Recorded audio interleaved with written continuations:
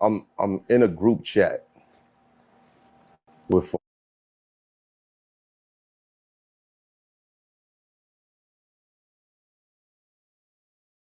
Tariq Nasheed right now. Really? Yeah. What's going on with that? We had a conversation. Shout out to Dame Dash. Got us on the phone. I don't have a problem with him. He doesn't have a problem with me. It's people who claim FBA that can't understand someone not understanding. And, you know, it happens when you're in the space or whatever, and it's cancel culture shit. People like to, you know, try to assume some sort of authority for anybody who opposes whatever they believe in, whatever they stand for, whatever. Right. Simply just not understanding. He understands that. Right. And, you know, that's why we're able. Oh man. Whoa. You know, I'm in a group chat with Tariq Nasheed right now. Really? Yeah. What's going on with that? We had a conversation. Shout out to Dame Dash. Got us on the phone. I don't have a problem with him. He doesn't have a problem with me. It's people who claim FBA that can't understand someone not understanding. And, you know, it happens. You're in this whatever, and it's cancel culture shit. People like to, you know, try to assume some sort of authority for anybody who opposes whatever they believe in, whatever they stand for, whatever. Right. Simply just not understanding. He understands that. Right. And, you know, that's why we're able. Oh man. I spoke to a few of them. Some of them was understanding. I'm like, yo, if a person didn't know about FBA, right, why not educate them instead of attacking them? Because that's not the goal. Right. For those people. Right. The goal is to mob. You know, it's like, right, you know, it's right. the We internet, mobbing on mob. them. We mobbing, but it's like, come on, bro. So would he come up to the show? I think he would. But I'm more interested in the conversation. Did he talk to his peoples and let them know, like, yo, I spoke to Math, it's cool? No, he doesn't have to. Oh, okay. I don't think he's personally telling those people to be like that. They just like that. Oh, okay, okay. I agree. You know what I'm saying? You ever listen to any of his Twitter spaces? No. Very interesting. Very interesting. Very interesting. Entertaining too. Okay. I gotta tap in.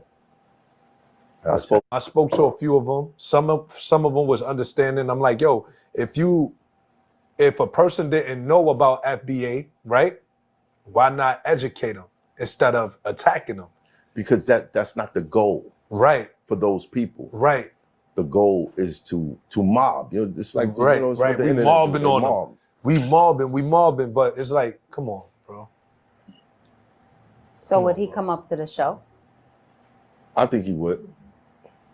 But I'm more interested in the conversation. Did he talk to his peoples and let them know, like, yo, I spoke to Math, it's cool? He doesn't have to. Oh, okay. I don't peace, same day. I don't think he's peace, personally peace. telling Right, so those look, people to be like that. They just like that. Oh, okay, okay. Because I agree. it's, You know what I'm saying? You ever listen to any of his Twitter spaces? you gotta pay attention Oh, man. to every word. All right. This is how you know when somebody is just somebody truly don't understand from somebody who just don't want to understand. All right. So we all come from a lot of us come from the conscious community, which is really like a debating community amongst people of color, right? That's Black, Latino, mainly, right? Black, diaspora, continental, Latino for all countries. Like, we're in the same space where we just debate. So I'm speaking to us directly. All right. So we debate. So when we watch content, we listen to every word because it's possibly, you know, a reaction we could do, you know, beat somebody up, whatever. Okay, so what I'm trying to do is figure out, well, I don't have to figure it out. I'm figuring out for y'all. If somebody's sincere or somebody just don't want to know. So my point about the debate thing is that when we're winning a debate, right, we have more information and we're showing the other side information is like flawed. It's flawed. It's pseudo, as we call it. Some folks, let me get back with you, and some will just acknowledge it, but some will be like mad. They would know they're losing. They would know the information was garbage, and they would still act like they're in the fight. So let's break down what he's saying. Whoa. You know, I'm in a group chat with Now I'm somebody that also, you know, this on my channel I play, right, which I'm gonna get doing as well. Other channels, subscribe to my other channel, because this channel I might state FBA everything, but my other channels I might switch it up, little debates, little dash cam police reactions, all that type of stuff. But this one I might keep it FBA, some serious talk. Brother Reggie coming over, it might be some serious talk over here, right? Because you know we got time wasting people, so sometimes you got to dedicate your space to just seriousness. So over here, I'm gonna try to be as serious as possible. The other channel, I might do like a little 3 or 4 reactions, police, you know, dash cam reactions, but let's check it. Oh, so I brought that Tariq up to say Nasheed that right when now. I Really? watch those interrogation videos, like they and the experts that go over them, they like to, and also like the agents that's doing an interview, like they focus on body language a lot. Like that's a science. Body language is science. It shows if somebody's confident, too confident, insecure, and vulnerable, and gullible. When he brought up Tariq Nasheed, and period, like his whole energy in this barbershop was off. Like he's not as confident. It's like he's kind of broken. Like look at his demeanor. Usually he's excited. It looked like he just smoked 5 blunts back to back to back with some yak. Yeah. What's going on with that? We had a conversation. Shout out to Dane Dash. Got us on the phone.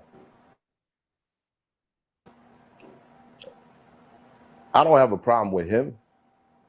He doesn't have a problem with me.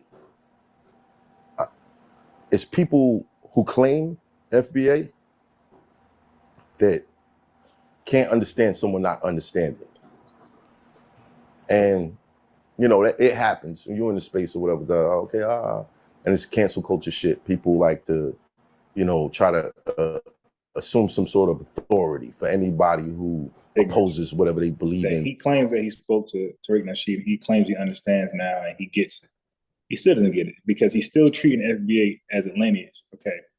So, I mean, I'm sorry. He's still not treating FBA as a lineage. He's treating FBA as like a BLM movement or some women's liberation type thing. LGBTQIA+. Brother Reggie, same way. And I'm trying to let them know, now I know Brother Reggie gets it. He just disagrees for now, right? He really agrees, but he just disagrees on other things. But I think he acknowledged what FBA is about, and it's like undeniable. Like you can't tell people what they can't call themselves. Like that's just like every people can call themselves something, and that has happened time and time. And we are the best example of that, as I articulated to Brother Reggie the first time we talked. We first came to America, or that eventually known as America, as slaves. Then we were called Negroes and then colored. Right? You see how our names kept changing, our identifier kept changing, and then we became African American, Afro American, Black American, and then today we're just Black. Okay, but the collective didn't really have a say-so in all these terminologies, Brother Reggie. We didn't call ourselves slaves. We didn't call ourselves Negroes or colored. Jesse Jackson called us African American, and we really didn't agree with that. That was something that he came up with, and we just went with it. All right, whatever. It was on our documents. Okay, then Black, you know, the Black Power movement, the Nation of Islam, James Brown. You could say James Brown and Nation of Islam together had promoted the word Black. Again, that was off the books, Brother Reggie. Black was off the books like FBA, like ADOS. Like, you know what I mean? That's off the books. We said this is a better fitting term for us. We didn't want African American.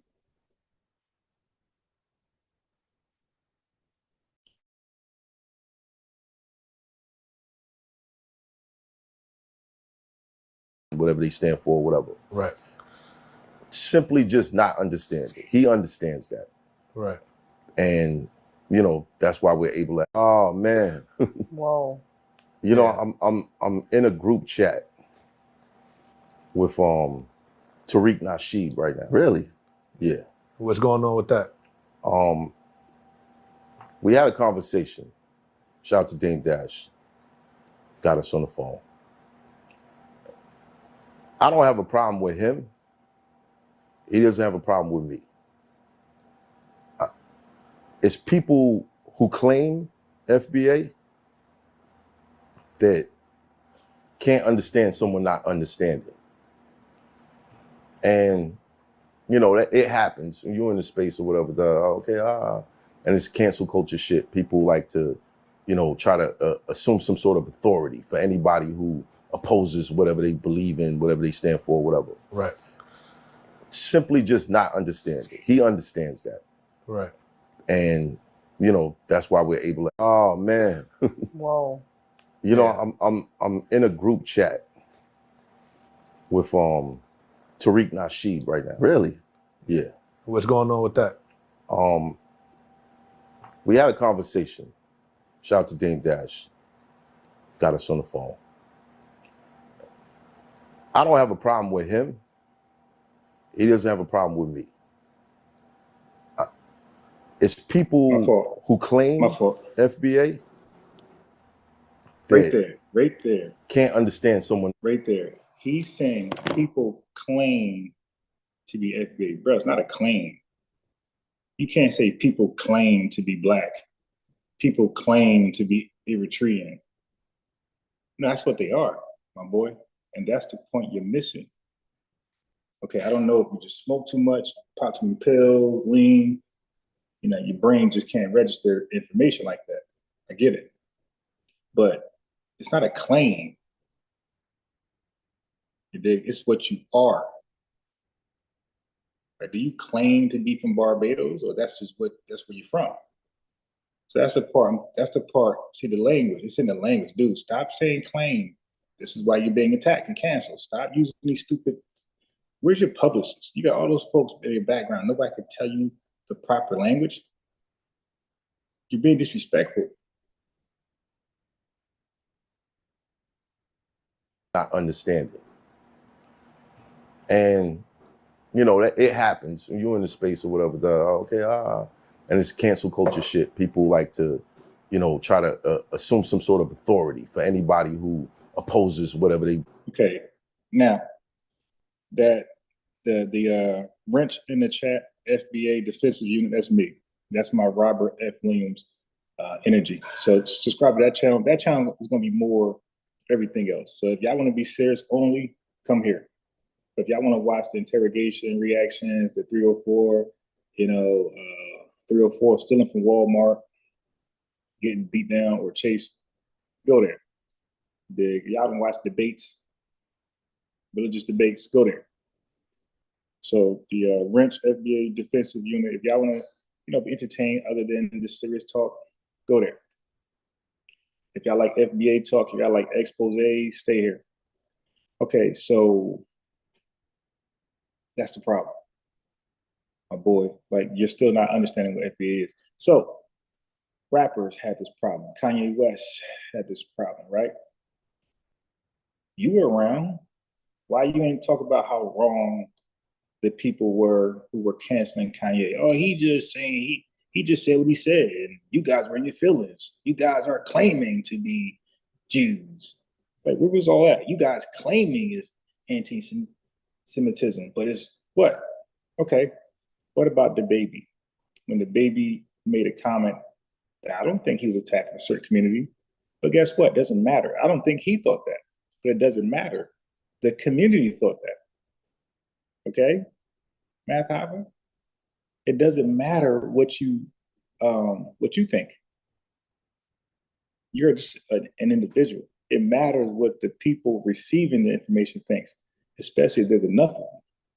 So the baby made some comments. I don't know why he even said it. It's like stupid. But again, these guys be high, drunk, pilled up, saying stupid shit. rappers. Fat Joe, Math Hoffa, Kanye West, all rappers saying stupid shit. So now the LGBTQIA plus community felt like it was a shot towards them. Guess what? He never apologized. He never apologized. And got canceled. And he's fighting like hell to get back. But that ship sailed. Even though he had like a hot hit here and there, it's never the same. What about Tory Lanez? And all the disrespectful stuff he'll say about Megan Thee Stallion, and like women took that as like a blow to them. Again, you're addressing one person, but the language you use to address that one person, women felt that blow.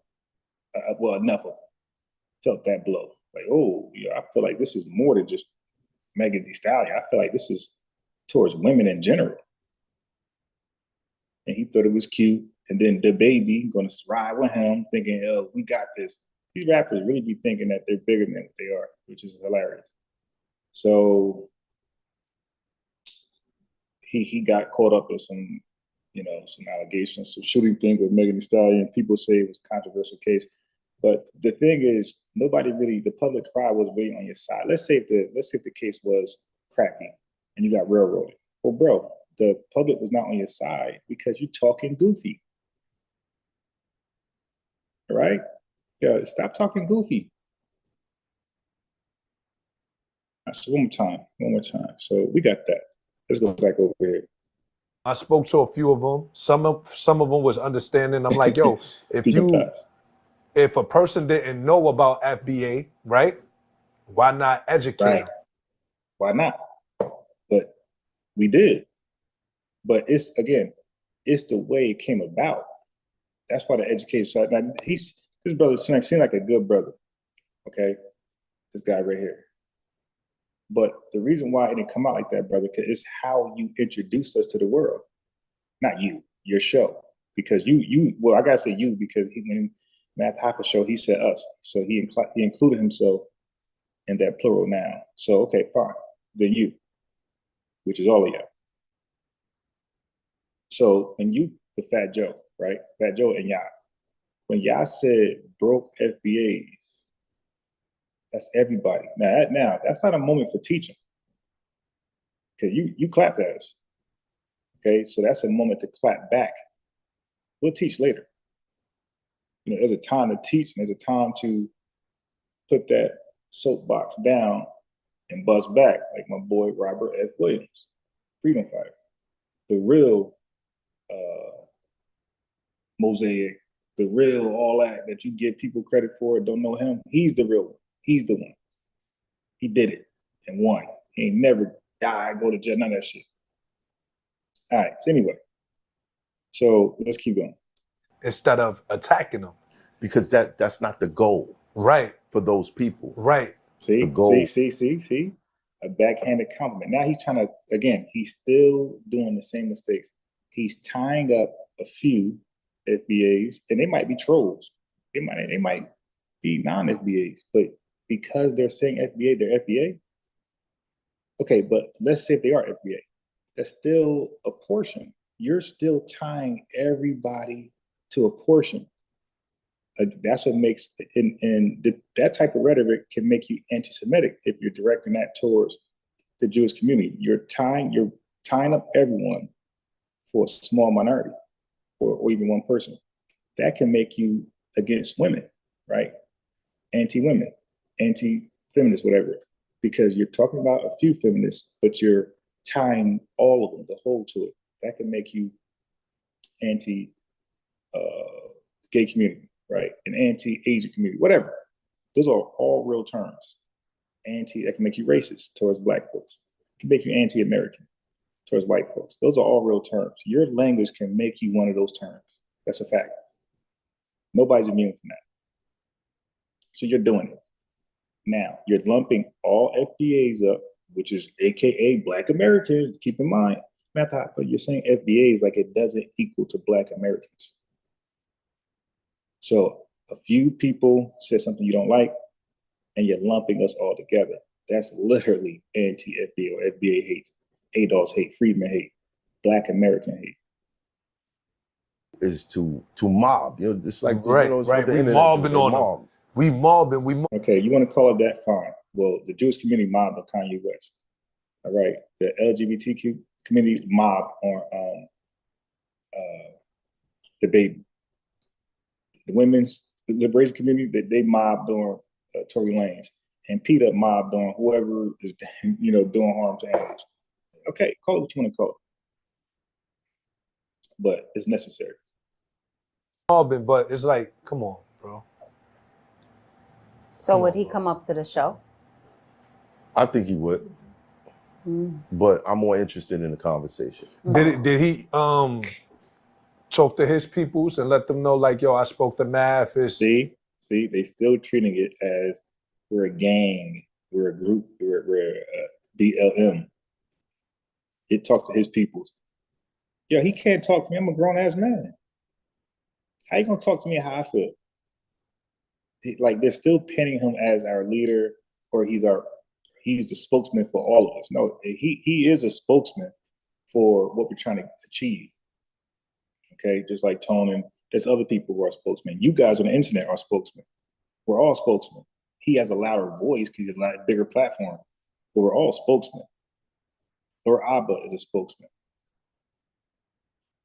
We're all spokesmen. Yvette Cornell's a spokesman. They're all spokesmen. Dr. Clark Anderson's a spokesman. We're all spokesmen. All right. But again, it's just like low key. They don't understand the disrespect. It's cool. Yeah, he doesn't have to. Oh, okay. I don't think he's personally telling those people to be like that. They just like that. Oh, okay. I agree. You know what I'm saying? You ever listen to any of his Twitter spaces? No. Very interesting. Very interesting. Very interesting. Entertaining too. Well, then you should be the one educating them. Since you're in the Twitter spaces, then you know. All right, I got something else for you. I got a treat for you. What's up with this? How does one know that they're a foundation? Not that. Actually, my father was born in the Bronx and my mother was born in Harlem. Okay. Go read Reggie's. Thank you. Go read his Black City plan. Yeah, I want y'all to check this out, Red. Let me know what y'all think. Let me know what you think, right here.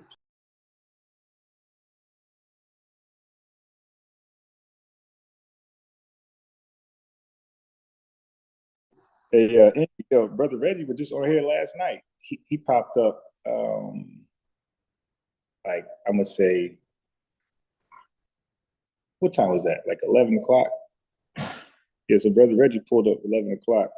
I'm gonna replay it on here. He pulled up 11 o'clock, and somebody brought it up. Somebody brought up his Black City plan in the chat. I think he went over it. All right, so listen to this, man. Listen to this.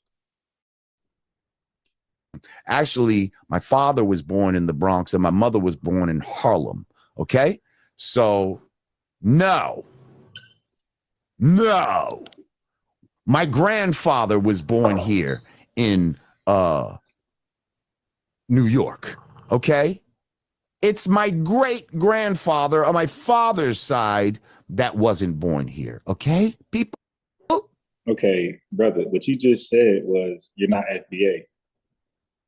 You just said, but that's what a lineage does. You work backwards. Like if I moved to Jamaica today, okay, and I gained citizenship and I lived there for 4 generations, okay, and then the 4th generation, those kids are saying they're Jamaican. I mean, like they're Jamaican, not just culture. They're Jamaican. This is where their lineage starts from, as Africans. So if they peel back the onion 4 generations later, they're going to see that Rondell came from New Jersey.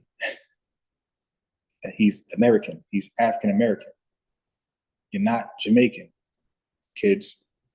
So what he just said was, the first father came over here as an immigrant from Guyanese, and then, which I don't even know that's true, because there was not a lot of Black immigrants in this country before 1965. And when they did come over, they were doing agricultural work, and they left. They were contracted, you could say, and they shipped them out. They didn't stay, unless two ran away. But they brought them back to where they brought them back to, and those are Jamaicans, by the way.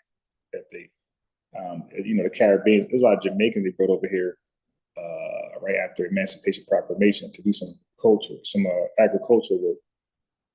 But they brought them all back. So I don't know how he got 4 generations of Caribbean people here. I don't know how it's possible. I mean, I know how it's possible, but I don't think that's plausible. Okay, but nevertheless, let's go with the story. Bro, he's still Guyanese. I don't know how you are FBA. Okay, but somehow we missed this. Somehow nobody watched this, all right? Okay. You know me, I missed the clips. Grinding. How does one know that they're a foundational American? You got to go somewhere and feel it in your ancestral memory, or because let me just say that I, a few years back, did a like an ancestral search, not through ancestry.com or nothing like this. This is a sister who actually, tries to trace your lineage through documents and all of that type of stuff or whatever. So I had just did on my father's side, right? But in doing all of this, and I'm going to tell you, it traced back to Guyana, right? Okay, right. So that's kind of what he said on his own podcast. So he's confirming that, his ancestry goes back to Guyana, at least on his father's side. But it's about 4 generations back, right? So anyway,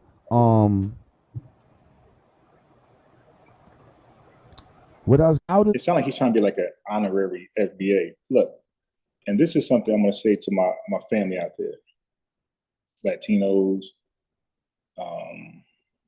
Black immigrants, or Black people in the diaspora, continent Africa, even white people. Listen. Just because you're not FBA, it doesn't mean you are our op. We are still looking for allies.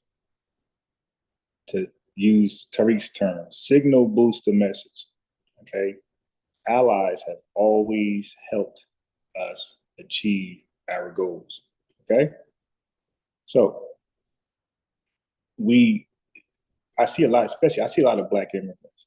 When they find out we're delineating, they start opping up. It's like, no, why we still can't be cool? I'm not Jamaican, remember? Remember, I wasn't Jamaican. Like, I wasn't Jamaican, right? You knew I wasn't Haitian, right? You knew I wasn't Puerto Rican, right? You knew that the whole time. So now I'm saying I know that now. I'm not. I'm this. Oh, it's up. Why is it up? That I'm now realizing you're right. I'm realizing you are right. You're the one that came with your flags.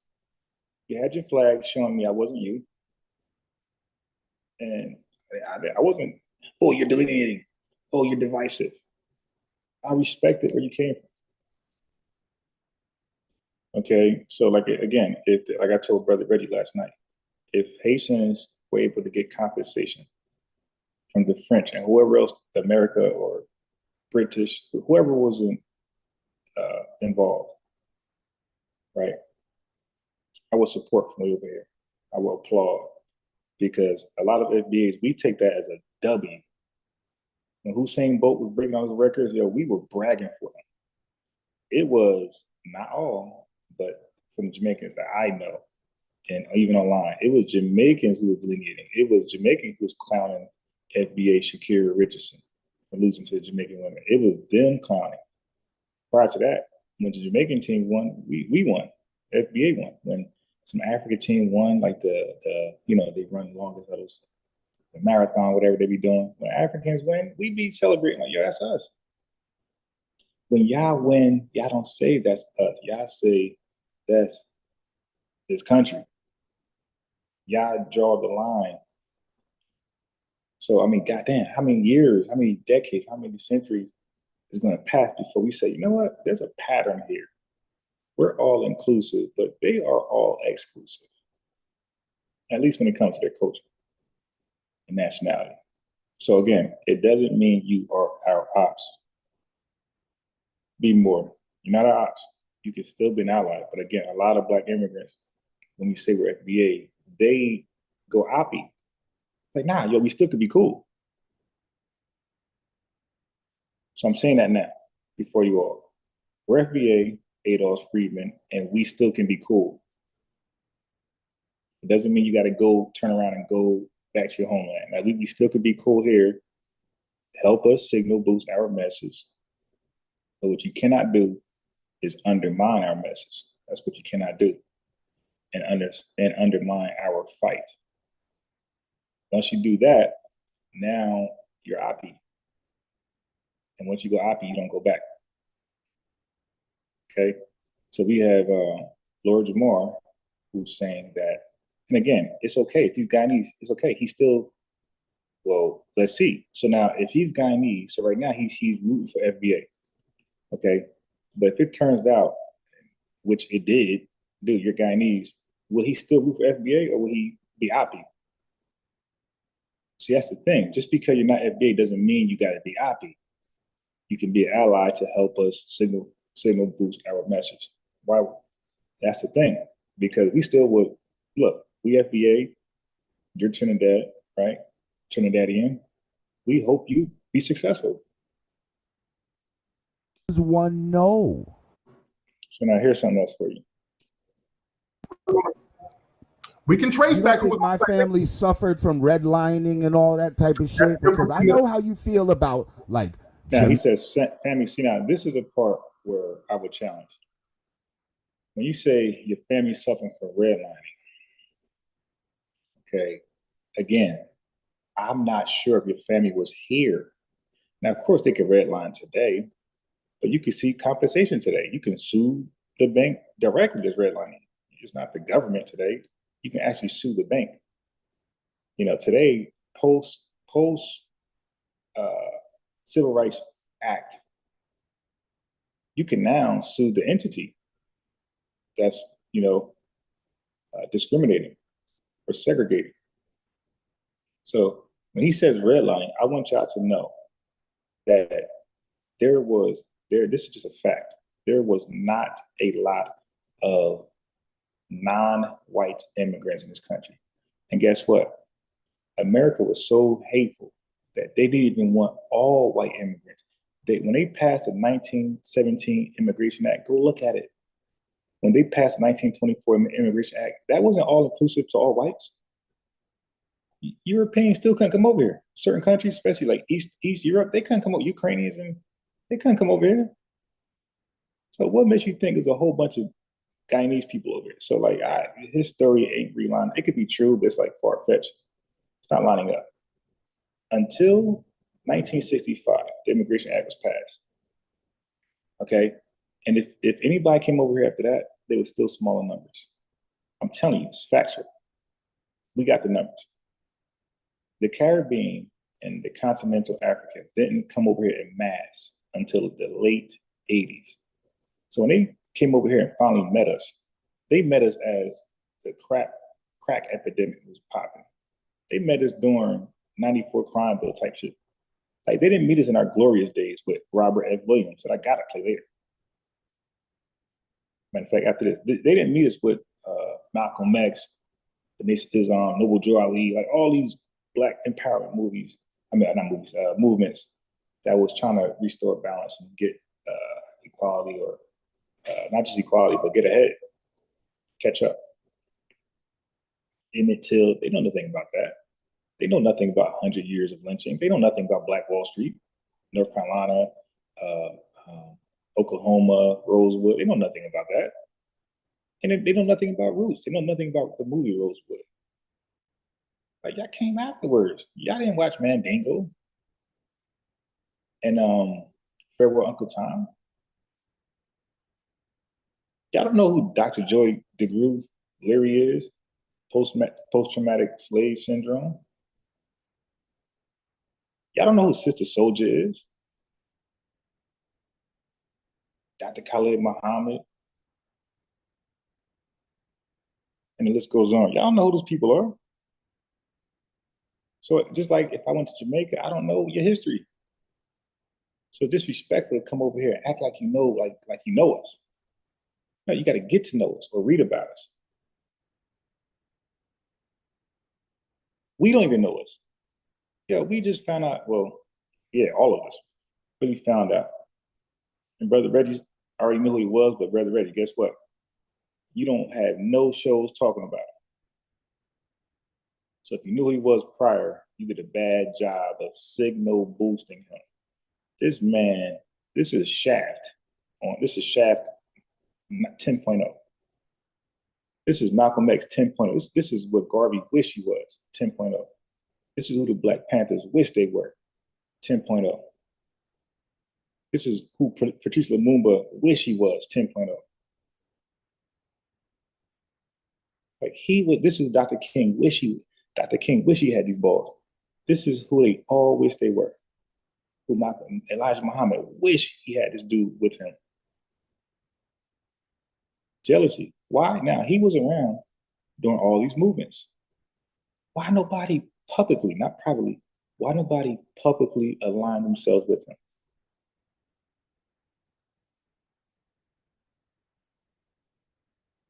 That's a question for y'all.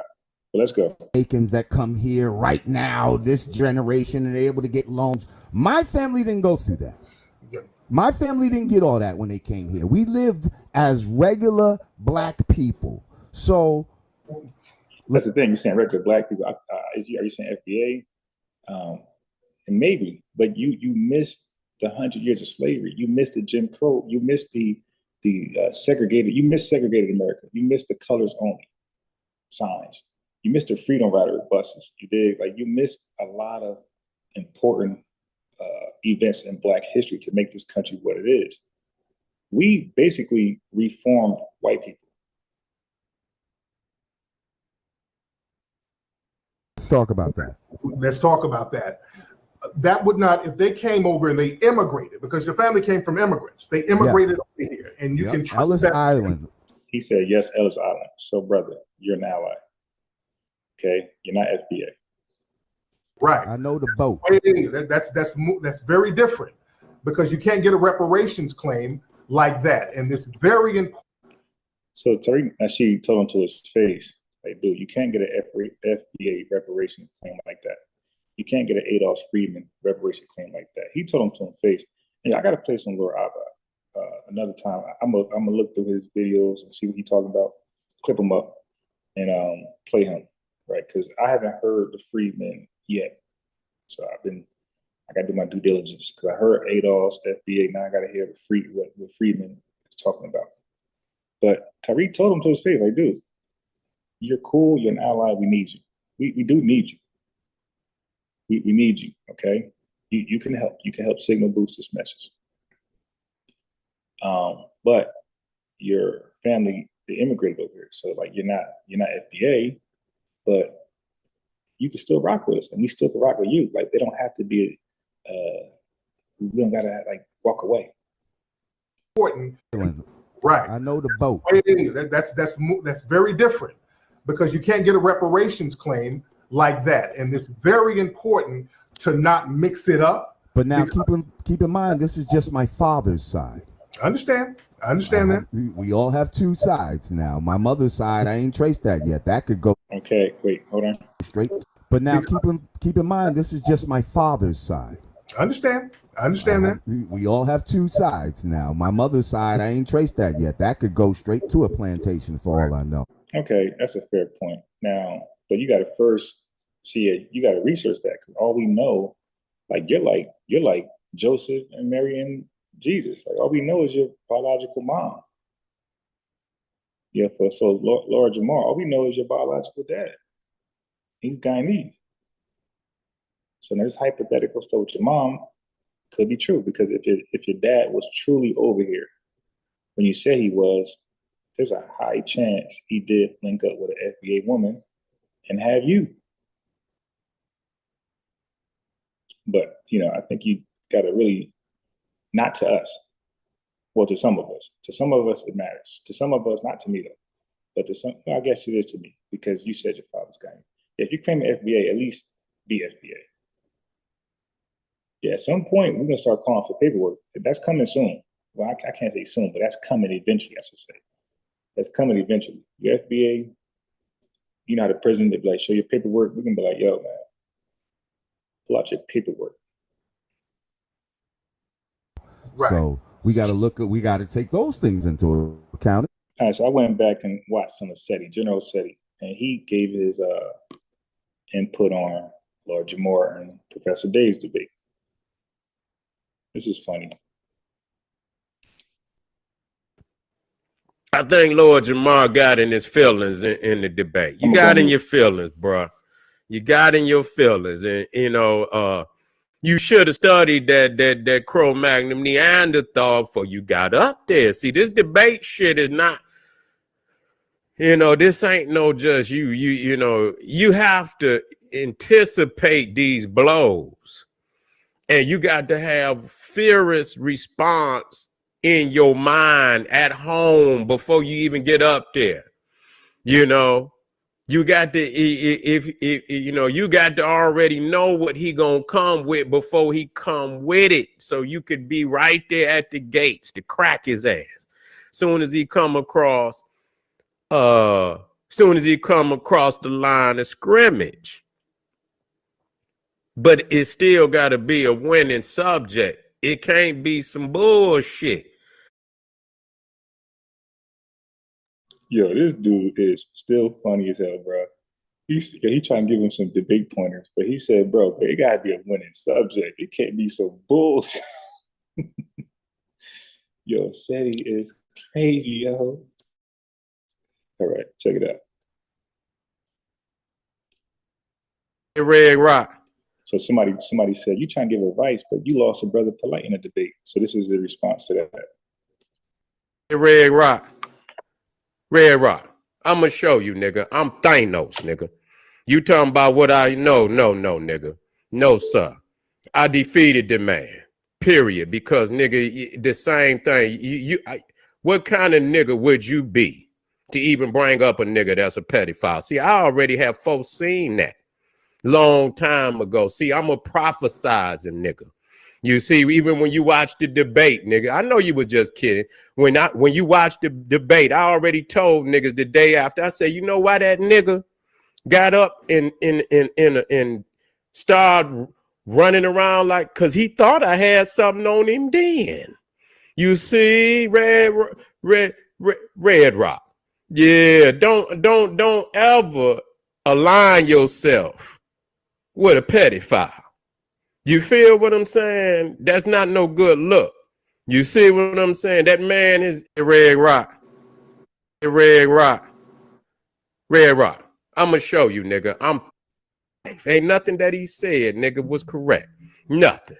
Everything, he just a regurgitator of a couple of facts, but his life was a ball of confusion. You feel what I'm saying? And so don't ever align yourself, because it make you look suspect, my nigga. It make you look suspect. But I folks saw that shit long time ago. If you watch, I said nigga got up and nigga, I went in there, nigga Shaka Zulu. I destroyed the nigga. Destroyed him. And see, the thing is, and I like this, and I'm gonna get back to, see, I was is my mic on? I ain't gonna cap, yo. When they were saying, first of all, I don't know who won. I gotta watch it back. But I never felt like Polite won. I when people say he won, I'm like, okay. I never seen how. You know how we clip and break down? Like, why nobody did a reaction to show how Polite won? To show, look, he said this and said he said that. I've never seen a breakdown of that debate of how Polite won. And I'm not saying SETI won. I'm just saying, how is everybody saying Polite won? Like, please, like, let's watch that debate together and y'all just show me how Polite won. I think people were just rolling with the, you know what I mean, rolling with the wave. He was like the future, whatever. But I really don't understand. It was almost like they weren't even on topic, really. To be honest, I don't think there could be a winner the way they were debating. So, but please let me know how to Polite win this. there. And the first time I put Malachi Z. York up there, you could see the anguish in that nigga face. You could not recover this dude is still funny as hell from that. You feel what I'm saying? Could not recover from that. That first round was brutal. Round. Polite didn't win that one. And how did Polite win versus Captain? Yeah, if y'all really look back, Rosenberg, I don't know how he showed how some Jewish people practice that suspect thing. How was that a win? And then when he was on Kim in the trial, he flew to Egypt, allegedly, and that's a win? Like, when y'all was giving Polite wins, I'd be like, I'm trying to like find the win. Like, all right, I guess. It's like, where is the win? When he debated Captain, where was when he helped Iman Bashir debate the GOCC guys? That was an L. They lost the GOCC on that subject. They lost. But Polite and Bashir was acting like they won. Like, so if y'all look back, matter of fact, I might do a recap on his like most when he debated Malik Zulu Sabaz. Did he win that one? He lost that one too. Yeah, he got smoked. And Malik was asking his members in the audience with a what's that bullshit he was selling? Oh, fix your life with fix your what's that shit was called? He was doing fix your life package, right? Yeah. So he asked his members like, "Hey, what is it?" Nobody can answer. He's like, "See, nobody knows what it is." That I put up, it was yeah. On not just the other channel. The other channel on some weekend. I'm gonna go back and look at his most popular debates, and I want to see how he won because he never really did good. Even when he debated Ali Muhammad. Now Ali Muhammad lost because he was saying some crazy stuff.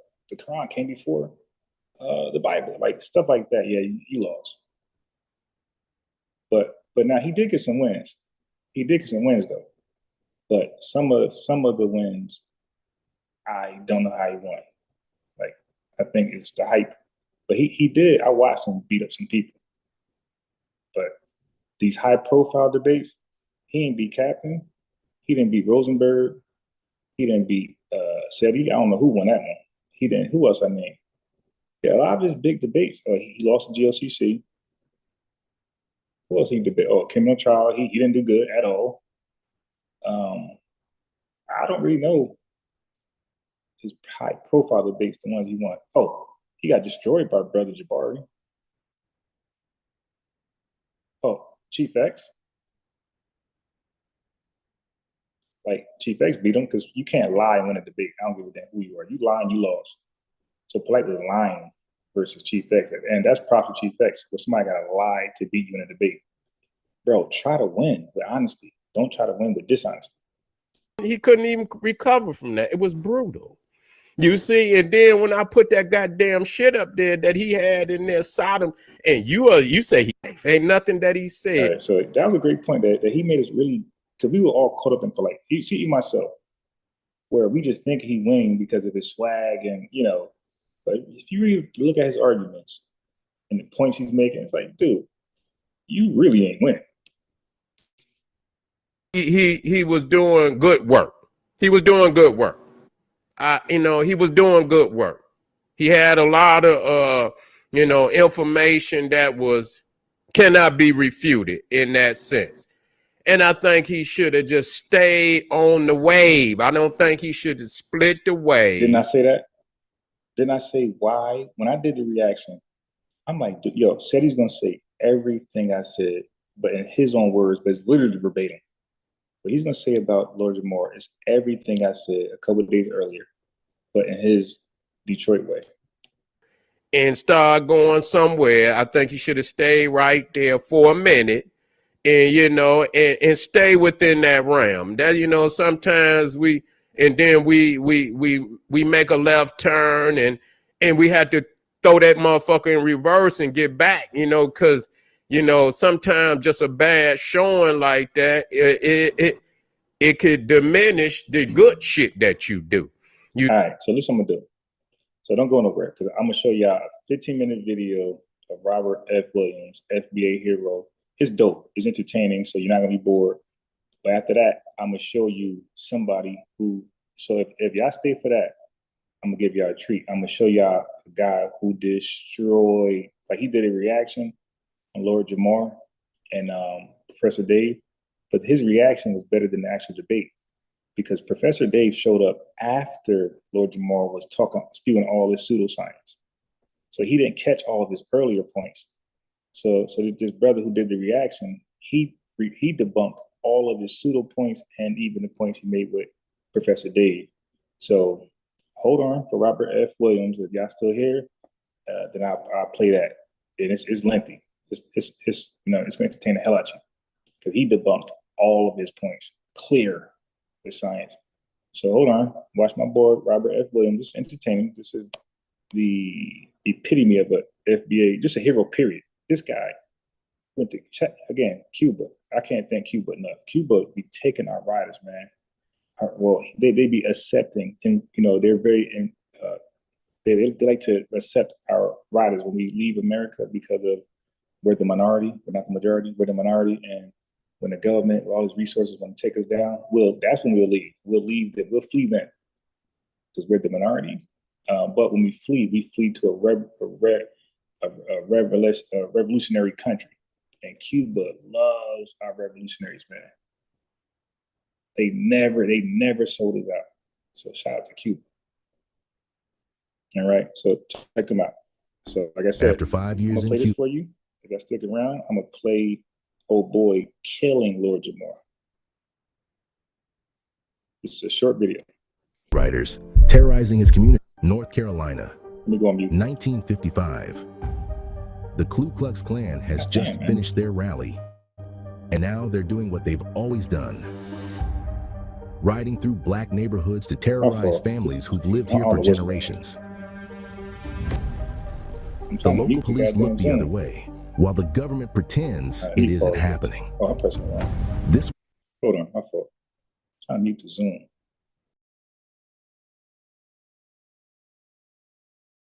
was just another North Carolina, 1955. The Ku Klux Klan has just finished their rally, and now they're doing what they've always done. Riding through black neighborhoods to terrorize families who've lived here for generations. The local police look the other way, while the government pretends it isn't happening. This was just another night in the segregated South, where wearing a white hood meant you could get away with murder. But in Monroe, something different was about to happen. Something that would shake the very foundation of how Black Americans fought for their rights. You see, while Dr. Martin Luther King Jr. was preaching nonviolence in Alabama, one man in Monroe looked at those burning crosses, those night riders terrorizing his community, and decided enough was enough. His name was Robert F. Williams, and his story isn't your typical civil rights tale. Robert was a Marine veteran who came home, looked at the terror in his community, and did something that nobody thought was possible at the time. He armed his people. He organized 60 men, trained them for self-defense, and famously stated, "Nowhere in the annals of history does the record show a people delivered from bondage by patience alone." Considered a hero to many, Robert's story all started with a simple question. What happens when the oppressed refuse to be victims of the system? Robert Franklin Williams was born on February 26, 1925, in a world shaped by the shadows of slavery. His grandparents, who had lived under the whip and chain, made sure he never forgot what that meant for him. Growing up in Monroe, their stories were filled with warnings about what could happen if Black people couldn't defend themselves. Robert witnessed this truth firsthand at age 11. When he saw a police officer brutally beat a Black woman on Monroe's main street, the officer dragged her bleeding body along the pavement to jail, leaving a trail of blood as her screams echoed across the street. It was a public spectacle meant to remind the Black community of their vulnerability and inferiority. That image would be burned in young Robert's mind forever. But Monroe in the 1930s wasn't much different from the world his grandparents knew. It may have been 70 years since the end of slavery, but the heavy chains of oppression weighed heavy in the air. It was still a prison for Black people, just with different chains. White-only signs were plastered across town, back doors and separate entrances for colored folks. Every sip from a segregated water fountain, every step off the sidewalk when whites passed by. These were the daily humiliations and reminders of a system designed to keep Black Americans in their place. But then came World War II, and like many young Black men in the South, Robert saw an opportunity to better his life up north, Detroit. The arsenal of democracy, a city where you could make real money working in the auto factories. But what he found there wasn't just a job, it was an education in resistance. 1943. The ongoing war had created fierce labor competition between white and Black Americans, both struggling to find ways to feed and support their families. Black workers had migrated north by the thousands, drawn by the promise of defense plant jobs, but Detroit wasn't ready. Housing was scarce, and Black families were crammed into small, overcrowded neighborhoods. White workers became fearful of the competition, so they staged walkouts when Black employees were promoted.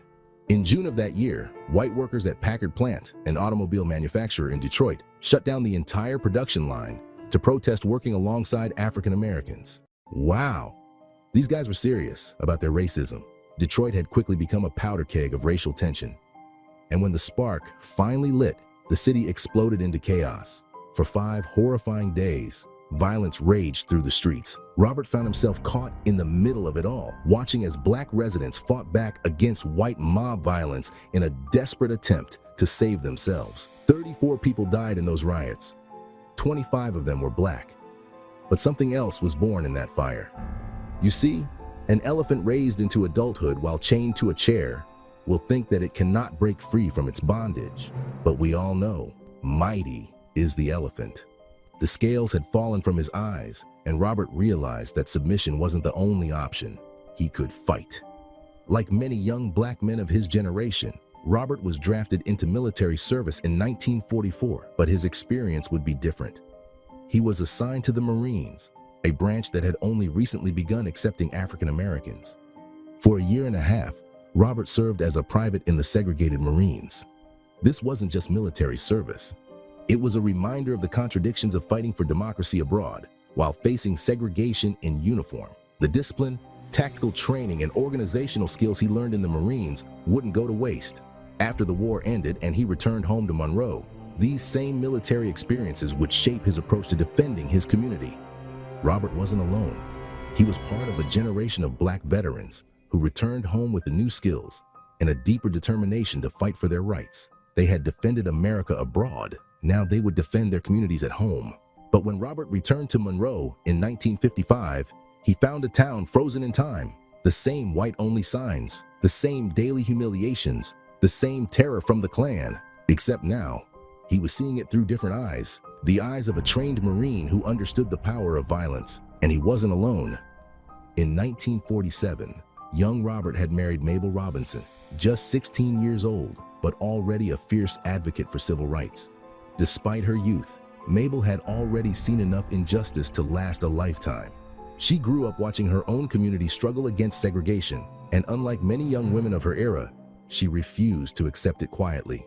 While most civil rights couples preached nonviolence, Robert and Mabel Williams believed in something else entirely: the right of armed self-defense. People like Martin Luther King Jr. and Coretta Scott King, who became the faces of peaceful resistance, led dozens of nonviolent demonstrations across the South. Robert Williams had seen way too much to put their faiths in passive resistance alone. But how would this Marine veteran and his young wife transform from peaceful citizens into militant leaders of their community? And what would happen when their radical ideas clashed with the nonviolent mainstream of the civil rights movement? By the way, if you enjoy this type of content and want to see more videos about the heroes of Black history, please subscribe to the channel. It means a lot to us and helps us spread awareness about our fight for freedom. To understand what Robert was about to do, you need to understand what the NAACP was supposed to be. Founded in 1909, the National Association for the Advancement of Colored People emerged in response to the lynchings and racial violence sweeping America. It was created by Black and white progressives alike, aiming to fight discrimination through the courts and legislature. Their weapon of choice, however, were lawyers, not guns. Respectability, not resistance.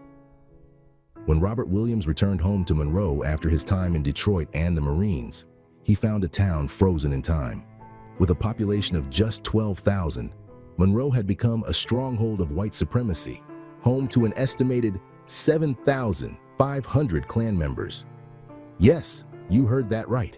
Over half of the town's population were Klan members. Meanwhile, the local NAACP chapter was barely breathing. Like chapters across the country, they followed the national organization's preferred model, focusing on middle-class professionals like doctors, lawyers, and ministers.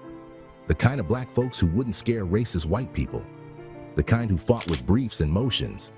But Robert saw things differently. When he joined the Monroe NAACP chapter in 1955 and became its president the following year, he brought with him a radical new vision. The people who needed the NAACP most weren't in courtrooms or country clubs. He went to the textile mills where black workers endured daily humiliation for poverty wages. He went to the farms where families still worked land their grandparents had sharecropped.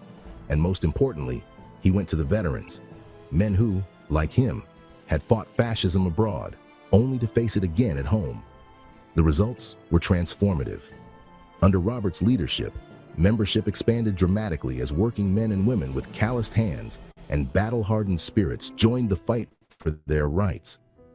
And the first target was the public library, a taxpayer-funded institution that had shut its doors to black citizens. This wasn't just about books. It was about the fundamental right to access public resources that black taxpayers helped fund. The campaign succeeded. The library's doors were finally opened to all citizens of Monroe, regardless of color. It was a small victory, but a significant one, proving that organized resistance could crack the foundations of segregation.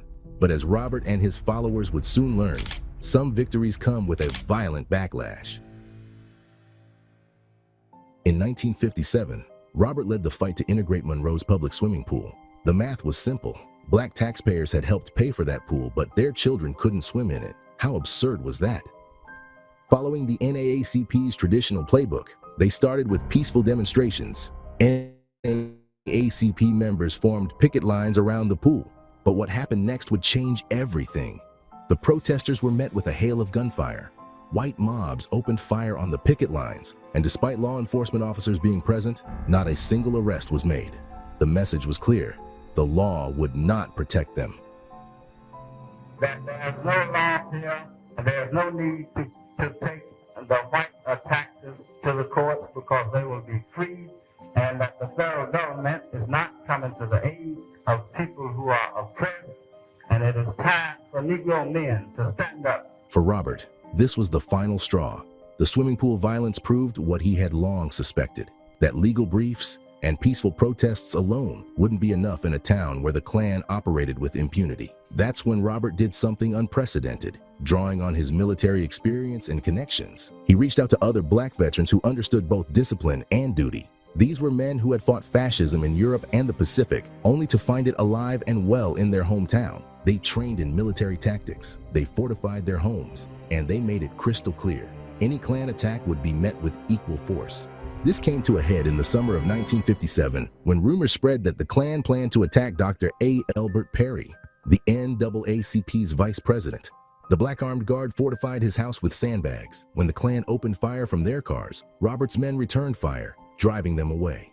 The shooting made headlines, but the real story was what happened next. The same city officials who had always defended the Klan's constitutional right to organize suddenly changed their tune. Within days, they called an emergency session and passed a city ordinance that banned the Klan from Monroe without special permission from the police chief. For the black community of Monroe, this was a turning point. Robert himself explained it best in his book, Negroes with Guns. Racists consider themselves superior beings and are not willing to exchange their superior lives for our inferior ones. They are most vicious and violent when they can practice violence with impunity. The ordinance requiring Klan gatherings to get police permission marked the first time the local government had ever restricted Klan activities in Monroe. The message was clear. Organized armed resistance had achieved what decades of peaceful petitions could not. But this success came at a price. The incident drew the attention of not just local authorities, but the FBI. Robert's insurance company canceled his car insurance, citing the frequent attacks on his vehicle. Even some of his allies began to worry that his methods might provoke even more violent retaliation. While Robert's armed defense strategy had gained the black community some measure of protection, the deeper rot of racial injustice in Monroe was about to be exposed through the case of two young boys. It started innocently enough in October 1958. A group of children, both black and white, were playing together in Monroe, the kind of scene that would raise no eyebrows in most places. During their game, a white girl gave two black boys, 9-year-old James Thompson and 7-year-old David Simpson, an innocent peck on the cheek. What happened next would expose the brutal reality of Southern justice. The white girl's mother, upon hearing about the kiss, became enraged. Within hours, police dragged the two elementary school boys from their homes. They were charged with assault for receiving a kiss in a children's game. Let me remind you, the white girl is the one who gave the kiss. The local courts showed no mercy. These children, one just 7 years old, the other 9, were sentenced to reform school until they turned 21. In other words, a childhood game had earned them a 14-year sentence. The boys were beaten, and their parents weren't allowed to visit them for weeks. For Robert, this case crystallized everything wrong with the system. Guns could protect against the Klan, but what about the legal system itself? This time, he decided to fight fire with publicity. Robert launched a media campaign that would make Monroe front-page news across the globe. He contacted newspapers worldwide. He organized protests. He made sure everyone knew about two little boys torn from their families, beaten, and imprisoned, all for a childhood kiss. The international response was overwhelming. Civil rights activists across America rallied to the cause. European newspapers ran scathing editorials. Even Eleanor Roosevelt, the former First Lady, spoke out against this travesty of justice. Under this intense global pressure, North Carolina's governor was forced to act. The boys were finally released and pardoned, but the state never apologized for its actions, and the incident revealed to the world the brutal injustice that black citizens of Monroe faced daily. The kissing case had exposed Monroe's racial injustice to the world, but it had also revealed something else: the power of Robert's increasingly militant approach to civil rights. Where traditional NAACP leaders might have quietly filed appeals, Robert had turned a local injustice into international news. For the NAACP's national leadership, this was the final straw. Robert's armed resistance against the Klan had already made them nervous. Now his aggressive media campaign and unapologetic rhetoric were drawing attention they didn't want. By 1959, the tension between Robert's militant approach and the NAACP's traditional strategy would reach a breaking point. A confrontation was coming that would force the entire civil rights movement to grapple with a crucial question. In the face of violent oppression, was nonviolence the only acceptable response? By 1959, Robert's confrontational approach had put him on a collision course with the NAACP's national leadership. When he publicly responded to a Monroe court's decision to acquit two white men of raping a pregnant black woman, his words would ignite a firestorm. Standing on the courthouse steps, Robert declared that if the courts wouldn't protect black citizens, they would have to protect themselves. The NAACP leadership, committed to their nonviolent approach, suspended him from his position. But Robert wasn't done. If anything, the split from the NAACP freed him to pursue even more militant strategies. Through 1960 and early 1961, the tensions in Monroe continued to simmer. By 1961, the law was clear, at least on paper. The Supreme Court had ruled segregation on interstate buses and terminals unconstitutional, first with Morgan versus Virginia in 1946, and again with Boynton versus Virginia in 1960. But across the American South, these federal rulings meant nothing without enforcement. In May 1961, an interracial group of activists decided to test these laws themselves. They called themselves the Freedom Riders, and their mission was deceptively simple: travel on interstate buses through the South, challenging the segregation that the Supreme Court had already declared illegal. The response was swift and brutal. In Anniston and Birmingham, Alabama, the Freedom Riders faced devastating violence. As law enforcement stood by watching, white mobs attacked the riders with shocking brutality. In Anniston, their bus was firebombed. In Birmingham, they were beaten as police conveniently disappeared for the first 15 minutes of the assault. Robert and MLK had long differed on tactics. While King preached nonviolence, Robert argued that triumph depended on the adversary. King acknowledged the advantages of armed self-defense, but maintained that non-violence demanded greater self-control and courage. In May 1961, as Freedom Riders faced brutal violence across the South, Robert took a bold step. He sent King a direct telegram, challenging him to do more than lead from afar. No sincere leader asks his followers to make sacrifices that he himself will not endure. You are a phony. If you lack the courage, remove yourself from the vanguard. Now is the time for true leaders to take to the field of battle. If leaders believed in nonviolent resistance, they should physically participate with their fellow protesters on the front lines. 2 months later, when the Freedom Riders finally reached Monroe, they would find themselves caught between these two philosophies: nonviolent resistance and armed self-defense. And soon, they would need both.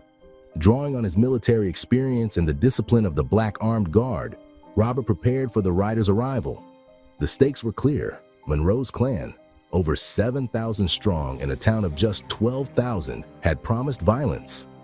The Freedom Riders came to Monroe determined to demonstrate the effectiveness of civil disobedience and challenge segregation laws, but they found something unprecedented: a Black community ready not just to support them, but to defend them. For 2 weeks, the protests continued, but as hostile white observers gathered, the situation grew increasingly tense. The Riders, recognizing the danger, called for the aid of the Black Armed Guard. Then, on August 27th, violence erupted. White supremacist mobs attacked the Riders and caused chaos in the local neighborhood. In the midst of this turmoil, a white couple driving into the area found themselves caught in the chaos. What happened next would change everything. Robert, seeing the couple in danger, rescued them and brought them to his house for safety. But what he saw as an act of humanity, local authorities would twist into something far more sinister. What began as a Freedom Ride demonstration in Monroe quickly spiraled into chaos on August 27, 1961. As violence erupted throughout the local neighborhood, a white couple, Bruce and Mabel Stegall, drove their car into the midst of the turmoil. In a moment that would test Robert's principles, he faced a crucial choice. The crowd had recognized the Stegal's car, the same vehicle that had recently displayed hostile segregationist messages. But rather than allow any harm to come to them, Robert did something that defied the mob's expectations. He brought the couple into his home for protection. With the Stegalls safely inside, Robert tried to use this moment to help others in danger. He called Police Chief A.A. Monet, attempting to negotiate medical care for Freedom Riders who had been jailed and denied treatment. The response from Chief Monet chilled Robert to the bone. "You'll be hanging from the courthouse square in 30 minutes. This wasn't just a threat. In Monroe, it was a real possibility. White police authorities were already working to frame Robert's protection of the Stegalls as a kidnapping. Despite the fact that the couple never reported any abduction after leaving his house, the propaganda was already being made. Within hours, the situation had transformed. This wasn't just another confrontation with local authorities. The FBI issued a warrant in Charlotte, charging Robert with kidnapping, despite the fact that the Stegalls never reported any abduction after leaving his house. Facing false kidnapping charges and the very real threat of violence, Robert and his wife Mabel were forced to make an impossible decision. They fled Monroe, beginning a journey that would take them first to Cuba by way of Canada and Mexico. But exile didn't silence Robert. It amplified his voice. In Cuba, with Fidel Castro's approval and government assistance, he established Radio Free Dixie in 1962.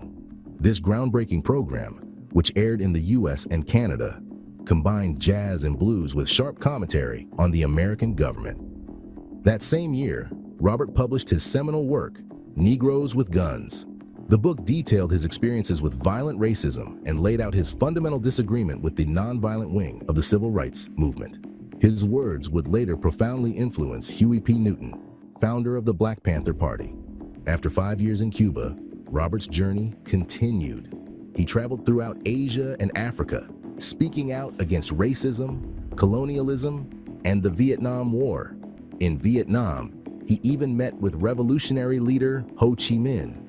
From 1966 to 1969, Robert and his family lived in China, where he continued to publish his newsletter, The Crusader. His presence there deepened the connection between the Communist Party of China and the African American revolutionary movement. In a historic moment, He received the honor of meeting with Mao Zedong, who issued statements supporting the African-American struggle against discrimination. By late 1969, Robert and Mabel returned to the United States, settling in Michigan. The kidnapping charges still loomed, but Michigan's Governor William G. Milliken refused to honor North Carolina's extradition request, noting that Robert couldn't receive a fair trial there. The legal shadow wouldn't lift until 1975, when Robert was finally able to face the charges. In January 1976, nearly 15 years after he fled Monroe, North Carolina prosecutors dismissed all charges against him, acknowledging their main witness was too weak to appear in court. Robert's story wasn't just about one man's fight for justice. It was about challenging the very framework of how civil rights could be won. At a time when nonviolence was considered the only acceptable path, he dared to argue for the fundamental right of self-defense. His influence would ripple through generations of civil rights activists, reshaping the movement in ways that would be felt long after his death in 1996. At his funeral, Rosa Parks delivered the eulogy, praising him for his courage and for his commitment to freedom. Her words captured what many had come to understand, that Robert F. Williams had forced America to confront difficult questions about resistance, self-defense, and the true meaning of civil rights. While Dr. King preached turning the other cheek, Robert showed there was another way. Not better, not worse, just different. A Marine veteran who understood that sometimes the only language oppressors understand is the language of force. He proved that armed resistance wasn't just about guns. It was about dignity, about standing up straight in a world trying to keep you on your knees. If you want to learn more about freedom fighters who stood up for Black justice, check out our video on Fred Hampton, the Black Messiah.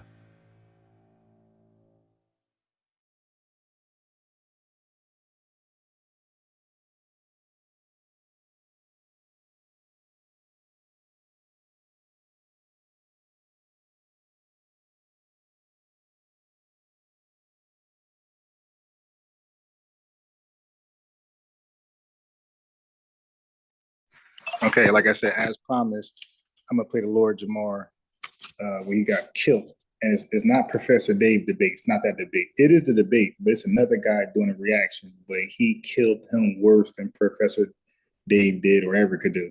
All right, it's a Nile kill. So after Professor Dave beat him up, right? If he was breathing a little bit, then this dude I'm about to play stomped that breath out of his chest. Lord is done. All right, now let me do some takeaways. So Robert was on code. So my thing is about FBAs, y'all not on code like that, really. Like even when like Anthony pointed out, or I think it was Purvis pointed out, if this was some rah-rah stupid stuff, y'all all be here. But I'm giving y'all real thorough history of a guy you never heard of, who was probably the most thorough Black revolutionary ever in this country. But you heard about everybody else. And none of those guys can tie this guy's shoes. Nobody you ever heard in Black America can tie this guy's shoes. All right, so for one, he was the First Amendment auditor. So you guys watch those viral videos of the First Amendment auditors walking around with the cameras, going to government, public accessible facilities, exercising First Amendment right. Well, he was the first to do that. He came in that library that was totally segregated, and he made that thing integrated. You dig? This is shit he's accomplishing. This is the height of segregation. He's in a city of 12,000 people with 7,500 of them are Klansmen. He's completely outnumbered. He only has 60 armed men, and he's warring against 7,500 Klansmen. So this is where I want my African brothers from the continent and my Caribbean brothers from the Caribbean. You guys are the majority, and this is not a knock. I just want you to understand us. You guys are the majority, and the minority is the oppressors. You guys, in numbers wise. Okay. Well, over here in Monroe, we are the overwhelmingly minority. But look what we did. Okay. So check this out. He busts back at the Klan, and the city passed an ordinance to ban the Klan. Give me the Black revolutionary who ever got the Klan banned from their own city. 7,500 deep. They're only 60 deep. He got the kids freed. The kids that got locked up, the injustice. He got the kids freed with his strength, his ingenious. What black leader in this country can tie his shoes? He got himself acquitted. He didn't break out of jail. He got himself acquitted. Yo, he had the first lady, Roosevelt wife, vouch for him. So look at, you know how when you go for a job application, they ask for references. This guy had the first, and remember, this is at the height of racism. This is the height of segregation. People are still being hung and shot down by police officers and shot by the Klan. He had the Michigan governor vouch for him, and he refused to turn over him to North Carolina governor to get him prosecuted. This is a white man in a country that's white dominated, white ruled, and segregated and highly racist. He said, nah, this dude thorough. I ain't gonna do him like that. So listen, FBAs, it don't pay to coon. Yo, these guys respect thorough people, thorough women, thorough brothers, even our allies, our Caribbean or African or Latino allies. Same thing. This country respects thorough people. So running from us and don't want to support us and signal boost our message, you're a coward. And this country don't respect cowards. They respect riders. So y'all better off helping us signal boost our message and join us. You can be respected truly. Okay. Fidel Castro, Cuba got to stand up, man. I can't thank them enough. Yo, Cuba is always there for our revolutionary riders. Cuba is always, always, always there. We don't shout out Cuba enough. Yeah, arguably Cuba could be honorary FBA. Vietnam revolutionary leader. This dude in different countries. Stuff that Marcus Garvey dreamed about doing. Stuff Malcolm X dreamed about doing. He's doing it. He's in other countries meeting with the top dogs. Fidel Castro. These are all American ops, mind you. Vietnam revolutionary leader. He actually met with the infamous Mao Zedong. Are you serious? This guy was Mao Zedong. Just Google him. This guy was thorough and ruthless. Everybody named is ruthless and thorough. They all vouched for him. So really, when he came back, America could have seen him as a traitor because he met with all their ops. He came back and the Michigan governor still vouched for him. You dig? And he came over here and won. This was a winner. He never got assassinated. He got things done in real time, basically by himself. And we talk about everybody else. Y'all are crazy. All right, so here we go. Let me play the Lord Jamar getting destroyed.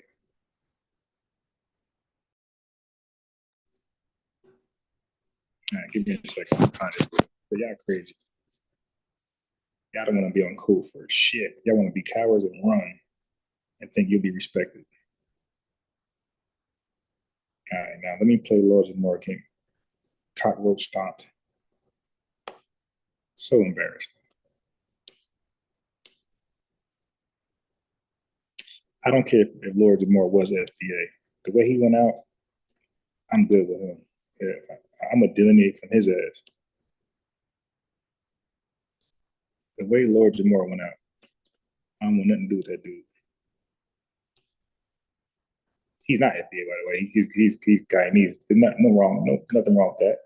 As long as he still supports us, nothing wrong with that. But the way he went out, man, I don't care if he was FBA. I'm not vouching for him. Whose man is this? We say in New Jersey, yo, get your mans. Because I'm definitely not rocking with him. He's done.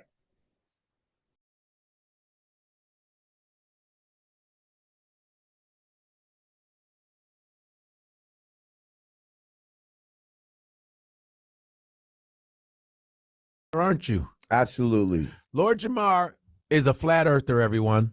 Hey, what's up everyone? Birdman here. So we've got another rapper dipping his toes into the conspiracy kiddie pool, and of course, it's another flat earther. Let's hear what he has to say and see if I can't answer the questions he raises, shall we?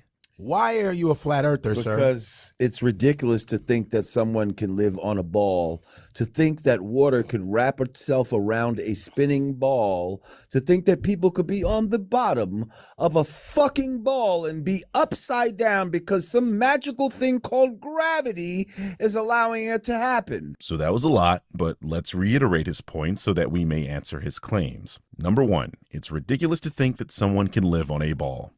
Well, not quite. Most arthropods can walk upside down on a ball, so this idea isn't inherently ridiculous on its own, but we know what Lord Jamar means, so let's get to point number two. It's ridiculous to think water can wrap itself around a spinning ball. Of course, Jamar's position entirely relies on his understanding of balls that are on Earth. Yes, it's not immediately intuitive that water can stick to a globe when you've spent your entire life on Earth, which has a gravitational pull, meaning any water on other balls would fall off and be pulled to the Earth itself, because its gravitational well is much larger than that of a tennis ball, for example. So this is why he believes it's ridiculous for water to stick to a ball, because he believes there is an objective down for the water of the ocean to fall off. The problem, of course, is that people who espouse this idea have no understanding of what gravity is and how or why it works. Whenever I ask these people why does water fall down on a flat Earth, they quite literally invoke gravity by saying density and buoyancy, two concepts that rely on gravity to work in tandem. Which brings me to his third point. Gravity is a magical force. Now, there is some truth to this statement, in that there are many things we don't understand about gravity, and things we don't understand seem magical to us until we understand it. I'd imagine if you took an iPhone 7 back in time to the Middle Ages, they'd burn you for witchcraft. However, what we do know about gravity is that it exists. Henry Cavendish performed an experiment in the late 18th century using a telescope and 4 lead balls that proved there was a gravitational constant. In simple terms, a number that tells us how strong gravity is between two objects of any size. Imagine you have 2 small lead spheres and 2 big lead spheres. The small spheres are on the end of a horizontal bar that can spin freely, like a seesaw. The big spheres are placed near the small ones, but not touching them. Gravity then pulls the small spheres towards the big ones. This pull is very weak because the balls are small, but it's still there. As the small spheres are pulled, the bar moves slightly. By carefully measuring how much the bar turns, we can figure out the strength of the gravitational force between the spheres. From this, we can calculate the gravitational constant and learn more about how gravity works everywhere in the universe, and this includes the Earth itself. So while we can't, in 2024, fully explain everything about gravity, we can absolutely prove that it exists. So the water should be pouring into space then? Everything should be pulled into space, into the so-called vacuum of space if there's no covering. This is a popular talking point by flat earthers and one that is easily proven wrong. You see, when flirfs hear the word vacuum, they immediately think of a Dyson or a Hoover, those household appliances that physically suck in debris. A vacuum in physics, however, is simply a space where there is no or relatively little stuff. Things are not sucked out into the vacuum of space. This is a very common misconception due to science fiction films showing blowouts. What those films are actually demonstrating are pressure differentials, but I digress.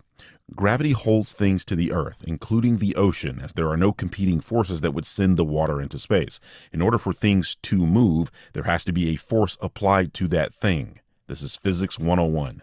You think we're in a dome? Absolutely.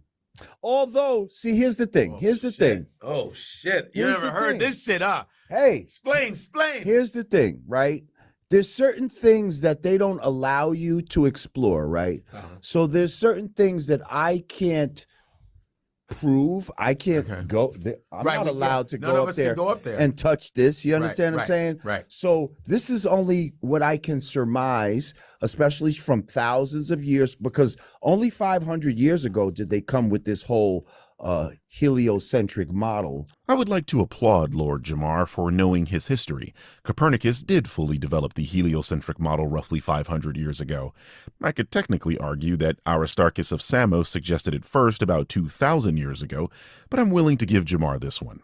However, where I will not be charitable is this idea that the nebulous and undefined They are preventing you from going into space and proving there is or isn't a crystal dome.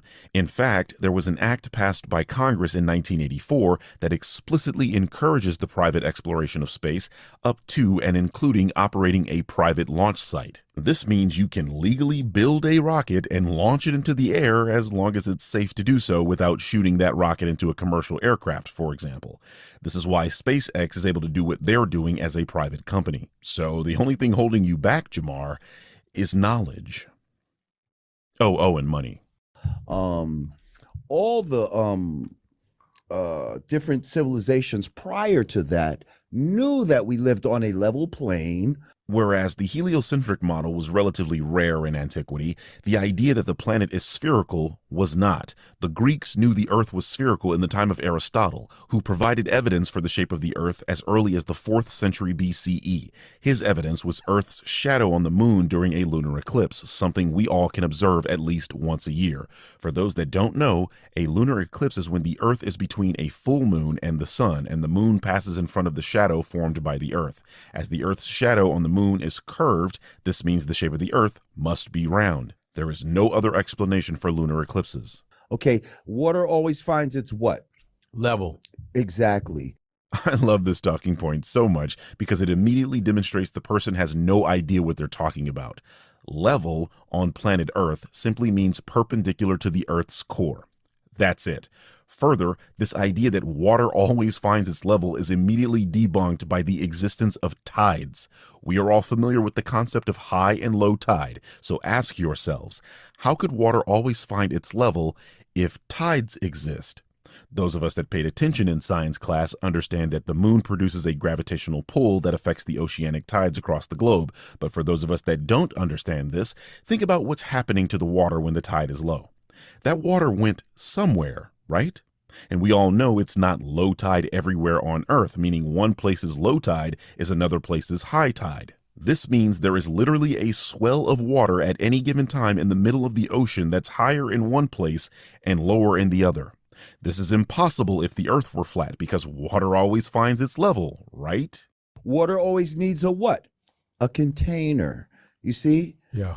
I can't have this drink on the outside of my cup. It must be on the inside of my cup. It must have a container. Water needs a container, you say? Well, what do you call all this containerless water? So there's no way that water could just stick to the outside of a spinning ball. Think about it. Right. Where's the 1,000-mile-an-hour? Because it's supposed to be going on an axis, and it's on an axis. So listen, not just a ball that's like this.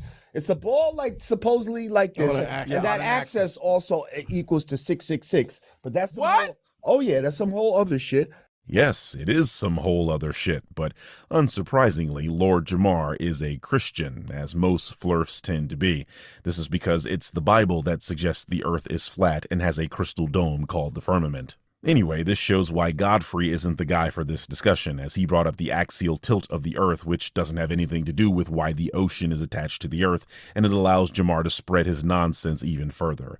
One thing I've noticed about most flirfs is that they have no concept of just how massive the Earth is. So when they talk about the rotation speed of the planet, 1,000 miles per hour sounds huge to them. The Earth's size is why that number doesn't matter. The planet rotates once per day. Get on any roller coaster that takes a day to finish its cycle, and that no longer sounds like a fun ride, does it? What the fuck? Yes, sir. Axis of evil? Anyway, so now you're on an axis, and then you supposedly have land masses that are going on the top, on the side, and on the down under, right? They call it down under for a reason. Right. So do you believe that people are upside down right now in Australia, and that rain goes up instead of down? It rains up in Australia. This is a hilarious demonstration that one was not paying attention in school. First of all, there is no up or down in space. These directions only make sense on objects that have a large gravitational pull. Gravity is why you feel the direction down, as gravity is pulling you to the center of whatever object you happen to be on. Therefore, no matter where you're standing on Earth, you will be standing on the ground and rain will fall to that ground. So yeah, if you happen to be in a place on the planet that's the opposite location of Australia, their rain would be falling towards you. However, Godfrey's podcast takes place in New York City, so rain in Australia would be falling relatively towards the Atlantic Ocean, not you in New York. Do you believe that planes are landing on moving runways? Why can't I go up in a helicopter for an hour if the world is spinning? Why can't I hover for an hour and come back down and be somewhere else? Because, Jamar, helicopters require air to fly. Air is a part of the atmosphere, and as we've already discussed, gravity is holding everything to the Earth, including the atmosphere. Since you were on Earth when you left the ground in the helicopter, you retain the rotational momentum of the planet and are spinning along with the Earth. I think flirfs believe that once they jump off the ground, they're no longer on Earth, but the atmosphere is still very much a tangible part of the planet. The laws of motion are easily demonstrated with a car crash. Once the car stops abruptly, your body continues moving in that same direction, and this is why we wear seat belts, Jamar. Damn. That makes sense.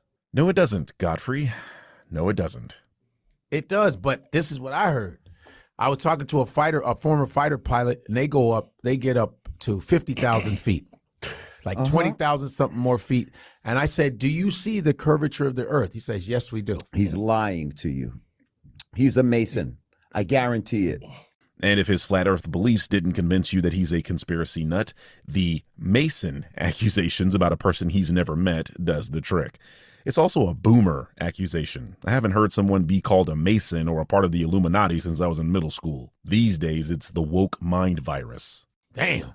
I guarantee you this guy is a Mason. Really? Because I have footage where as high as you go, you always see a level plane. But I thought they didn't let you go up that high, Jamar. So where is this footage you have from a place you aren't allowed to go? Sounds like someone is lying. It also sounds like someone is deaf, too, because Godfrey says the person he's talking about goes to about 50,000 feet, which is 10 to 20,000 feet higher than commercial airplanes go. So what you're saying is you have flown 4 miles higher than any commercial flight goes. I'd love to see the boarding pass.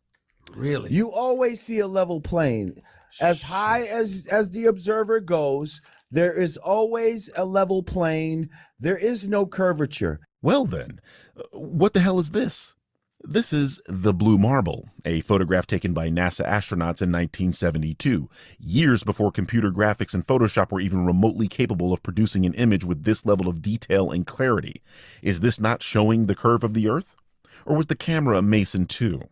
There should be, by Pythagorean's theory, right? There should be 8 inches of curvature per square mile. Visible curvature that you see. At this point, you can tell Jamar has been watching flurf YouTube videos in order to prepare for this interview, but was only watching just enough to sound like he knows what he's talking about to people that don't understand these things.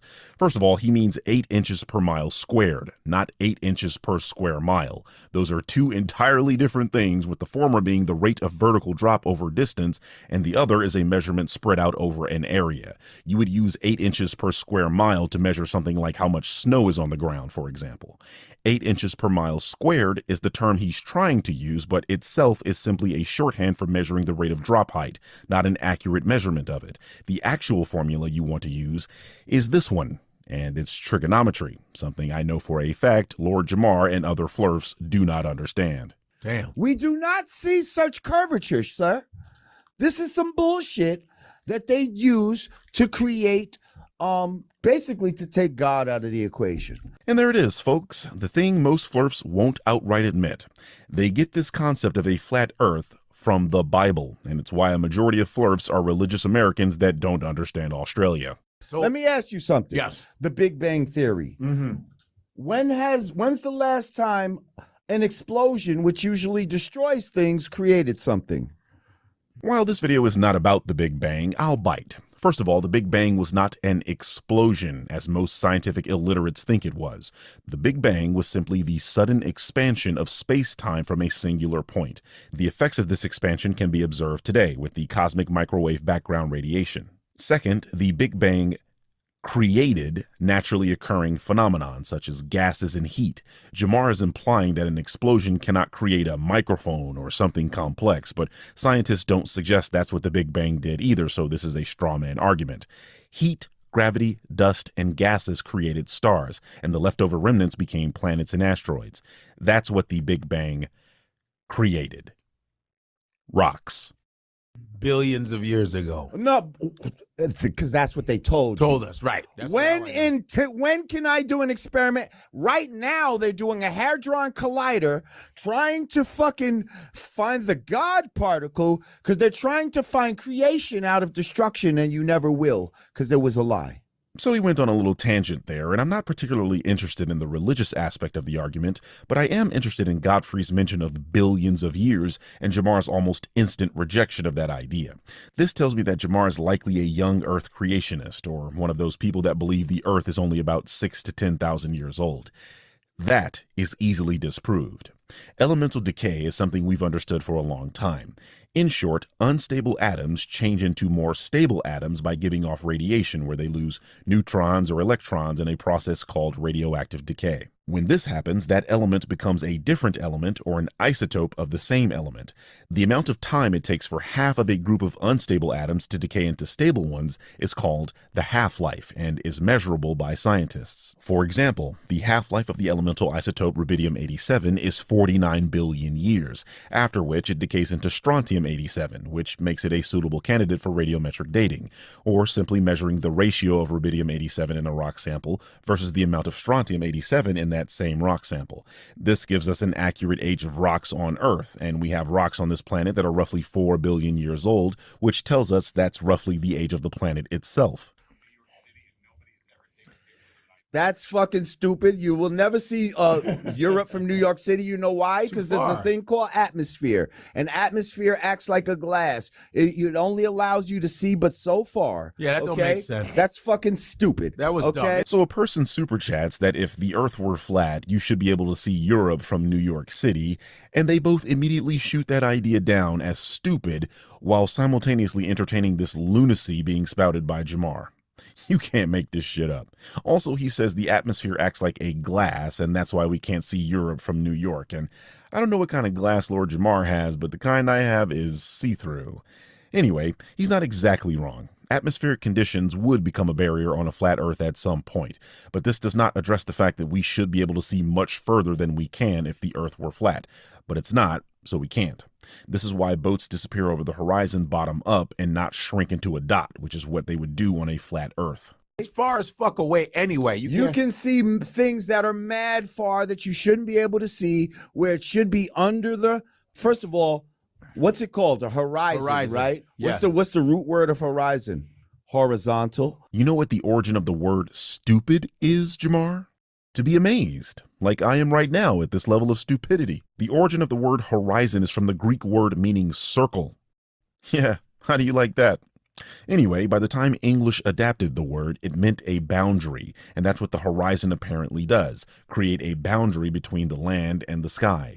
And to absolutely no one's surprise, the word horizontal is derived from horizon, not the other way around, genius. An airplane. What is a plane? A plane is something that goes straight across. Yes. I'm trying to figure out what an airplane and its name has anything to do with the shape of the Earth. Besides, aircrafts get their name from the French word planer, which means to soar.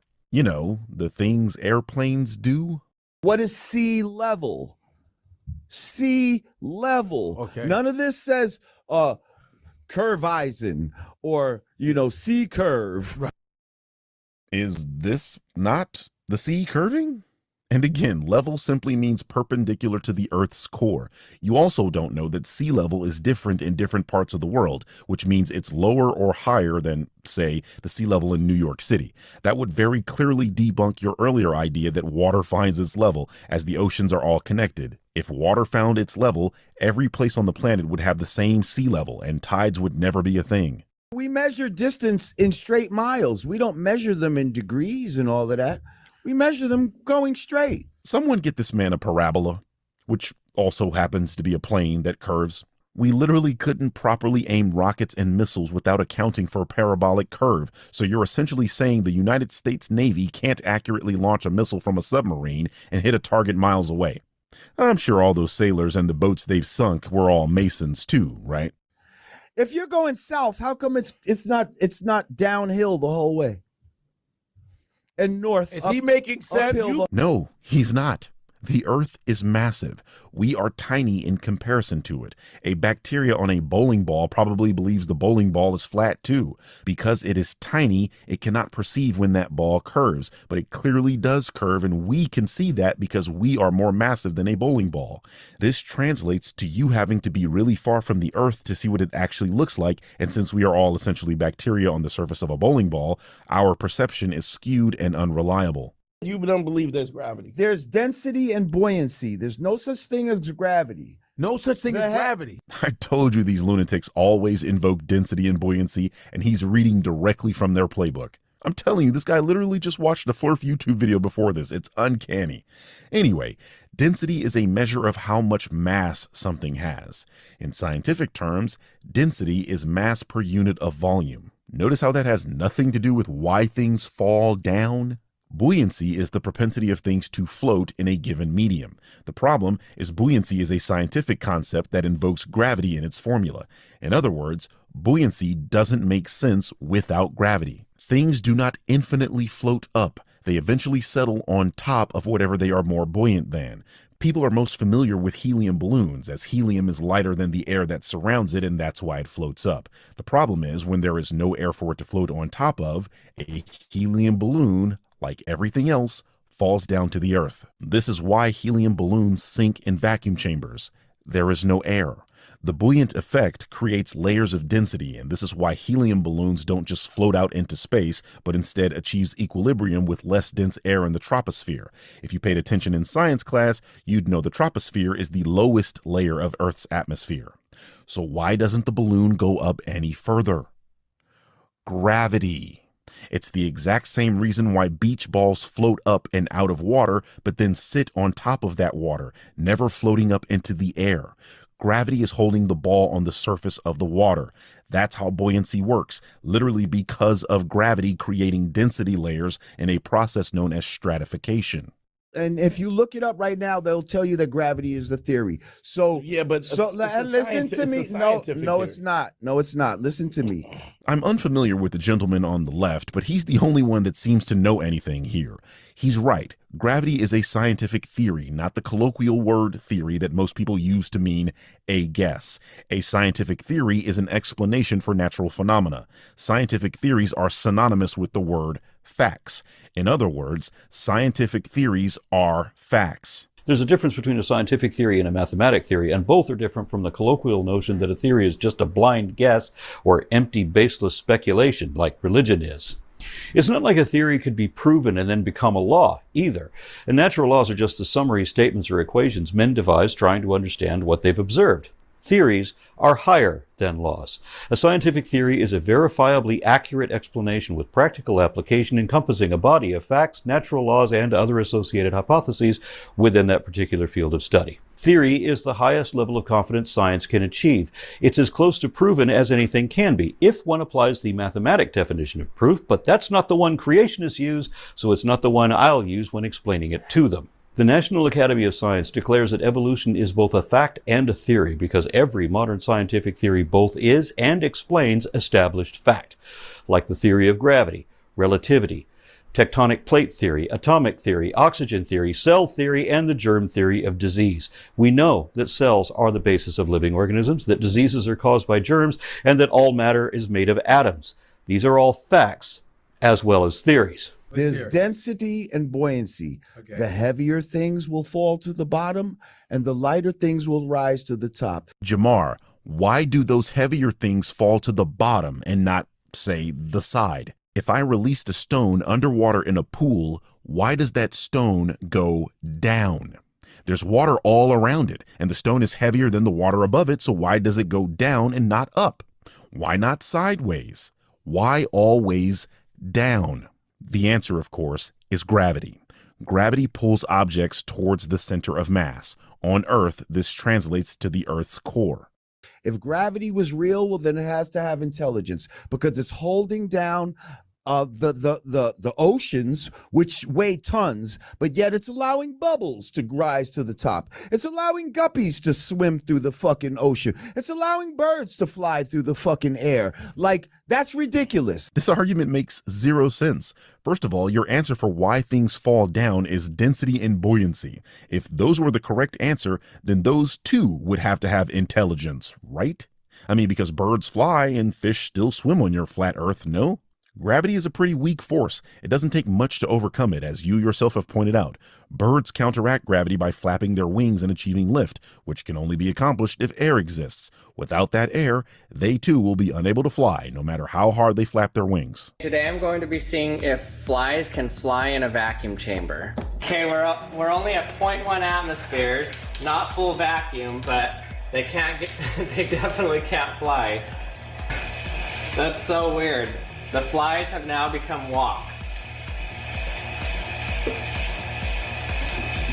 There's also things called perspective. A lot of people say, oh, look at the sun going over the curve. No, it's not going over the curve. You're just not able to see it with your human eye. If you take a certain lens and you zoom in on the same thing, it will come right back into focus and it will not be going over any type of curve. This is just not true. Any amateur photographer or videographer can go to a beach or an open plain and watch the sunset. Why is half of the sun missing here, Jamar? Why can I see the top half but not the lower half, Jamar? What camera can I use to bring the lower half back into view, Jamar? About the moon, when you see the moon and the sun, and the sun at the same time. And what would be going on? There's a part of the moon that's dark and part of the moon that's lit. See-through. It's what? You have seen the moon in the daytime and you have seen the blue of the sky straight through the moon. Don't tell me you haven't seen that. Yeah, I've seen that. Right. So what the fuck why are you thinking that the moon is solid if you could see right through it? This guy is an idiot. Earlier, he tried to debunk a super chatter by saying you can't see far because of the atmosphere, but somehow he doesn't realize he's looking at the moon through that same atmosphere. That's why it's blue. You're looking at the blue light being scattered in the atmosphere and looking at the moon through that. This guy's a numbskull. Someone asked him why he can't see through the moon at night on a full moon and where he thinks the blue sky has gone. Probably Masons. So do you not think that planets are round? Planets are not. He doesn't believe there's planets. No, I didn't say there's not planets. Oh, okay. What I'm saying is a planet, what they told you is a planet, is not the same as what we're on. Why not? What proof do you have of that? You just said they won't let you go up and see the shape of the planet, so how could you possibly know that information? So first of all, they say all the planets are round. That's not true. All the drawings of planets around. If you actually get footage of real planets taken by a P900 camera, look that up. Hang on. Okay. Hang on. Yeah. If you look up the footage of real fucking planets, what they do is they pulse. They change color. Yeah, you showed me that. They change shape and all this type of shit. They are not fucking round. Challenge accepted. Here is footage of Jupiter. Looks round to me. Here is footage of Saturn. Saturn looking pretty round, bro. And as for the pulsing he's talking about, that is literally the atmosphere of Earth. You know, the gases in the air interfering with the shot. If you want no atmosphere images of Jupiter, we got those too. Let me guess. Masons. The only thing that you see is round is the sun and the moon. And those things are here in our atmosphere. They are not 93. The sun is not 93 million miles away. The moon is not 230 something miles, whatever thousand miles away. They are right here in our atmosphere with us, just like they appear to be. And you have evidence for this claim? Because remember, you said they don't allow you to go up there. So how do you know the sun and moon are here with us? Whatever that means. I mean, how high up are they exactly? Commercial airliners can reach 30 to 40,000 feet, so they're obviously higher than that. The world record for highest altitude in a hot air balloon is 69,850 feet, so they're still higher than that. And Robert White took an X-15 to 314,000 feet, so they have to be higher than that. But wait, that's 60 miles up in the sky, also known as the mesosphere, the layer of atmosphere where meteors begin to burn up as they enter Earth. And you told us the moon was see-through, so what is it made of, if not solid rock? Your answers beget more questions than whatever it is you think you're answering. But those are not the same as what we are on now. These are not solid masses that you can stand on. And my analogy for that would be if you were standing on a pool table, sir, and you were looking out, right? You would see nothing but round pool balls in front of you. Right. All right. Right. Right? You would see nothing but round objects. That doesn't mean what you're standing on is round. The pool table is flat and square. The logic is sound. The problem is there isn't only human visual evidence of the Earth's shape. As mentioned earlier, we can see the shadow of the Earth on the moon during a lunar eclipse, and that shadow is round. We have videographic evidence of the shape of the planet from the ISS, which is in low Earth orbit. We have pictures from the 70s that predate sophisticated computer graphics programs, meaning the picture literally couldn't have been doctored with the available technology of the era. We have private organizations that put cameras on rockets and show us those rockets leaving the Earth. We have seen the planet. So while I accept your analogy, the problem is, like we know a pool table is flat, we know the Earth is round. We have seen it. And so because If we you thought believe it was in the round Bible, because the Bible is a flat Earth book. So if you believe in the Bible, you can't believe in the globe. damn. I mean, I agree. That's why I've been calling flirts religious for years, as this is where they're getting their talking points from. The only issue I can see being raised here are those Christians that think you don't have to take the Bible literally. To that I say, why not throw out the whole damn book? I don't think God accepts picking and choosing, but then again, he does seem to pick and choose a lot. What was that about humans being made in the image of God? He said you another 20.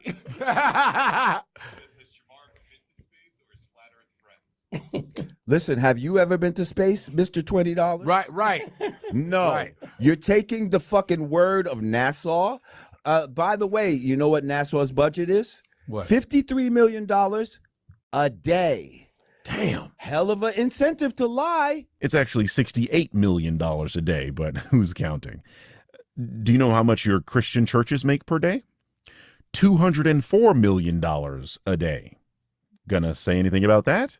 Or is that okay because they profess to believe in your preferred delusion? Taking $75 billion a year from the poor, sick, and desperate is far more despicable than furthering our scientific understanding, wouldn't you say? And all they give you is animations. So what do you all think of these the things are purpose of it? What do you think okay, so is to let's say control you. everything- The purpose is to control you. Okay, so okay, if the I purpose is because Damn. if you knew that, because they say, oh, you act like everything revolves around you. It does. That's why you have the North Star and all the fucking other planets appear to be revolving around us because they are. This is why being a flurf is almost exclusively a Northern Hemisphere phenomenon, as people in Australia and South Africa do not even see the North Star in the sky because they are on the other side of a ball. These people give ammunition to the folks that say Americans think the world revolves around them. This one literally does. It's what's above us that's moving. We are not. Do you feel like you're moving? No. Okay. Do you feel like you're moving on an airplane? Besides turbulence, the ride is relatively smooth because you're traveling at a constant speed. Similarly, the Earth rotates at a constant angular velocity, and because we are moving with it, we don't feel the rotation. Much like riding in a plane without turbulence, we are part of Earth's rotating reference frame, so the movement is imperceptible to us. That like let's not ignore our senses. So okay? you- Hang on a second. Hang on a second. Because they'll say it's too big to feel us moving, yet we can feel when there's an earthquake. Make up your mind. It's hard to make up one's mind when you're arguing multiple different things at once. First of all, your senses lie all the time. Your eyes tell you that this image is moving, and yet it's not. Some people hear Yanny when they hear this word being pronounced. J.D. Vance thinks couches are an acceptable substitute for vaginas. The point is, your senses lie to you all the time. And an earthquake would be the equivalent of turbulence on a plane. The ride was relatively smooth and uneventful, but a sudden gust of air rocks the entire aircraft. The rotation of the planet was relatively smooth, but the tectonic plates shifted and you felt that. By the way, how do earthquakes even work on a flat Earth? The current explanation for earthquakes is plate tectonics, something that doesn't even make sense on a flat Earth because you don't have a core that's constantly churning molten rock. Earthquakes disprove flat Earth. I mean that literally, because when an earthquake occurs, they produce P and S waves. P waves specifically create a shadow zone on seismographs because S waves cannot travel through liquids, whereas P waves can. This proved that the Earth has an inner core and outer layers, and shadow zones provide evidence for what shape that core is. And you guessed it, it's a sphere. Why would a flat Earth have a spherical core, Jamar? And let me just say, huh? You believe in the theory of that's some bullshit. They tried to use that to disprove Einstein. The fact that, listen, there was an experiment called the Michelson-Morley experiment. Look this up, where they were trying to prove that the Earth was spinning. They couldn't do it. This is one of the favorite arguments of FLIRFs because it requires regular people to look up an experiment that they won't look up the details of, and it sounds smart because it has two scientists and experiment in the name. In truth, the Michelson-Morley experiment was measuring the Earth's motion through ether, a now debunked pseudoscientific medium that people assumed light traveled through. That experiment literally proved the ether doesn't exist, not that the Earth wasn't rotating. We have many ways to measure the Earth's rotation, from measuring the Coriolis effect to gyroscopes, the most famous being the $20,000 gyroscope that FLIRFs bought and debunked themselves with in the documentary Behind the Curve. Look that one up, Jamar. Recently, we carried out an experiment to test rotation to the Earth. If the Earth is spinning at one rotation every 24 hours, that means that every hour it has to turn 15 degrees. And if the gyroscope is mounted anywhere on Earth, it's going to drift. In today's 21st century navigation systems, they're using what's called a ring laser gyroscope. It is extremely precise. If we could simply get one of these ring laser gyroscopes, we would be able to prove once and for all that there is no rotation to the Earth. One of the people in the community actually purchased one for $20,000. But what we found is when we turned on that gyroscope, we found that we were picking up a drift, a 15-degree-per-hour drift.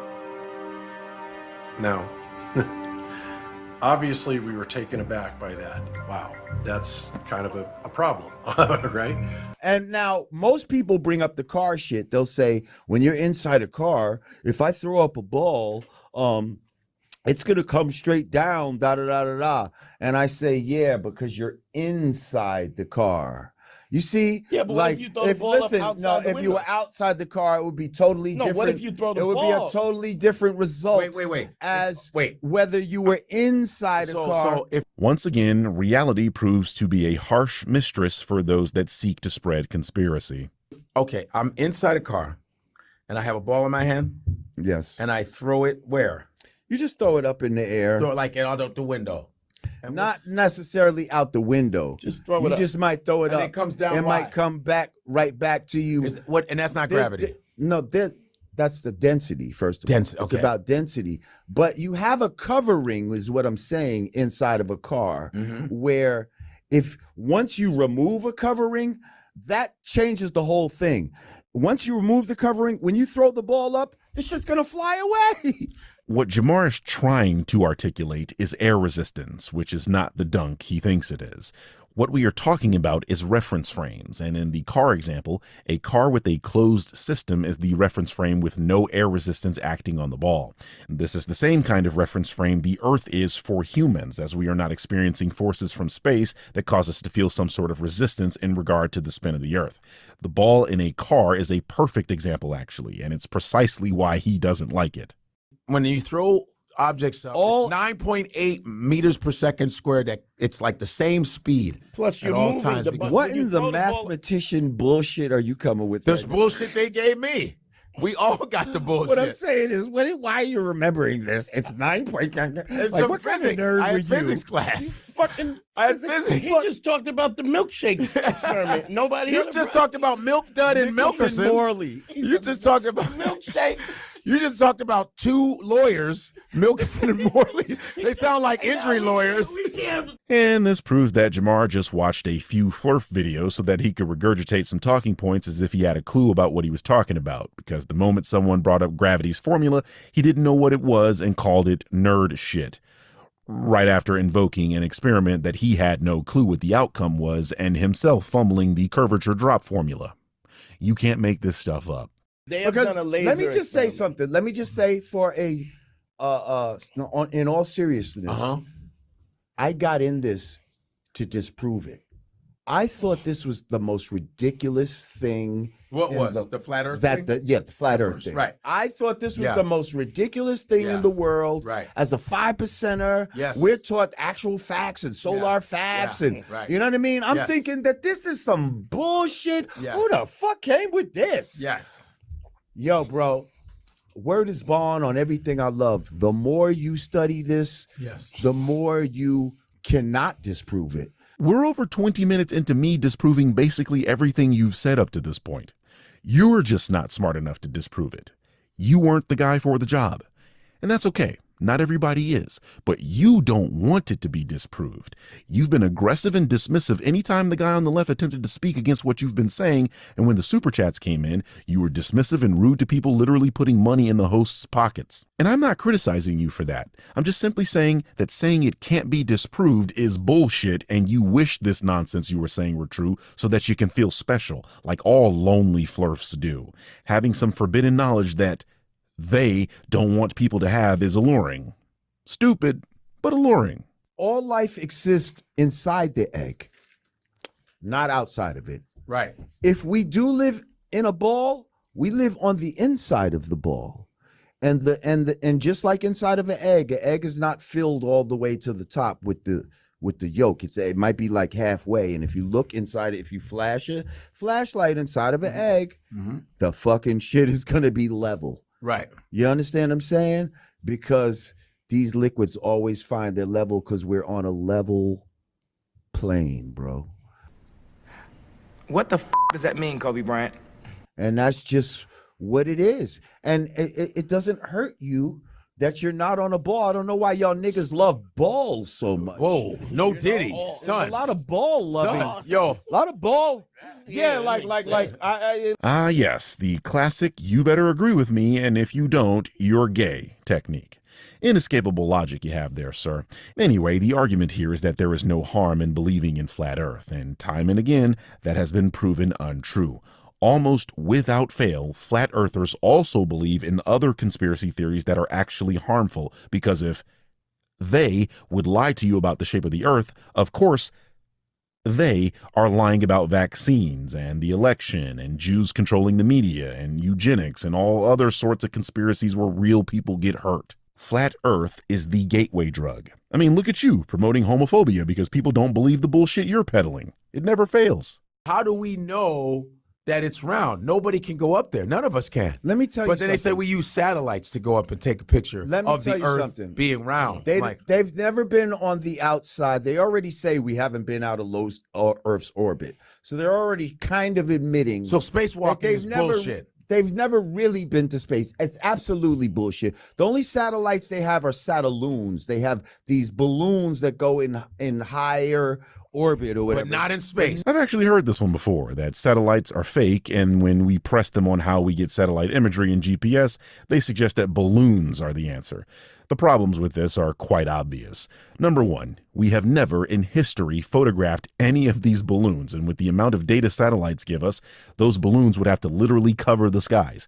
And yet, no matter how many planes we've all been on and how many people have telescopes, not a single image of one of these balloons have been produced. So he has a lack of evidence. And two, who the hell is maintaining all those balloons? I know these people think air is nothing, but air causes friction. Those balloons would pop all the time, and boom, there goes your GPS. Pop, there goes your SOS on your iPhone. Blam, there goes Elon Musk's Starlink. The ground would be littered with balloon material constantly, and the satellite system would be in shambles. Flurfs never think more than a few inches beyond their face. None of this shit ever makes any sense, but according to him, we can't disprove it. That's where the cables, and then you see them everywhere, is the cell towers. It's the towers that's everywhere. This is triangulation. This is a science that's been here for a fucking very long time. That's where your GPS comes from, triangulation. That's just wrong. A cell tower is a static structure. It cannot tell you what your location is in real time like a GPS can. And I know you're referring to a phone, which is not a real GPS, which requires a clear sky for the best results. Why would a real GPS need a clear sky if the signal was terrestrial, Jamar? That phone you're talking about wouldn't get a signal in the mountains, but an actual GPS would. Why does that happen, Jamar? You wouldn't happen to be pulling explanations out of your ass, would you? Are you guys believing this? Listen, all y'all got to do, right? It doesn't make sense. Some of this shit makes sense, doesn't it? And I will apologize, right? Yeah. I will say that I'm wrong, right? All you got to do is have a live stream, right? We shoot a rocket up into space. Don't give me this bullshit about the transmission's gonna cut out or all this time. No. Give me a fucking live stream where the transmission goes all the way into space and then look back at the Earth and show it fucking spinning 1,000 miles an hour with the buildings upside down and all that, and I will apologize. This is one of the more frustrating things that flirts like to do. Notice that what he's asking for is impossible. You can barely see buildings from a plane, let alone from a rocket entering space. Then he suggests those buildings should be upside down, which I promise if we were able to physically show him this, he would turn his phone upside down and claim we flipped the image. And again, the Earth is massive. 1,000 miles per hour of angular velocity translates into the Earth rotating once per day. That is slow for something so big. 1,000 miles an hour sounds like a lot to people who drive cars daily, but commercial aircraft fly at half that speed and still take 12 hours to reach the other side of the planet. So he's poisoning the well. He knows what he's asking for doesn't make any sense. The only thing that does is a feat of a rocket being launched into space, and SpaceX already did that when they sent a Tesla into space. Dude Perfect went to space and they have the footage to prove it. But let me guess. Masons. Anyway, that's my response to this video. You asked for it and you received. Now let me get back to busting CinemaSins over the head with a blackjack, please.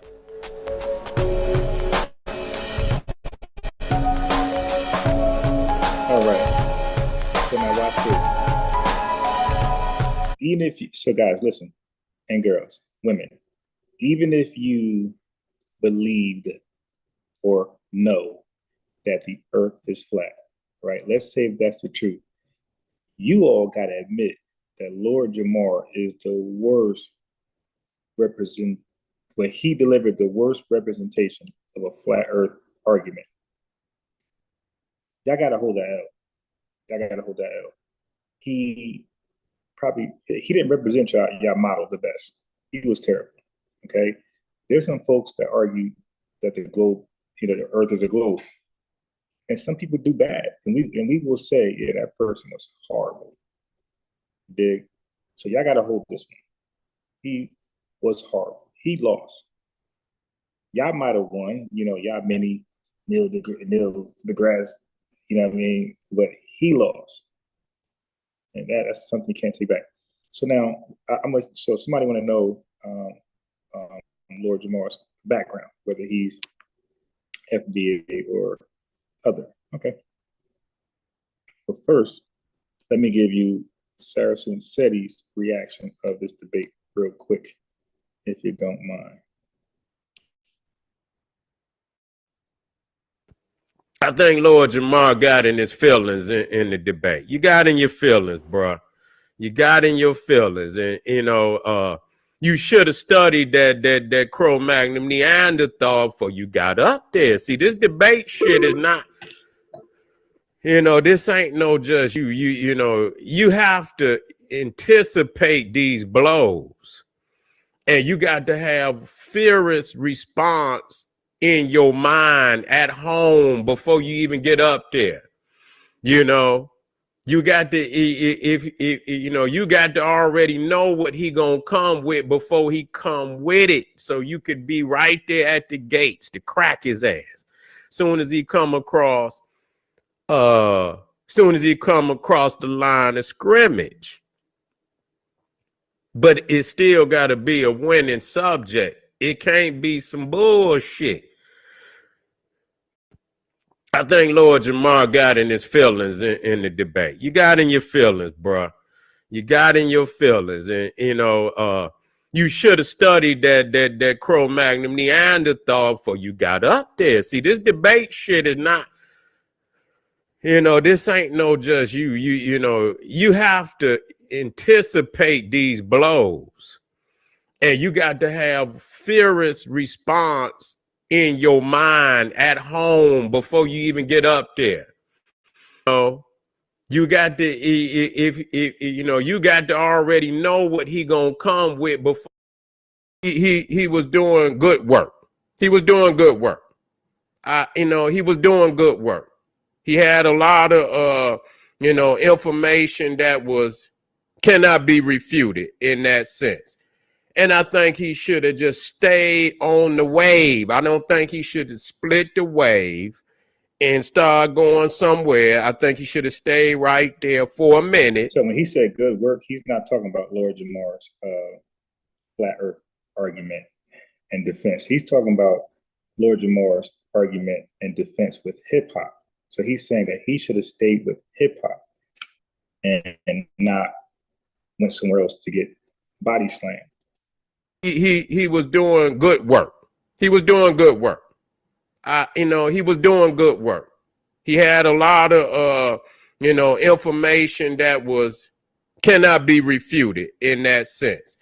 And I think he should have just stayed on the wave. I don't think he should have split the wave and start going somewhere. I think he should have stayed right there for a minute and and stay within that realm. That sometimes we make a left turn and we had to throw that motherfucker in reverse and get back, because sometimes just a bad showing like that, it could diminish the good shit that you do. Oh, it definitely did that. He's gone. He did. He's to me, he's Mr. Irrelevant. Ain't there a song called that? So now somebody wanted to know what is Lord Jamar's background, if he's FBA or not FBA. Well, let Lord Jamar tell you himself. Actually, my father was born in the Bronx and my mother was born in Harlem. Okay. So no. My grandfather was born here in New York. Okay. It's my great grandfather on my father's side that wasn't born here. Okay, people. Okay. So through his father's side, he's not FBA. All right. Let's continue, because he also told Tariq Nasheed the same thing, that he was more specific. How does one know that they're a foundational American? You got to go somewhere and feel it in your ancestral memory, or because let me just say that I, a few years back, did a like an ancestral search, not through ancestry.com or nothing like this. This is a sister who actually tries to trace your lineage through documents and all of that type of stuff or whatever. So I had just did on my father's side, right? But in doing all of this, and I'm going to tell you, it traced back to Guyana, right? Okay, right. It traced back to Guyana. So if your lineage traced back to Guyana, global, are you FBA or non-FBA? Okay. But it's about 4 generations back, right? So anyway,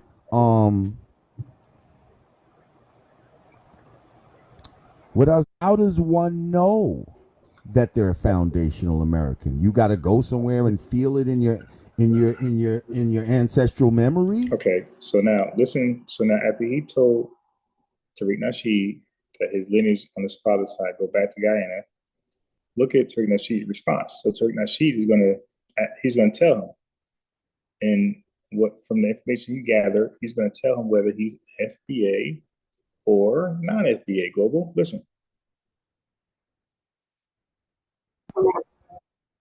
We can trace back. My family suffered from redlining and all that type of shit, because I know how you feel about like Jamaicans that come here right now, this generation, and they're able to get loans. My family didn't go through that. My family didn't get all that when they came here. We lived as regular black people. So let's talk about that. Let's talk about that. That would not, if they came over and they immigrated, because your family came from immigrants. They immigrated over here. And Global. Tariq Nasheed is being very specific. He's clarifying. Your family immigrated, right? He said yes. Okay. Listen to what Tariq Nasheed says next. Yep. Ellis Island. Right. I know the boat. That's very different, because you can't get a reparations claim like that. And this Global. He told Lord Jamar to his face, you can't get a reparations claim like that.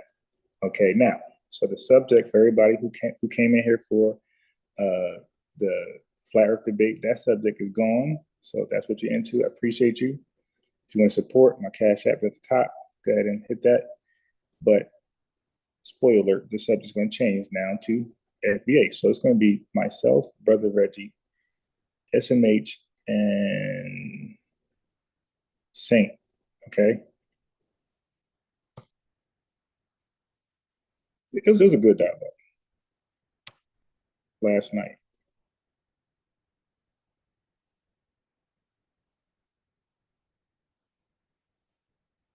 Right here. Unbiased. Yes. I definitely want to thank you for your work. Good morning. And I thank you for having a conversation with me. Yes, sir. And of course, I thank Mike Lowry for having a conversation with me. Yeah. Right. And but I need to speak. You're not bad.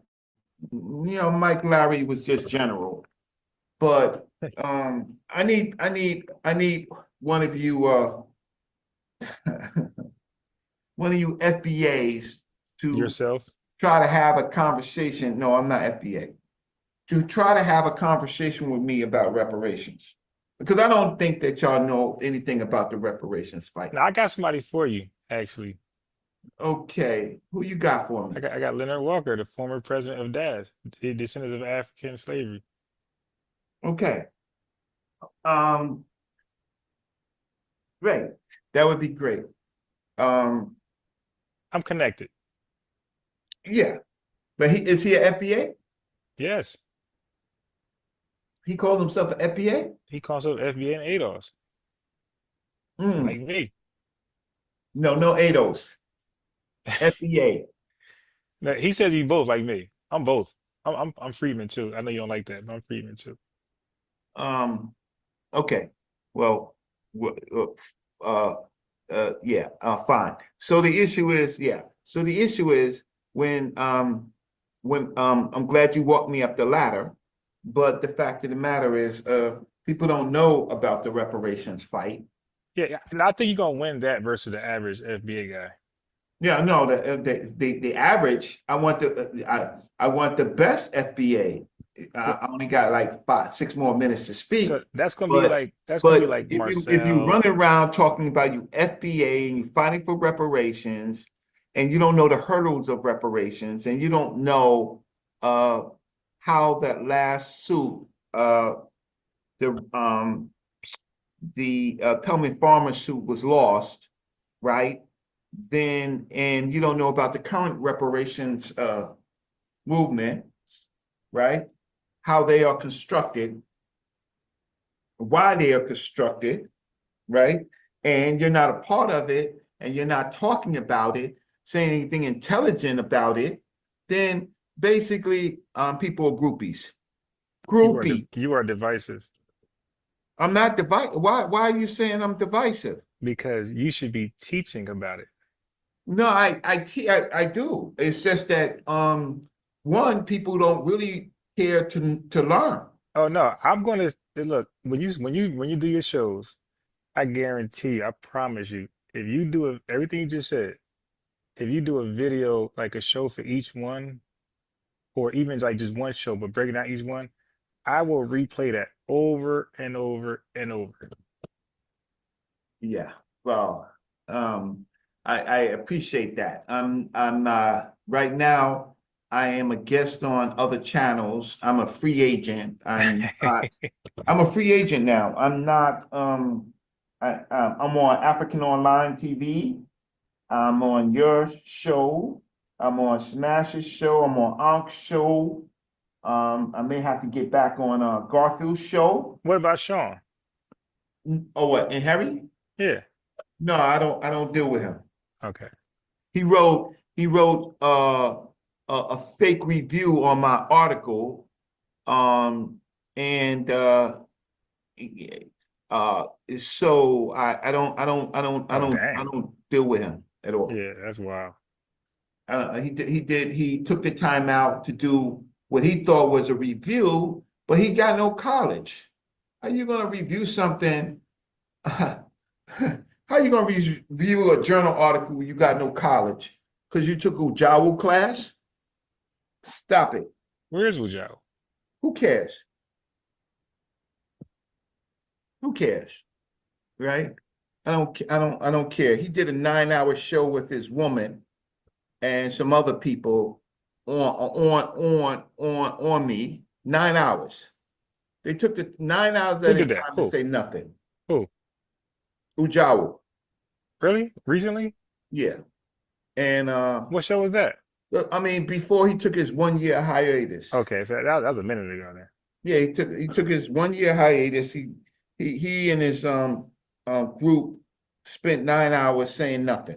That was like the pandemic though. That was like 2021 then, or 22. Yeah. Okay, I got 3 minutes to talk. So what I think is creating another label, especially a label where people did not use, right, at the time, is I think that's divisive. That's not fair. Well, that's my point of view. That's divisive because what you're doing is hijacking with, like I said, Negroes with guns, right?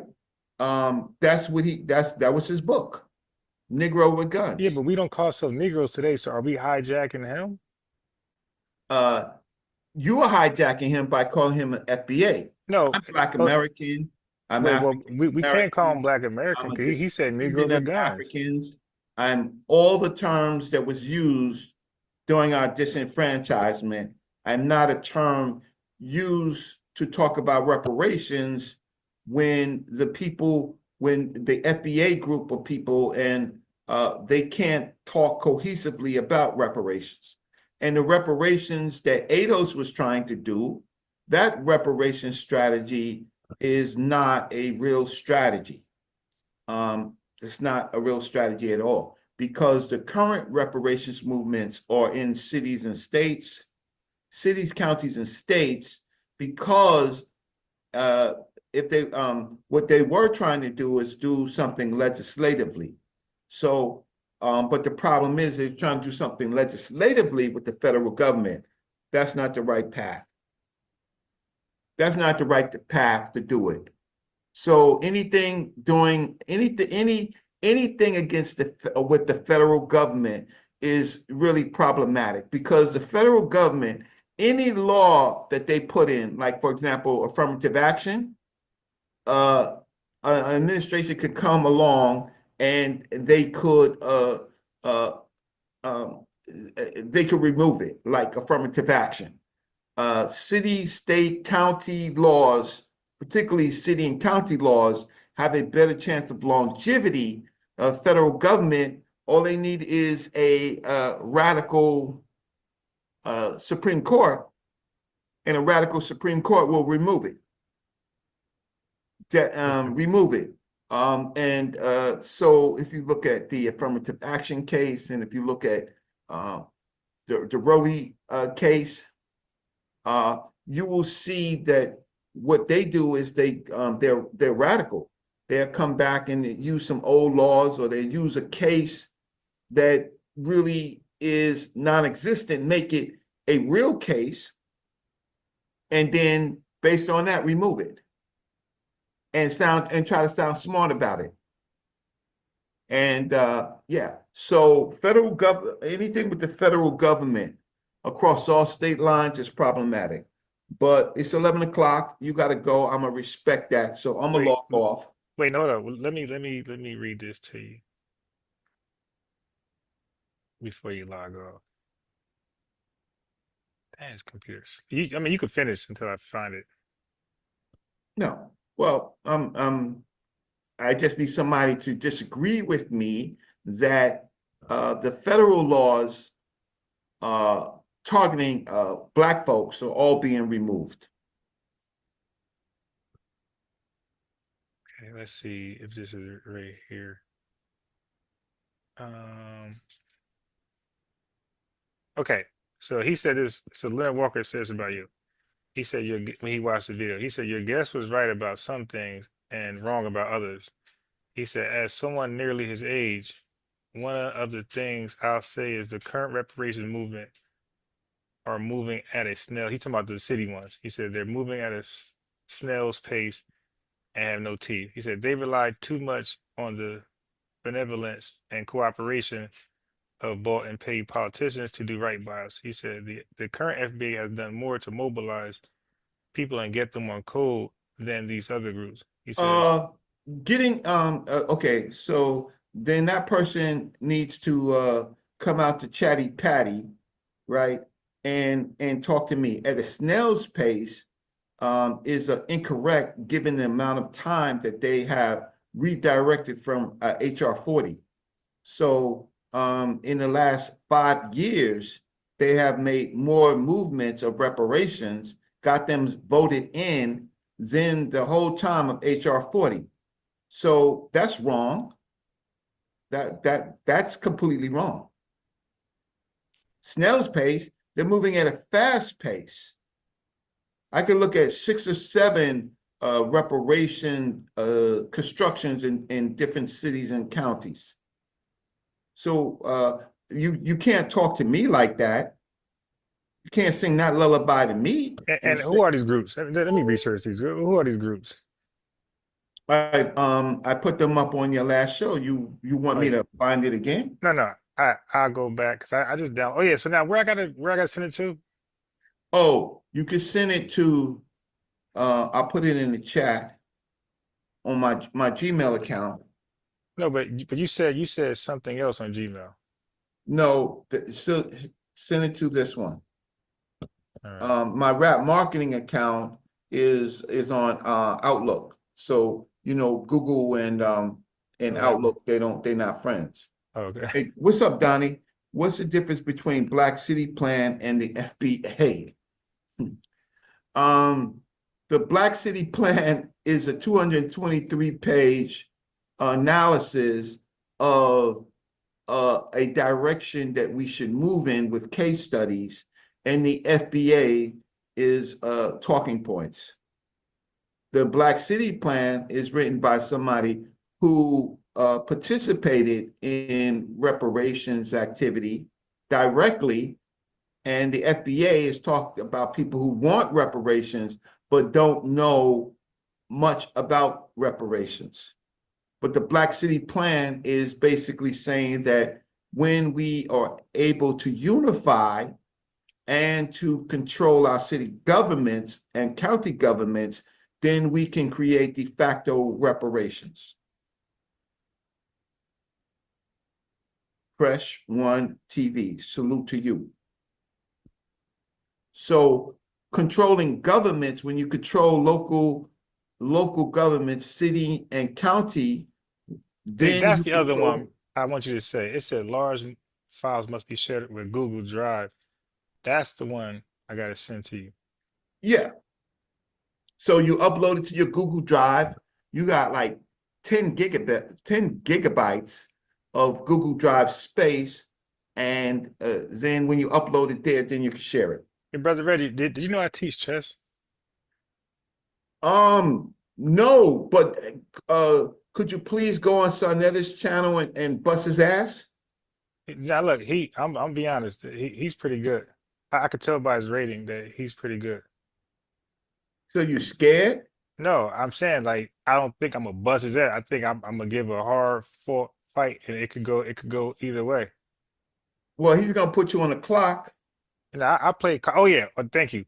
I'll beat him in 1 minute. If we play 1 minute, I'll destroy him. And I play 1 minute. So anything longer than that, I'm at a disadvantage because I play really, really fast, and I don't like to play anything less than 1 minute. So if he does 1 minute, I'll kill him. You won't mate him in 1 minute.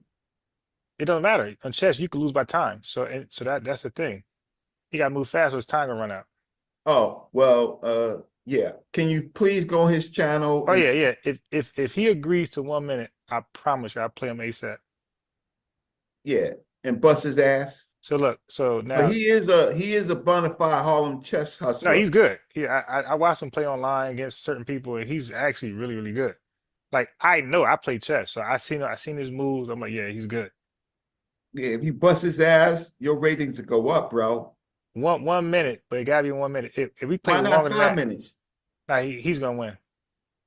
Oh, dang. So don't even bring it up. Shit. Don't even. Nah, but 1 minute, I could beat him in 1 minute. Don't bring that up. But let's get back to this point.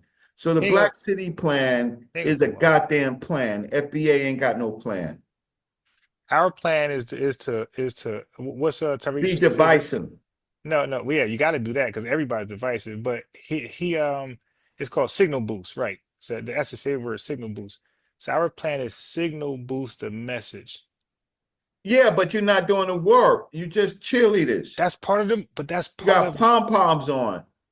every Reparations. look Yay. at Kamala and Trump. They had PR stunts. Everybody needs to get the Yeah, Trump will but for fix it. reparations, you need arguments. Yeah, guess what? First, Tell me come why the reparations suit failed. Do you know? no. Does anybody in the chat know why it failed? Any doubt it. FBA smart ass know why it failed?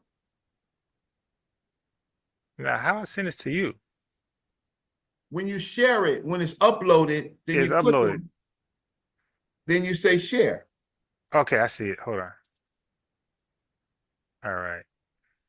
Okay, so add people, right? So now what do I type?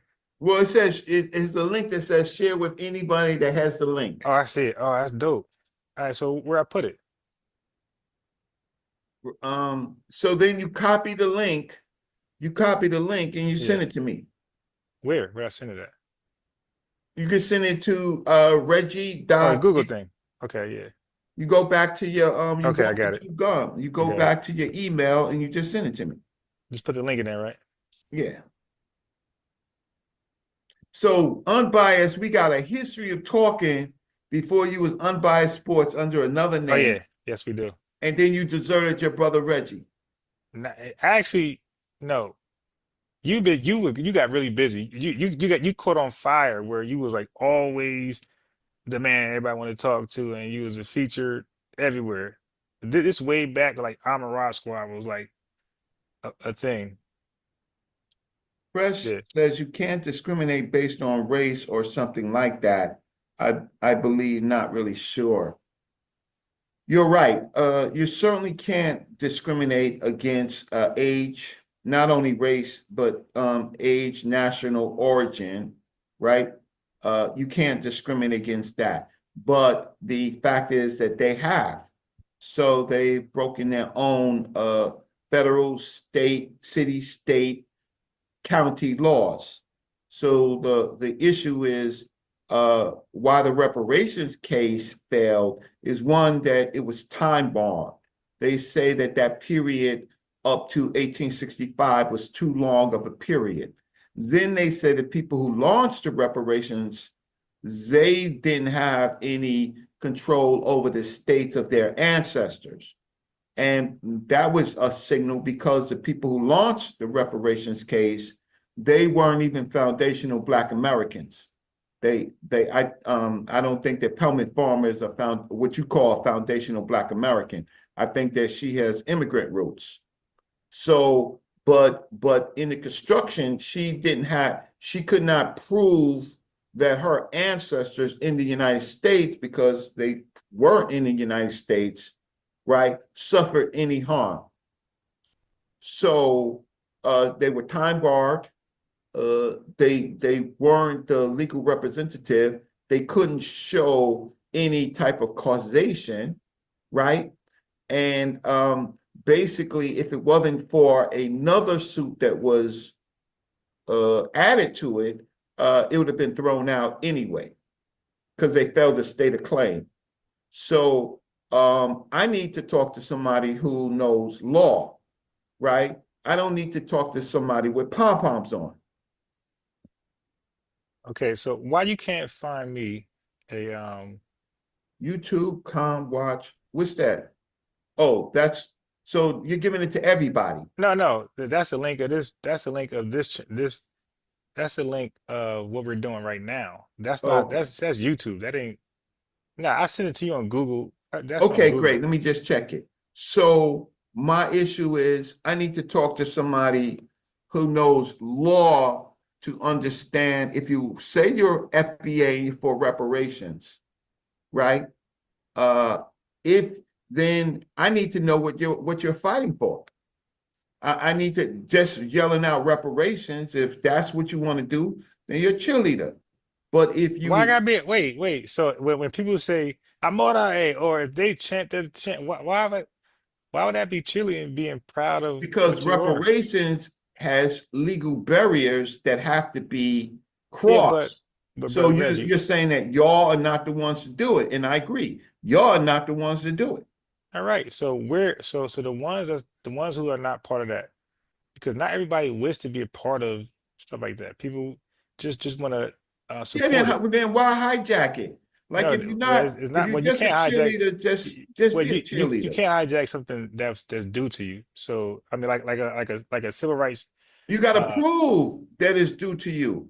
But if you can't create causation, if you can't say who your ancestors are, like unbiased, you know who your great grandparents are, right?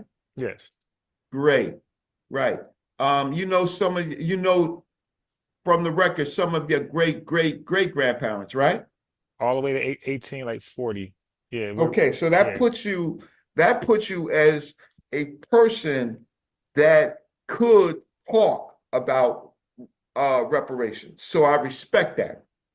Most of these people, they only know their parents, not their grandparents and their great grandparents, because they choose to talk instead of researching their own family. But Reggie, we also let me see. I got ISUPK. I got IOCK Israelite only camp. Killer. Why do you people hate FBA getting reparations? Right. I never get that. Thank you for the question. Well, nobody hates FBA getting reparations. FBA is not the ones getting the reparations. Okay. That's the point. Israelite only camp. Why? Okay, watch this. Let's say if Haitians won their case with the French and whoever else, and let's say they're going to get it, why can't I, as a Black American, cheer them on? You're a cheerleader. You can cheer them on. So I can't cheer so I don't mind being a cheerleader to my family. All right. Well, when other people talk that's constructing it, that's looking at the legal arguments, that's writing, right? Then chill. Let us do what we do. So we can't see now you're divisive. See, now that's called divisive. No, that means you are a cheerleader. You're on the outside. What's wrong with clapping? See, like for example, if you get a degree, and let's say if I was there, I'd be clapping. Oh, you're a cheerleader for Brother Reggie. Yeah, you're hurting reparations when you start talking about 1526. Yeah, but we don't count, remember, because we're not even documenting it. And we're not going to the courts. But then you're cheerleading the wrong damn thing. You got one guy cheerleading the wrong thing. It shows that you're ignorant. Okay, there's ignorant people in the world. Okay. Get to 1776 and beyond when the United States, who we can sue for reparations, right? But we have to be careful about sovereign immunity. we have to create arguments that's going to get us past that hurdle of sovereign immunity. You know what I'm gonna do for you? I'm gonna start studying tone videos. Yeah, And but toning them is smart. Toning them is smart. I'm FBA, gonna start studying their videos. Tone is smart. He's a lawyer. He's smart. Yeah, you just gave me a homework assignment. Yeah, I'm gonna redirect. Smart. I'm gonna redirect He's what a I'm doing. lawyer. I'm gonna start some playing their degrees under videos. his belt. I mean, he can understand what I'm talking about. But toning, where's toning Yvette right now with reparations? Yeah, Reggie is. No, FBA. I'm not no FBA. Yeah, yes, yeah. He's in denial. Yeah, he listen. Where are they at now with it? On the live, he'll say he's not, but once he hang up, he be writing FBA. No, I'm not no FBA. Where's Tony? His email is FBA Reggie. That's his email. I sound like Fat Joe. Joey. Yeah, his email is FBA Reggie, but he ain't FBA, right? Okay. Yeah, I literally bumped into Fat Joe at the tunnel in New York City. I seen him come through my neighborhood.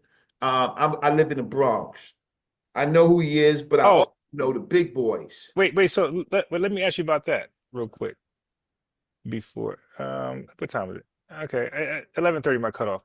Let me ask you about Fat Joe. So just be honest, right? Don't be a cheerleader. Be your opinion. Do you think anything was done wrong by him? If so, state it. If not, tell us. Okay. The problem with Fat Joe is for me, he's a young dude. He's like 7, 8 years younger than me, right? He's talking about a history that he wasn't a part of, right? Now, he's a part of rap. He ain't part of. No, I ain't talking about that comment. I'm talking about his comments on Math Hoffa. 100% FBA. Don't let him fool you. I know he is. I'm neither FBA nor am I Israelite. He's ADOS too. Now look, Brother Reggie, not his original comments. The ones that got him on a hot seat on Math Hoffa's show. Those comments. Yeah, because see, I know my dudes in the Bronx. Right. So I know roughly when Puerto Ricans were the dispute between Puerto Ricans and blacks. There's legitimate dispute. His history on hip hop is limited, right? He just talking. Now, Puerto Ricans have had a big dispute. That's why they formed the Latin Kings, largely because of their treatment in the prisons with the gods. I'm talking about Fat Joe comments on Math Hoffa's show. Huh? Fat Joe comments on Math. Yeah, and so the problem is he's being canceled not because he definitely said foundational Black Americans. He's being canceled because he's talking about his negative comments against Black Americans. FBA's a black. Well, he didn't say Black Americans. So you want to be technical because every time I say FBA tours, right? But the people that's canceling him, right? Like all Black Americans. So, for example, FBA's are Black Americans. No. Okay, let me ask you this: Was he right about what he said about Lord Jamar? Give me the direct quote. Okay, let me play it. Hold on.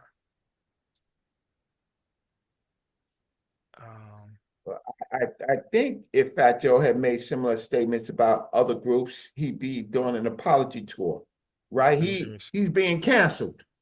Well, I think his ego ain't gonna allow him to do that. You said what? His ego ain't gonna allow him to apologize. And Lord Jamar is not a good. He just got whipped by Yeah. You just did a show on that. He just got manhandled. But he's not FBA anywhere. No, so we don't care. but Fat Joe, he does it like hip hop, like a rap battle. He thinks he could say anything and get away with it. But the things that he specifically said, we can look it up. I was asking you, since you FBA, and he was talking about you specifically. Okay. Why is it hard to find this one? He said they're broke. No, What no, else? I ain't talking about that. I'm talking about Lord Jamar only, not FBA's. What did Lord Jamar say? No, this his comment about Lord Jamar and not FBA's, because he said something about him specifically. Okay, here we go. Here we go. Here we go. Can you see my screen? Yeah, I can see your screen. All right. So they have a big problem, these guys, right? So they're against anybody who ain't with them. So this ain't a popular message. This ain't what everybody's saying. We might be giving them too much light right here is what I'm trying to tell you. There's a small minority who get on them Twitters and they running it up. We got a fucking Looney Tune like your man Lord Jamar. Okay, do you agree with that? He's a Looney Tune. I think that's a man-to-man conversation. No, based off the debate you seen, do he appear like a Looney Tune? No. I just think I don't think that he's a Looney Tune. I think he's misinformed on science. Wait, but the way he behaved. Joe is talking about Lord Jamar. But the way he behaved, like forget about his dumb information. The way he was talking, I'll slap you. You don't think that's Looney Tune-ish? I think that they do that on conscious TV. I think that most people I debate or I talk. Wait, but look how he was talking. He said, "What's weight? Your head." That's Looney Tune. Okay, I'm not gonna argue with you. I'm not gonna argue with it. I might classify it as that, but I would do like Dave. I would try to stay to the issues because I'm from these places. Yeah, he should have though. Like he would have got far more if he had just took it serious and not like clown back at him. Because I think that really took away from the seriousness. That's what they do on. That's what they do on conscious talk. There's a lot of when you can't handle the issue, then there's a lot of. There's some woman that came on this show connected to us Sonetta. She did a whole show on me today. Really? Right? About what? She the only one who helped Sonetta during the polite fallout. She the only one who helped Sonetta. Sonetta's accountable for his own actions, right? Nobody need to help him. He's accountable for his own actions, right? But the fact of the matter is, I know both polite and I know Sonetta, and I know pretty much that Sonetta promoted him, and at times polite took advantage of that and owed Sonetta a whole lot of money. Oh, right. But that's between those two. With this Fat Joe is talking. Wait. About, okay, next one. I'm gonna play another clip. If he's beefing against Lord Jamar, they're gonna see each other in the street. And no. Wait. And then you know Lord Jamar gonna run, right? Lord Jamar gonna run? Yeah. So you don't understand. You don't understand something. People don't do this fair. Lord Jamar got a whole team that's just. Yeah, he gonna need a whole team. Yeah. Joe but I'm saying, I don't know, mano. Joe started something else. When you start talking about somebody personal, but is he right? Huh? Is he right? No, I'm not gonna get into no fight. I live in the Bronx, Joe. Even though Joe is not in my he's in Miami now. I know how my neighborhood works, right? My neighborhood is a funny neighborhood. So I say I leave it up to them.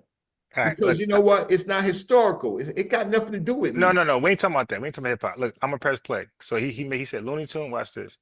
Oh, he's a fucking Looney Tune. He's a loony bit, right?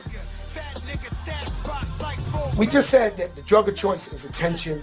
It's this and this and that. They get one guy. Do you think he's attention horn on the net? I'm gonna say that I'm gonna say he's an influencer. He's a street influencer. So he's not cloud chasing? I'm not gonna. I told you I'm not gonna have nobody from the 5% Nation run up on me in New York, right? I'm not gonna do Well, see, that. I'm in Jersey. Nah, he is cloud chasing. All right, let's go. He was a legend. He's a brand Nubian. Right. And he's the wackest nigga in the crew. Be clear. Okay, so he even That's admit hip that. hop beef. All right, so I'm gonna press play because he even admit that. But now this nigga might be like trying to Wait, get what's lit, it? trying I to say give you anything. 10,000 to go into the South Bronx and try checking Latinos in the Bronx. See what happens. Not gonna do that. Not gonna do. Not gonna do it. Why am I gonna check Latinos? In the Bronx. Why am I gonna check them? That Wait, don't make no sense. Hey, brother Reggie, Unbiased Sports. If I can say wait. something Hey, real quick. Saint. No, I'm gonna give it. Look, I'm gonna give y'all the show in a second. I'm going to bed. Y'all could take over. Look, I'm gonna just play this last clip. I'm gonna give y'all the mod, whatever, to Yeah, close it give out. Saint, give Saint the mind. All right, so Saint, I'm gonna give you the thing to. So when you're done, just close out because I'm going to sleep. So I'm But saying, I'm Lord, not. I know how people are wild. I would never say nothing about the 5% Nation. nah, Never. I well, would say what I I'm gonna disagree. I might have to say. start my shift in about 20 minutes. Okay, so let me just play real fast. Trying to All get right. lit, trying to say anything. World's flat, to this, that, anything. Okay, I believe that because you know why I believe that, Saint? Because he took down Fat Joe. He had all the momentum. Like he on his way. Okay, one more time. All right, y'all let me know if Lord Jamar, because new people coming in to hear this again. So Lord Jamar, is he FBA or not FBA? If he's not FBA, it's okay. It doesn't mean he's our op. He's still our family. He still can ally with us. He still can help signal boost the message and help us out. Okay, so I'm gonna play it.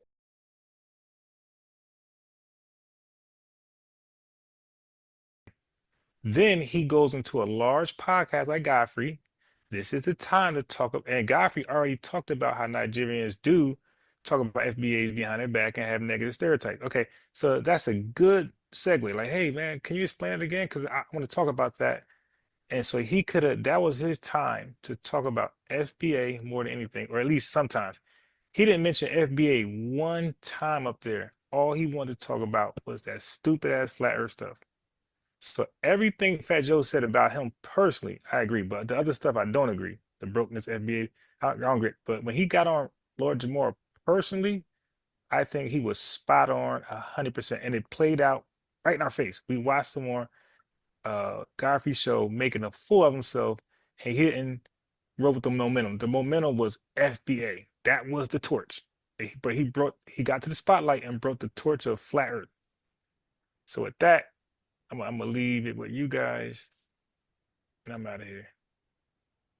So I guess like when you leave, Saint, just close out. All right, come, brother, and then I will. All right, brother. I'm out. Peace, guys. Hey. All right, peace. Brother Reggie, you still there? Yeah.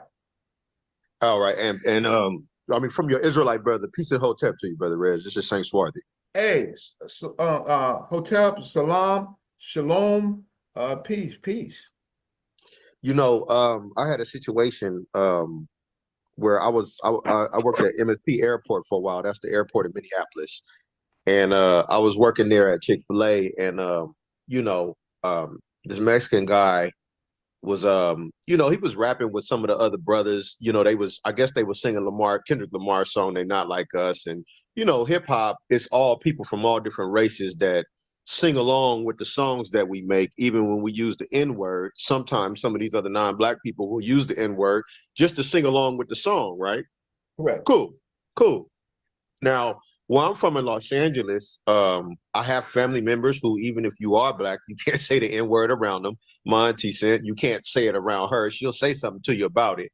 So I know brothers in LA, being from Los Angeles, that I mean, they don't even let other black people say the N-word around them, right?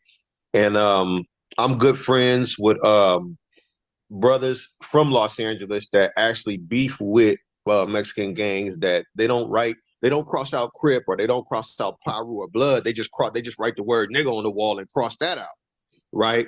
So me being from the West Coast and being around Mexicans who have a real disdain for Black people, I have a little bit of a different perspective on the situation. So I did tell the Mexican guy at my job, I was like, look, man, you can't say nigga up here like that. And you're not a Black American, you're not an African. Like I really explained to him why it wasn't okay for him to talk like that, right?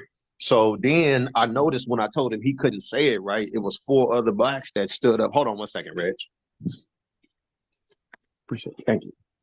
Have a good night, sir. So it was when I told him he couldn't say the N-word around me, my people defended him, right? And then the next day, it was so embarrassing, Reg, because I was like, look, bro, you're not a Black American, you're not African, do not say the word nigga around me. And then he was saying, well, I'll say whatever I want to say around you. I was like, okay, bet. Well, I'll take my badge off and I'll meet you outside, and I want you to talk like that in my face and squabble up. So I pressed him about it, you know what I'm saying? And our people defended him against me. And then the next day when I came to work, right, Black people was coming up to me saying, well, I feel like you was just trying to question our Blackness and woo-woo-woo. No, I wasn't trying to question your Blackness or your Africanness. You questioned your own goddamn Blackness and Africanness. When you saw me check him, and instead of having my back, y'all had his back to vibe in hip hop, even though I know it was something that we created, Reg. So I understand what you're saying. I know Black people on the West Coast that won't check other groups of people from saying the N-word, but I do know some, like myself, that will check you right on the spot. So I understand what you're saying, Reg. You know what I'm saying? Because it would take us collectively having your back for you to be able to really check them. And we don't have your back like that as a people. I got to be honest. We don't get down like that. So I understand where you're coming from, huh? And we promoted ourselves. So we make the songs, we make a lot of the songs, right? We promote it. So how can I tell somebody else not to call me this when we over here listening to the same rap lyrics, right? We in the same car drinking, right? Or smoking, right? It's disingenuous. So we have to fix some things within our community about how we deal with each other. And we have to create this unity that promotes the fact that you can't do this. But if I'm playing some of these records in my house and my nephew is there or son is there, right? If I hear him say that in the street, I can't be mad because I, as a parent, was promoting that, right? And so what you did was novel, and the dudes that didn't stand up for you, they need some lessons. They need some lessons. And you know, Reg, even before rap, right? You know, my father, you know, this is live. Even before rap, my father, my dad didn't have a problem with like KRS-One and like rap when it was conscious, but when they started, you know, talking about shooting your brother and the Black woman in the beat, that's when he was like, okay, I'm all out, Reg. My dad, granted, he was an intelligent man, you know, rocked with microbiology, was an optical engineer. He was big on science and math. My father, right? He still used the N-word as a term of endearment when he was talking to my uncles, right? So I heard my dad say my nigga. I saw my uncle say it. I saw other elder Blacks say it. So even before rap, we used it as a term of endearment with each other, right? Or as a term of brotherly love, if you will. But that doesn't mean that somebody else. That means that somebody else can't use it around us. Like in your streets, I see so many people from Chicago, Detroit, those streets. When you call a person by their name or what they choose, right? So you call them their 5% name, you call them their whatever name, their street name. You don't call and say, yo, come up, yo, my nigga. No, you get bodied. You call a dude by the name that they want to be called, right? And the minute that you break that, that means you're disrespecting that person. You cannot walk up, I don't care, especially from another ethnicity, and call something, say, "You, what's up, my niggas?" That might be the last word that you say, right?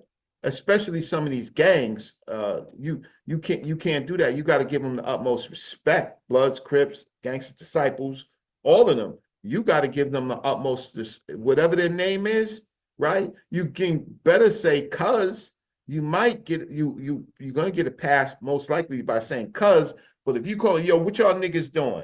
And niggas, they say, yo, you sound like the police, man. You sound like the man, yo, Shorty, take care of him, man. Go see him. The shortest nigga in the crew will come up there and give you some because they always send the young, the shorties, right? The shorty's gonna take care of you. Right? Yeah, they more willing to crash out because they got something to prove. I agree with you on that. No, because one, they could probably beat the charge in juvie, not do as much time, right? And it's their time to shine. Yo, shorty, yo, take care of that, man, right? Blah, blah, blah, blah, blah. That's all you hear, right?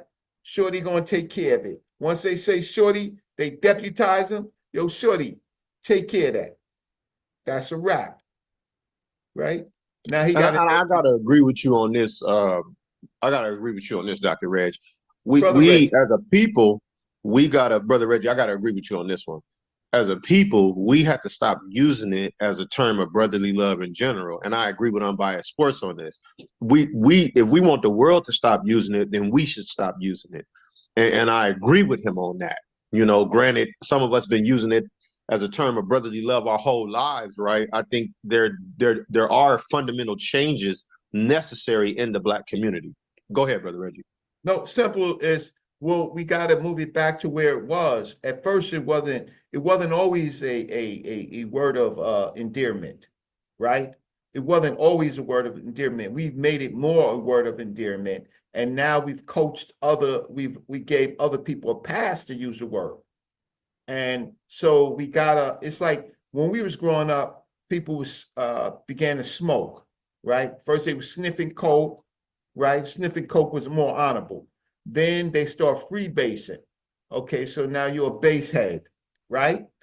Okay, but you still all right because you smoking base. Base costs some money, right? Now you smoking crack, right? Now you're a crackhead, right? Most people beat crack because they stopped wanting to be called crackheads, right? They didn't like that name, right? They didn't like that name. Basehead was somebody who simply did it too much, did it the most, and then started leaking in their personal lives, right? But a crackhead, nobody wanted to be called crackhead. So what happens is, in the Bronx, that's the worst thing that you could call somebody in like 5 years ago, 7 years ago. Call them a crackhead. It's like, man, why you doing that to me, man? Why you say that to me, man? Right? Why you calling my woman a crackhead, man? Because you're on crack. You smoke crack, right? Okay, so you're a crackhead. Yeah, well, yeah, and most people, believe it or not, even though it's a super addictive drug, people stop smoking crack. It was like, yo, you can't be around us, man. You're a crackhead, man. You can't be around us, right? You got to fix it. So people couldn't be around people when they smoke crack. Right. So we got to get into that mode where but now we're into this younger generation. I'm 59, so you got people in their 20s and 30s using that word, but they're actually using other words too, right? But we gotta say that, you know what, this is Black unity, right? This is Black unity. You know what, you can't, you got to do like you got to do like you did, Saint. You got to be like, nah, that's not, I'm not going for that, man. You ain't got no reason to be calling somebody a nigga, man. I ain't like, in your, not your team, but the people that was there, they weak, they misinformed, uneducated, right? So shout out to you and the other brothers, they were dishonorable. With Joe, he's 6 years, 7 years, he grew up with that. But not only that, he grew up in a time he was a king. He was a Latin king. There was a dispute between Latin kings and blacks, right? Right. There's a dispute. It's a legitimate dispute from prisons, right? So so they set themselves apart. But like me in my neighborhood, where the kings were, I had a pass because the dude Tone, right? Big Tone was like my family to me, right? Big Tone, he would say, yo, you see that dude right there? Yo, you see them right there? Yo, leave them dudes, if there's a problem, I'll deal with it to them, right? But they're not gonna cross you, right? But if they cross you, then bring it up to me. Just don't bang them out, right? So I had a pass. I can go to Quimby, I could go to Lafayette, I could go to where they were, right? And I could parlay, and I wouldn't have no problem. But if I disrespected them, then it was just I disrespected them, and I got to eat that. I got to eat that against 40 of them, right? But I wasn't stupid enough to disrespect somebody who got a team of 40. I go to Orchard Beach, they wearing their colors. Hey, listen, I know them. Say, yo, what's up? Blah, blah, blah, right? But when people are just meeting people in their dispute, they like, okay, like it all started I'm gonna tell you where it started in Manhattan, in the Bronx. It started when Macho Camacho was fighting Sugar Ray, right? That's the first time you really heard Puerto Ricans calling people niggas, because it was a sports fight and they took sides, right? F them and whatever, right? I don't want to say the word, but F them, right? And that's one of the biggest things that happened in the Bronx. But now we have to, so my point is, okay, we get too much into the things that don't matter. Right. What matters is Black unity.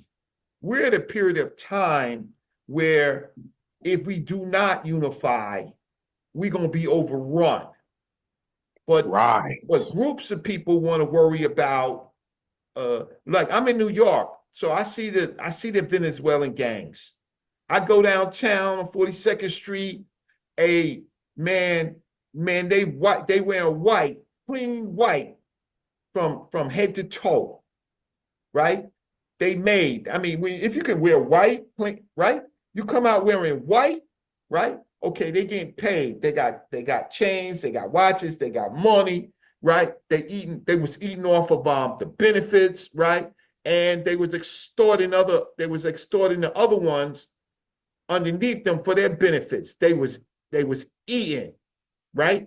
Those people gonna have children, right? In the next generation, those children are going to be citizens, full citizens. And in the third generation, they're going to unify and vote us out. They're going to eat our lunch. And it's easy because we got a lot of Latino elected officials. They don't cater to Black folks, like in Hunts Point and stuff like that. They don't cater to us, right? But that's because we got weak and we don't go to the polls. We don't do the things that we're supposed to do. We got every excuse in the world, right? But we don't stick together. And as somebody who studies and writes and researches, I already know in another 15, 20 years, like in the Bronx and other places like that, they gonna be eating our lunch. And we gonna worried about, we gonna be worrying about separating ourselves, calling Black folks that came into this country because Black folks asked them to, fought for them. Booker T. Washington fought for the immigrants to come in here, not the immigrants, the African Caribbeans, the Afro Caribbeans, the Afro Panamanians, the Afro Brazilians. We fought for them to come in, and now we're gonna revise. We're gonna revise history and gonna say that nah. So whatever you do, you under us. Why should they be under us when we ain't organized? You go into any hospital in New York, you're gonna find Spanish people there, right? You're gonna find Caribbean people there. Then you're gonna find a few Black Americans, and then you're gonna complain, right? You're gonna complain, but the Spanish and the Spanish and the Caribbean groups, right? Hey, they making sure that their families can eat, right? Get jobs. We're not organized to do the same. We don't have a consanguineous bond. No, we don't. And so we're gonna get our lunch eaten because we too petty and too bourgeois. We worrying about cars and houses and and things like. But we're not doing what they doing. They figured out this is the way to power, politics, right? And we arguing. Yeah, I don't like those coconuts, right? Like, but you can't go in Brooklyn, New York is how can I say the majority of people from the Caribbean, right? Is in Brooklyn, New York, right?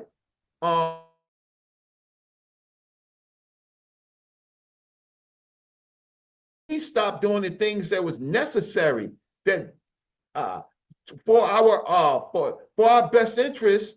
I ain't gonna vote, man. Voting's loud. I ain't gonna do that, man. I ain't gonna join no organization. They joining organizations. They got social organizations and then they got political organizations. We forgot how to do that, right? We over here trying to do it ourselves. They don't do it themselves. They have a group mentality. Where's our group mentality? We don't have one, Brother Reggie. It's we're a bunch of individuals. I mean, a lot of that has to do with the fact that just the fact that we are individuals. It kind of changed my whole perspective to where I try to bring my Kemetic teaching brothers to the forefront. I try to bring the Moorish brothers to the forefront, the Black Muslims, the Black Christians.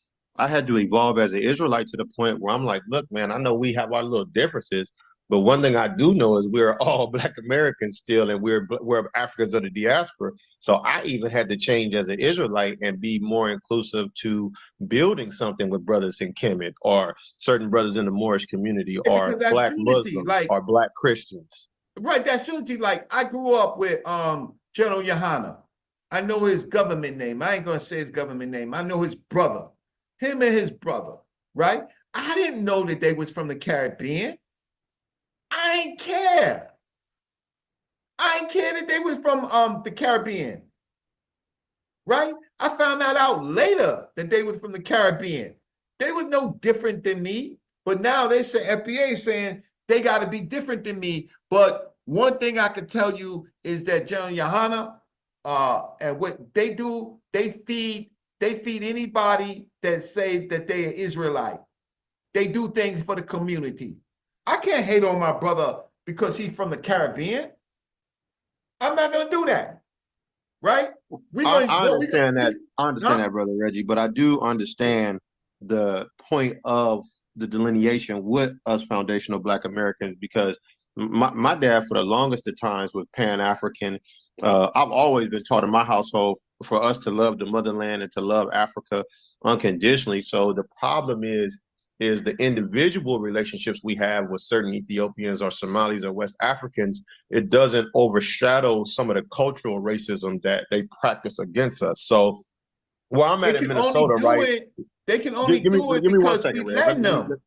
They doing it because we letting them, because we're not organized politically. So if you're organized politically, socially and politically, then they have to come to you to eat, right? But what happens if we weak, right? They ain't got to come to us. There's more of us than they. But the thing is, they're more organized. That's why Unc says a disorganized, organized lie defeats a disorganized truth all the time. If you are not organized, if you run around like you just said as an individual, right? You're gonna get somebody gonna eat your food. So why are we picking fights at this time with our brothers who we got more in common with? And that's what we doing. Right? That's that, and so that breaks down power, because we're not in slavery, in chattel slavery no more. No, we're There's not. not black codes anymore, right? There's not Reconstruction. There's not Jim Crow, right? Right. So now we're in another period. Why don't we start worrying about fixing our pettiness? And I'm talking I mean, about we gotta be willing to forgive each other and come together to fix. I mean, that's a part of a fundamental problem we have as Black people. So some of us are just not willing to do that. Like I okay, know so some that's why Israelites we're that's gonna not get willing to do it. food eaten. Let me just tell you this. I'll tell you this. Okay, if I could go to Washington Heights. Anybody know New York? Washington Heights stores stay open at 3 o'clock.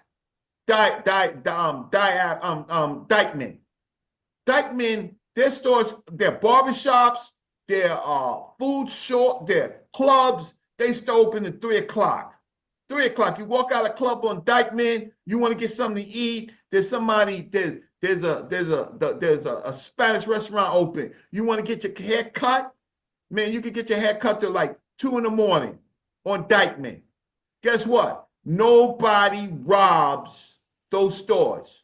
Now, you have a store in Harlem, right? A black store. Well, one, nobody gonna shop there. Black people ain't gonna shop there. Two, that's gonna be the first store that's gonna be robbed by a black man. Spanish people ain't gonna come in your store and rob you. A black man is gonna rob you. Yeah, but Reggie, brother Reggie, can you hear me? Yeah, eat bizzle. Yeah. The difference is, if you come to Chicago and you try to run it. I don't want to say the word. I'm gonna say SHIT. If you run that like Fat Joe run that, oh, he's done. He's gonna get beat up, bro. He's They'll gonna get beat beat up. up. He's gonna get one in his belly and have a nice day. Yeah, Right? yeah. So It they're ain't all- like that, you know, because New York is an immigrant place. You know what I'm saying? That's where most people come in at, you know, Long Island, all that stuff. Man, you come to Chicago, man, you run that, man, you getting beat up, bro. You're gonna get one in your belly, not beat up, right? I mean, if they want to be nice, they'll smack you and beat you up. I got that. So there are, that's why I wrote the Black City Plan, because there are places that are stratified where the people, they don't completely have their selves together because they don't have a plan, but they have the numbers, right? So you can't do that in certain places in LA, right? Even though LA is under attack, right? Like these cartels, man, they take over block by block. Like Washington Heights, where Malcolm X was assassinated, and at the Audubon Ballroom, that was a black community. But Hey, can I show y'all something that y'all getting emotional? Right? Getting your feelings. Like again, FBA excellence, ADOS excellence, Freedmen excellence, human excellence, right? Ally excellence. Let's practice excellence. Part of excellence is being truthful and honest with ourselves and each other. So people are questioning Lord Jamar's, ethnicity identifier, right? Let's see what he says out of his own mouth. So if you already watched this, it's okay. Just watch it again. But there are some people who just caught up with us. Let them hear it for themselves. Okay. So Lord Jamar, ethnicity identifiers in question. We don't know if he's FBA or non-FBA. So let him just say it for himself, right? He's going to speak for himself. Okay, watch this. Then I'll go back to the video. But the question keep being asked. Okay, so let's answer the question. Hope Chef is here.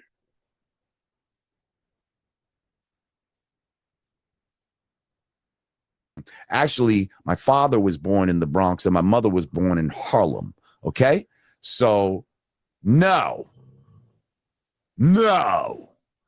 My grandfather was born here in New York. Okay, it's my great grandfather on my father's side that wasn't born here. Okay, people. Thank you, JC. Thank you, Lord Jamar. So his great grandfather did not originate from here. He was immigrated here. Okay, one more time. Appreciate. Okay, it's my great grandfather on my father's side that wasn't born here. Okay. Okay, so that's how he talked with Professor Dave when he was losing. So he has this way of talking like he's making sense or dropping a bomb, and he's really not. It's like, my great grandfather came here, he immigrated here. Okay, dude, you just answered the wrong question. You just, in my mind, told me you're not FBA. Hold on. He's going to talk to Tariq Nasheed himself. Okay, watch this.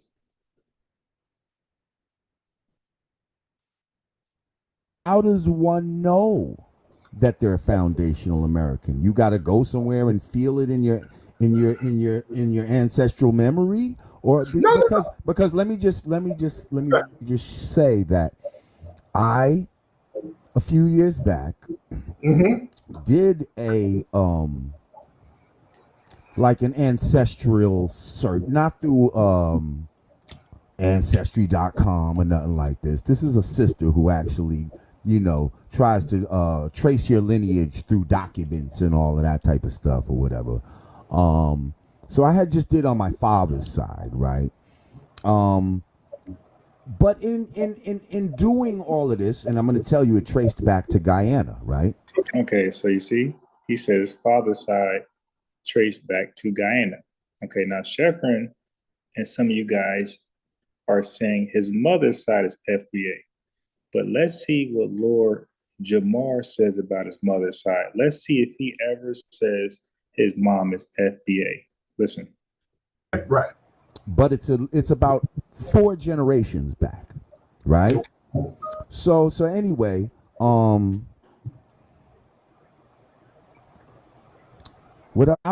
that's part 1. Here's part 2. By the way, I'm on Bias Sports. My channel is also FBA Defensive Unit. So click that one, subscribe to that one too. So I'm gonna say FBA. Well, I'm gonna type something from that channel. Subscribe there too. But anyway, I'm the clip king, as you see. Nothing but clips here. All I got is receipts. Watch this. We can trace back. My family suffered from redlining and all that type of shit, because I know how you feel about like Jamaicans that come here right now, this generation, and they're able to get loans. My family didn't go through that. My family didn't get all that when they came here. I want y'all to hear Tariq Nasheed response about his father coming from Guyana. Watch this. As regular black people. So let's talk about that. That would not, if they came over and they immigrated, because your family came from immigrants, they immigrated over here, and you can. So he said, yes. Isn't family? That's a tricky word. All right. So family. Okay, fine. He agreed that it's family, and he could be talking about his father's side family, no problem. But he agreed that his father's side come from Guyana, and they immigrated. One more time, and we'll get to his mom in a second. Let's talk about that.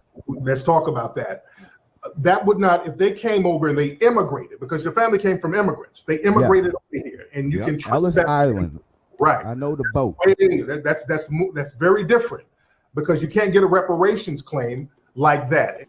You can't get a reparations claim like that. Okay. So far, now watch Lord Jamar's response. So far, Tariq is sold. You're not FBA. Okay, but Lord Jamar is going to talk about his mama. Chefrin, let's see if he says my mama is FBA. And it's very important to not mix it up. But now keep in mind, this is just my father's side. I understand that. We all have two sides now. My mother's side, I ain't traced that yet. That could go straight to a plantation for all I know. Chef friend, chat. He said, my mother's side, I didn't trace that yet. He doesn't know. So if you don't know your lineage, how is that automatically FBA? That's not how that works. There's a question mark at best on him. At best, there's a question mark. But the only data we do have is that he's Guyanese. So he's Guyanese mixed with a question mark. He's not Guyanese mixed with FBA yet, because he does not know, he's not traced it. Lord Jamar, you got to trace that. And you got to do that fast, because right now you stand as Guyanese mixed with a question mark. So family, let's be honest. Let's exercise FBA excellence, ADOS excellence, Freeman excellence, human excellence, right? If you're a human, if you're an ally to us, let's practice excellence. And that starts with being honest. That starts with being, so we didn't hear, we heard he's Guyanese and he don't know what else. So let's not call somebody FBA who's not calling himself FBA. He doesn't know what his mom is. He has not traced it yet. So we need him to trace that, because so far he's not FBA until he can show where his mama from. So Lord Jamar, if this reaches you, or if you guys can reach him, dude, get on that, because right now you're in the waiting room. We are in the meeting. You're not. You're in the waiting room. We need to know who your mama is, because right now you're Guyanese. Do you guys agree, or you're in your feelings? Let's go back to the video with Brother Reggie. Are we gonna practice excellence, or are we just gonna be emotional? But the government let them directed them into those areas, and they took it over block by block. They'll tell black people, yo, close your store down. Yo, pack up, close your store down. They'll tell you if you living in that Brother building. Reggie, and to the other brother, I got to start my shift, but I'm gonna send an email out to Unbiased Sports, and sometimes if he will allow me to host a show, I'll host a show and put the notification out at a better time, so we can all bring this conversation back to the forefront. I wanted to say shalom, peace and hotep, black power to everybody out. Hotep, I got you. All right, so we got to go, but I think it's a good we got to take my last words. My closeout is that we got to be accountable to ourselves. We got to stop these petty labels, right? We got to get back to our best interests. Well, what's happening right now? Brother Reggie is having a math Hoffa moment. Brother, as I explained to him earlier and the night before, FBA is not a label, my boy, my brother. FBA is a ethnic group identifier, just like Jamaican is, just like Russian is, just like Chinese is, or whatever else they call themselves, okay? Nigerian. That's what FBA is. FBA is not a label, like a thug or little boy. No, those are labels. So you keep minimizing what FBA is after we keep explaining what it's not.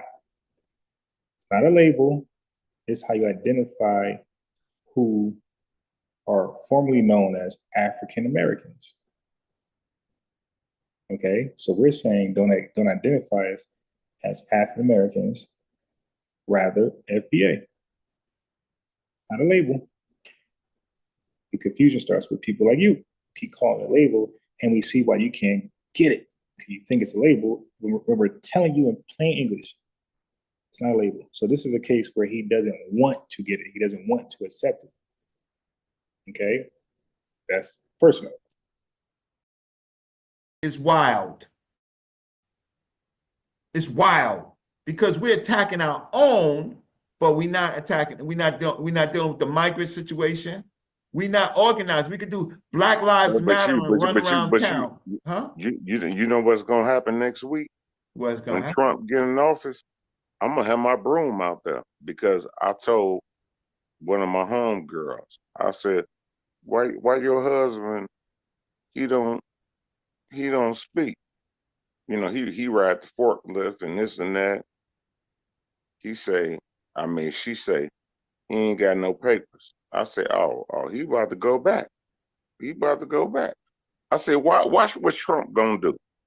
Trump, he about to act the fool next week. It does sound like that. But in New York, like New York is a little bit different place right there. And it's gonna get, and guess what? It's gonna get wild for us because these groups of people, they taking over houses. They taking over, they unaliving people, man, to live in their place. So before they run, they're gonna try us. And we individuals, and that's how they got us in Washington Heights, right? We weren't organized, right? We were church folks. We became church folks and stuff like that. And they did us block by block, right? So we got to stop the petty infighting on our own people and get some ground, and then figure out how we're going to have some better relationship. But outright calling these people names, right? Calling black people names, that's disrespectful. Yeah, that's why I never gave Fat Joe no chance. I never agreed with that. I never agreed with him calling us niggas. Yeah, but the problem is, Fat Joe, listen, the problem is that it's two ways. Black folks got to be respectful to black folks, and we got to be respectful to a certain degree to other people, right? We just can't be wild. We are the most educated group outside of white folks in America, and we acting wild and ignorant. Like, I know this because I'm not on the show no more. I'm not on the big show no more, because I found out that people don't want me. People say, why am I always talking about my education? Yeah, because I came from the streets just like everybody else did, but I did get a decent education and I got qualifications. But now I find out that nobody want to hear about that. Nobody want to hear about your qualifications, your congressional accommodations, Brother Reggie, your citation. Nobody want to hear about where you went to school and who your teachers are. And I'm like, F you. Because you don't have it. No, brother Reggie. Hold on. Let me tell you something. Everybody respect you, brother. You understand? No, they don't. Yeah, yes, they do, bro. Okay, Everybody so when Lord Abba called me a clown, No. What it is, they don't respect that Egyptology. I don't only teach Egyptology. I don't teach that. I'm not no Kemetic priest. I don't go around saying that you should believe in anything. I teach history. So how can you not respect me when I know the language? I go to museums. I write publications, right? I mean, look, it's not for everybody, but the only issue with the Israelites is me and the Israelites is cool, right? Daniela, right? The captain, we cool. Yeah, I know you rock with Hebrews in the hood. You ain't gonna find too many Hebrews out here. I grew up in Hebrews. You ain't gonna find, because there's so much structure in Chicago. But it's a little bit different from New York. But I know you always rock with Hebrews in the hood. Yeah, my problem is listen, they think I'm different. They think I'm not a believer in anything. So people see me debate against Jabari. They was mad that I'm debating against Jabari. If I debate against somebody, that means I feel that they are wrong. And I listen, I knew Dr. Ben in my lifetime, right? And I knew Dr. Clark. If I'm debating you, I'm just saying. Did you know Walter Williams? Yes, Dr. Walter Williams' last conversations was with me online. Oh, okay, okay, okay. Listen, the elder, the rest in peace, he had fun. I never said what I really wanted to say because if he was an elder, right? But I was like, elder, you really can't, Dr. Walter Williams, you wrong. You really can't say what you're saying. It sounds good, but you don't know the language. So, and you use all of these terms like ma'ad, and you use Egyptian terms. So how could you say the Metanet is not deciphered? Right? How could you say it when you use the same words? But I am not going to say anything about the elder, but I gave him his last run for the money. Yeah. I was just wondering about that because I had talked to him. I was at Brother Yoel's spot at the bookstore. Yeah, I was just wondering if you know about him. Before we close. You can if you join Sincer's Patreon page, you will see me talk to Dr. Walter Williams 3 or 4 times, and then talk to my elders and say, well, we need to get together and talk to Dr. Walter Williams. Where are y'all? They're like, no, he's an elder, and listen, he's a really elder in his winters of life, and we'll just deal with the other generations of people who would like to defend that, right? So they didn't want to deal with Walter Williams and his winters of life, right? So now he's not here. So I'll say to people who want to defend what Walter Williams said, show me that you're a good student of Walter Williams. Show me that you can articulate what he said, because he could do it himself. But yeah, Walter Williams is my elder. I just disagree with him, and I disagree with the Comedics who actually believe that they are connected to Egypt. And you know what's crazy? Not to break your wisdom. You know what's crazy? It's nothing wrong with having a disagreement. Oh no. I say, hey, I may have a disagreement with Brother Rush. You know what I'm saying? It's nothing wrong. Yeah, and let's talk with about our having that. disagreement. Let's just talk about it. And you know what? Even after we talk, we can still disagree, but let's get the facts out. So when I talk about the FBA, and y'all can end the show, I'm getting the facts out. I was in the reparations movement before FBA or ADOS was created. My professor, Edward Scobie, in 1983, so he was in charge of Cobra. I got taught academically reparations arguments. So I've read Benjamin Quall's work. I read Lerone Bennett's work. I read Dr. Gerald Horn's work, right?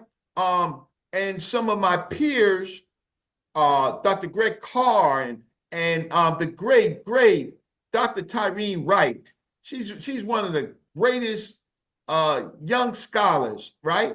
Dr. Jahi Issa. Most of the people I talk to are academics, huh? Not people running around with a fly hat, right, on social media. But I'm just saying, when somebody like Lord Albert calls me a clown, y'all let him call me a clown. Y'all don't say, yo, brother, hey, yo, that's not permitted, right? So we gotta be on code with ourselves, right? Being on code doesn't mean that you beat your brother up and call your brother names. That's not on code, because you ain't doing that to the white man. Because most of these people never fought white people organizationally. I have. Put everything on the line. Yep. You know what? I had to do it for a young sister. You know, I work for DOE, so I had to get into it with this Archie Bunker dude. We got into it, and I said, you know what? I ain't gonna feel bad about nothing.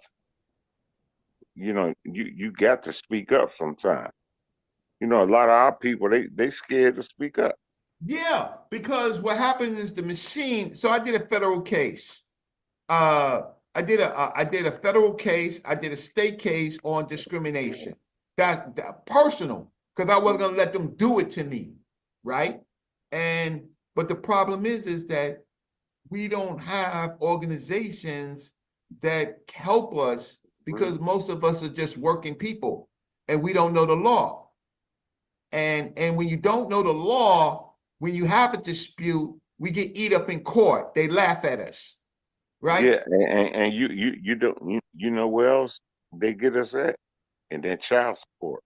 Oh, yeah. So that's the whole thing of why you have to have a Black City Plan. We have to legislatively fix child support, but we also got to have to fix our own conduct because, listen, a G dude already know, right, when a certain type of woman is preying on him, right? We got correction officers in New York City, female correction officers. Man, they have a child and pin it on a lame dude. I don't use condoms. What? Now you ignorant. Now I'm gonna call you the N-word. You don't use condoms. And then we have disputes in relationships. This is one of the problems we have. We go out, we find a sister, we play like we got a lot of money, a lot of construction in our life, right? Like we got the cars and we got all that, and then we hit her with that. So she down with that. Yeah, I'm down with your movement, right? Okay, so we trick, bang, bang, bang. We trick, give up some money, right? She like that. Fine. She wind up in your bed. Fine. She wind up in your bed daily, weekly. Bang. All right. But then you slip, right? You slip. You knock her up. What you think you gonna get? You told her what your construction was. You got it. Cause you made her decide to want you. Right? And so now you got this baby that you don't want. Why? Because you ain't protect yourself. Now the system is going to try to say that they protecting the child. They're not protecting the child. They shaving off money. Because guess what? Child support is a business. So you supporting the business. You in there supporting that damn business. Right? You're a customer.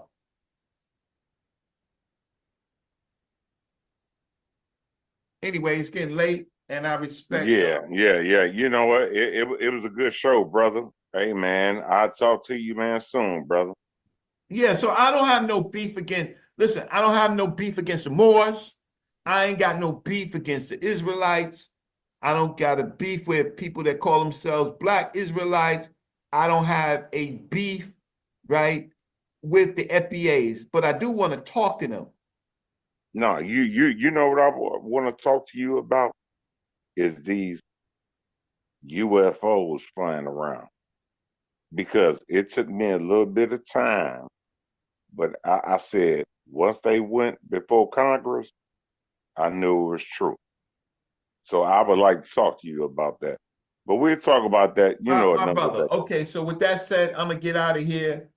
Yeah. Talking to E Bizzle and Unbiased Sports and everybody else. Brother, man. Peace, brother.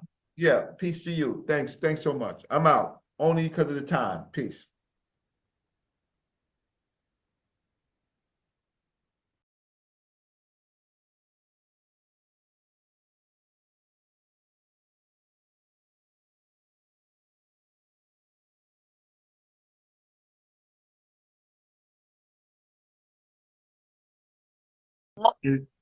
Let me know when I can rebut. All right, let me know when I can rebut. Yeah, 1 second, Stu. I want to play one more small clip. I'm gonna say that sound like Stu Peas. Yeah. And then I'm going to burn all his bridges though. Wait, it's still. I'm gonna play one more clip. Play one more clip. Shout out Stu Peas, man. Stu Peas, ex-architect. All right, one more clip for the same woman. See, she's a Haitian immigrant. Haitian immigrant says Black Americans don't understand fleeing. Her family didn't come here to fight. No, clearly. that's the entire video. Okay. All right. Yeah. All right. Come on. We'll start doing that tonight. Come on.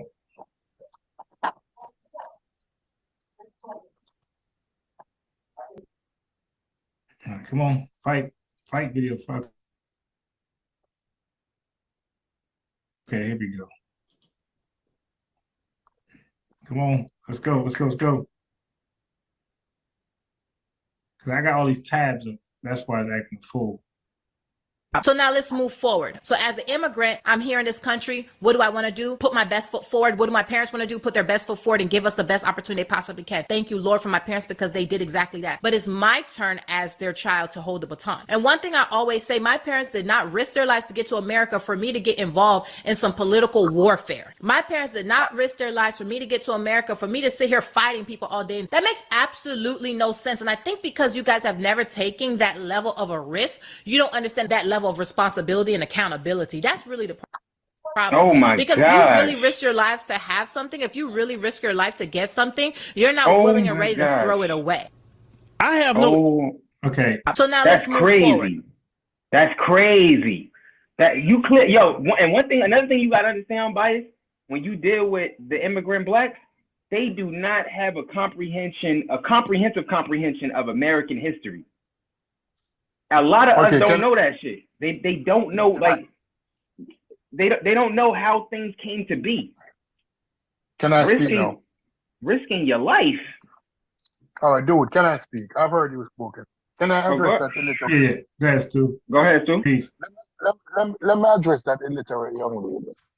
Because, first thing, it is unfortunate that when you look at a black immigrant, you tend to group all immigrants in the same basket.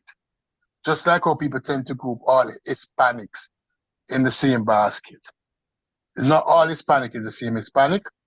It's not all black immigrants are the same immigrant.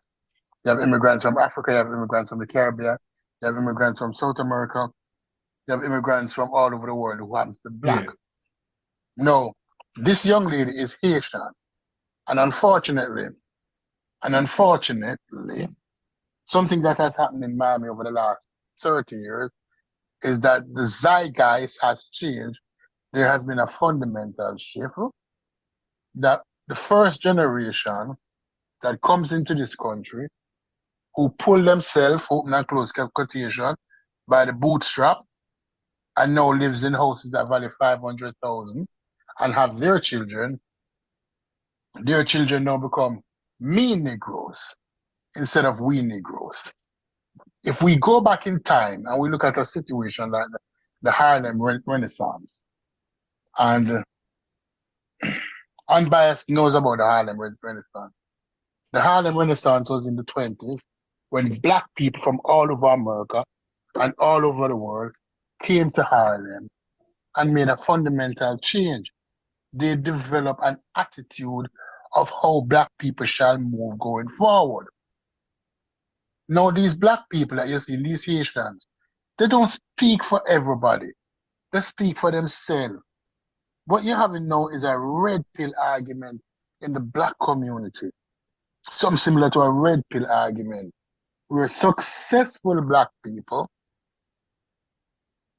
want to ingratiate themselves closer to white level of thinking. They're not thinking black anymore. It's not a matter of us versus them. It's not a matter of me and we. It's a matter of me. She's a me Negro. And you cannot use a me Negro to determine the outlook of every Negro that you see. Because we never normally operate like that. She's a me Negro. And you have me Negroes in ADOS and FBA too. You have me Negroes. That's the 2024 is the rise of the me Negro. Of I pull myself up by the bootstrap Negro. I didn't say that. Hold on. Where do you find the me Negro in the FBA's? I didn't say that. Name one that you know. Tariq Nasheed is a me. Okay, Mike Pierce. Okay, I give it tabs. Where's Tariq Nasheed a me Negro? Because Tariq Nasheed program is about Tariq Nasheed. And Tariq Nasheed has changed his program in accordance to what he wants, not in accordance to what the program wants. And what Tariq Nasheed was selling, let me finish.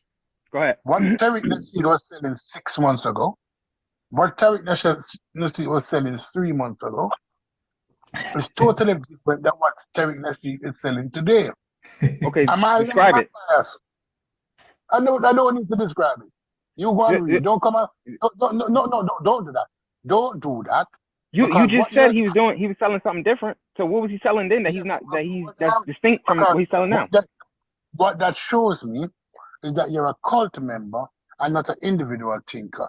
Because if you're saying to me that I need to describe to you that Tariq Nasheed arguments are the same that it was 6 months ago, I won't have a conversation with you.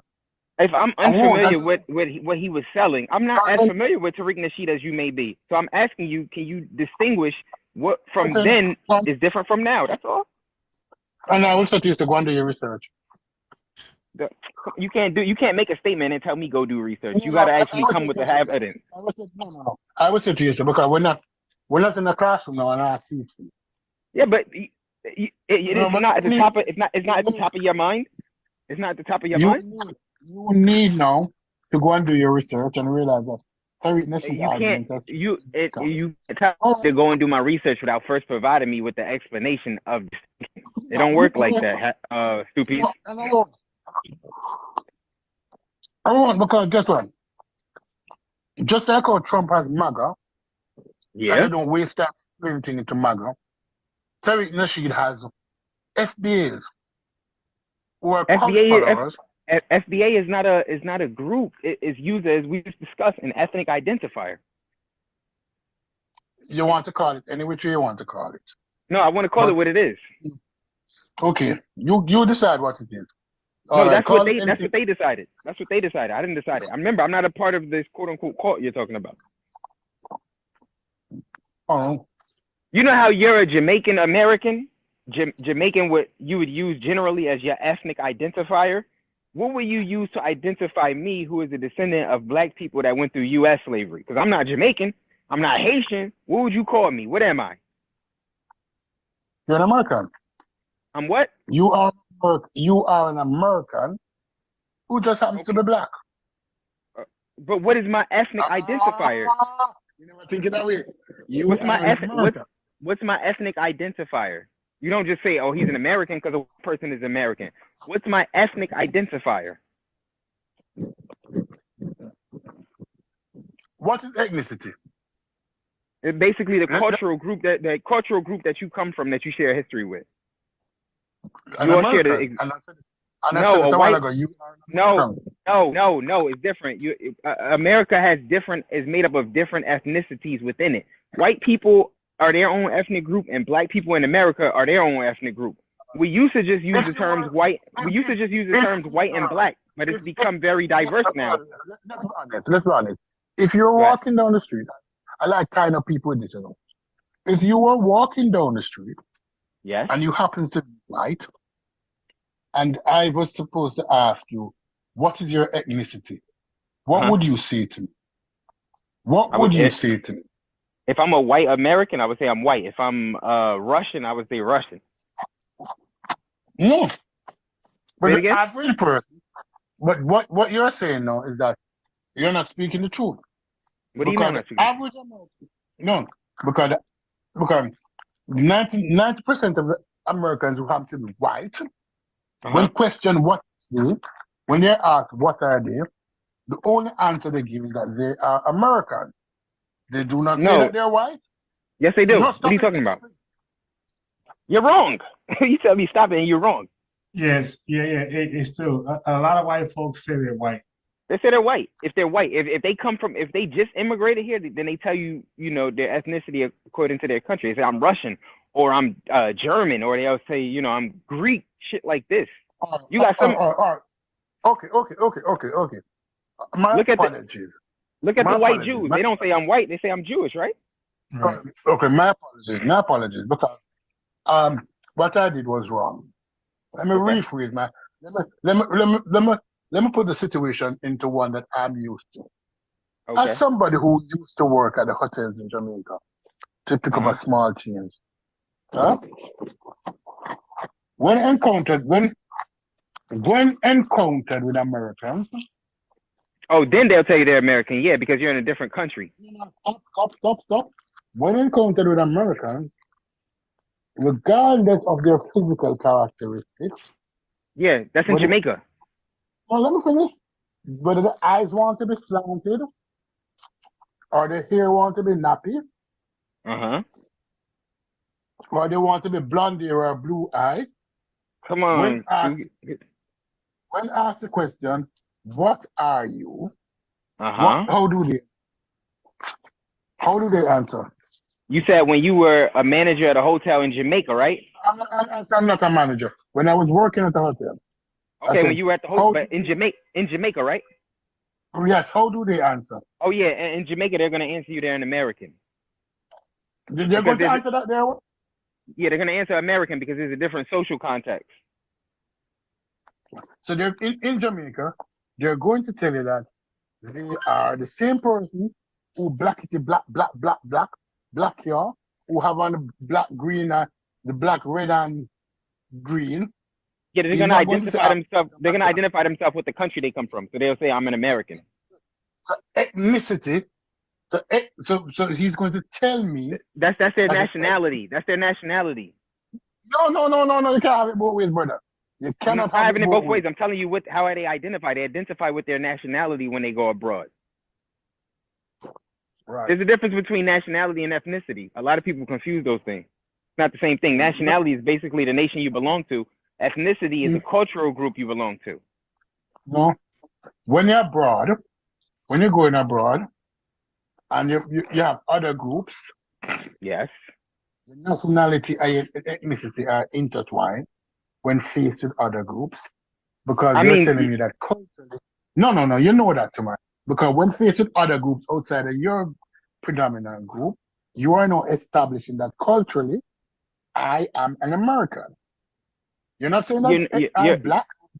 You're establishing your nationality. You're establishing your culture also. Your nationality. You assume the culture, but it's the nationality which they're establishing. No, I don't assume the culture. It's what you tell me. I ask you what you are. Let me ask you. Okay, Stupies. Let me ask you this question. It's a lot of people that's born in Jamaica whose heritage comes from China, right? Mm-hmm. Okay, if they were to come to America and I was to ask them what they are, what would they say? Jamaican, right? And what is that? Is that their ethnic group or is that their nationality? Like cultural group. That's their nationality. They are Jamaican. But if you were talking about these people ethnic group, if you use the same social constructs in Jamaica that we use in America, they would call themselves Chinese Jamaican. The same way you properly would be identified as a Jamaican American. Right, but what you're trying to force, and what FBA is trying to force, I'm trying to teach you the distinction between ethnicity and nationality. They're not the same thing. Dude, don't try to teach me. Don't try to teach me. Because listen, you tell me don't try to, I won't try to no more. I offer it up. Don't try to teach me. But if I want to take it, no problem. But there's a difference between the two. Dude, the nuances of it is that when we are in our group, when you're in America, when the pie is strictly American, you tend not to get very distinct with every slice. Yeah, when you're in America. You're in America. Yeah, when you are in America and you're cutting out that pie, you tend to describe every slice more. Yeah, because there's a better filter applied in America than it is in other countries. But when you take that same pie and you put it in the international market, you tend not to grasp to the familiar. You do not want to stand alone. You do not want to stand by yourself. We don't mind. No. You're confusing it. It's not that we don't want to stand by ourselves. We understand that those people's education is not suffice for them to understand American social context. So we give it to them the way that they can register it. Don't confuse the two. It's not that we don't want to stand on our own. Okay. Black Americans always stood on their own. Let's be honest. Let's be honest with ourselves now. Let's be honest with ourselves. Let's look at Nigeria. Let's look at Nigeria. Let's compare Nigeria to the United States. Yeah. How many black people are in Nigeria? I think it's over. I think it's over. It might be somewhere around 80 million, something like that. All right, so the population too big. I'm not going to use Nigeria. It's almost. I think it might be double what the United States has. Yeah, not Shit, using Nigeria. The population. Let me look too. it up. Let me look up what the population of Nigeria is like. Let me look that up. I think they got one of the world's fastest growing populations in Africa. Let me see. Nigerian population.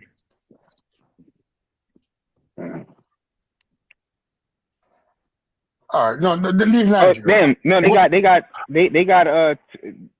like 240 million. Yeah, They got too much way people. more than I said. All Yeah, right. it's a lot.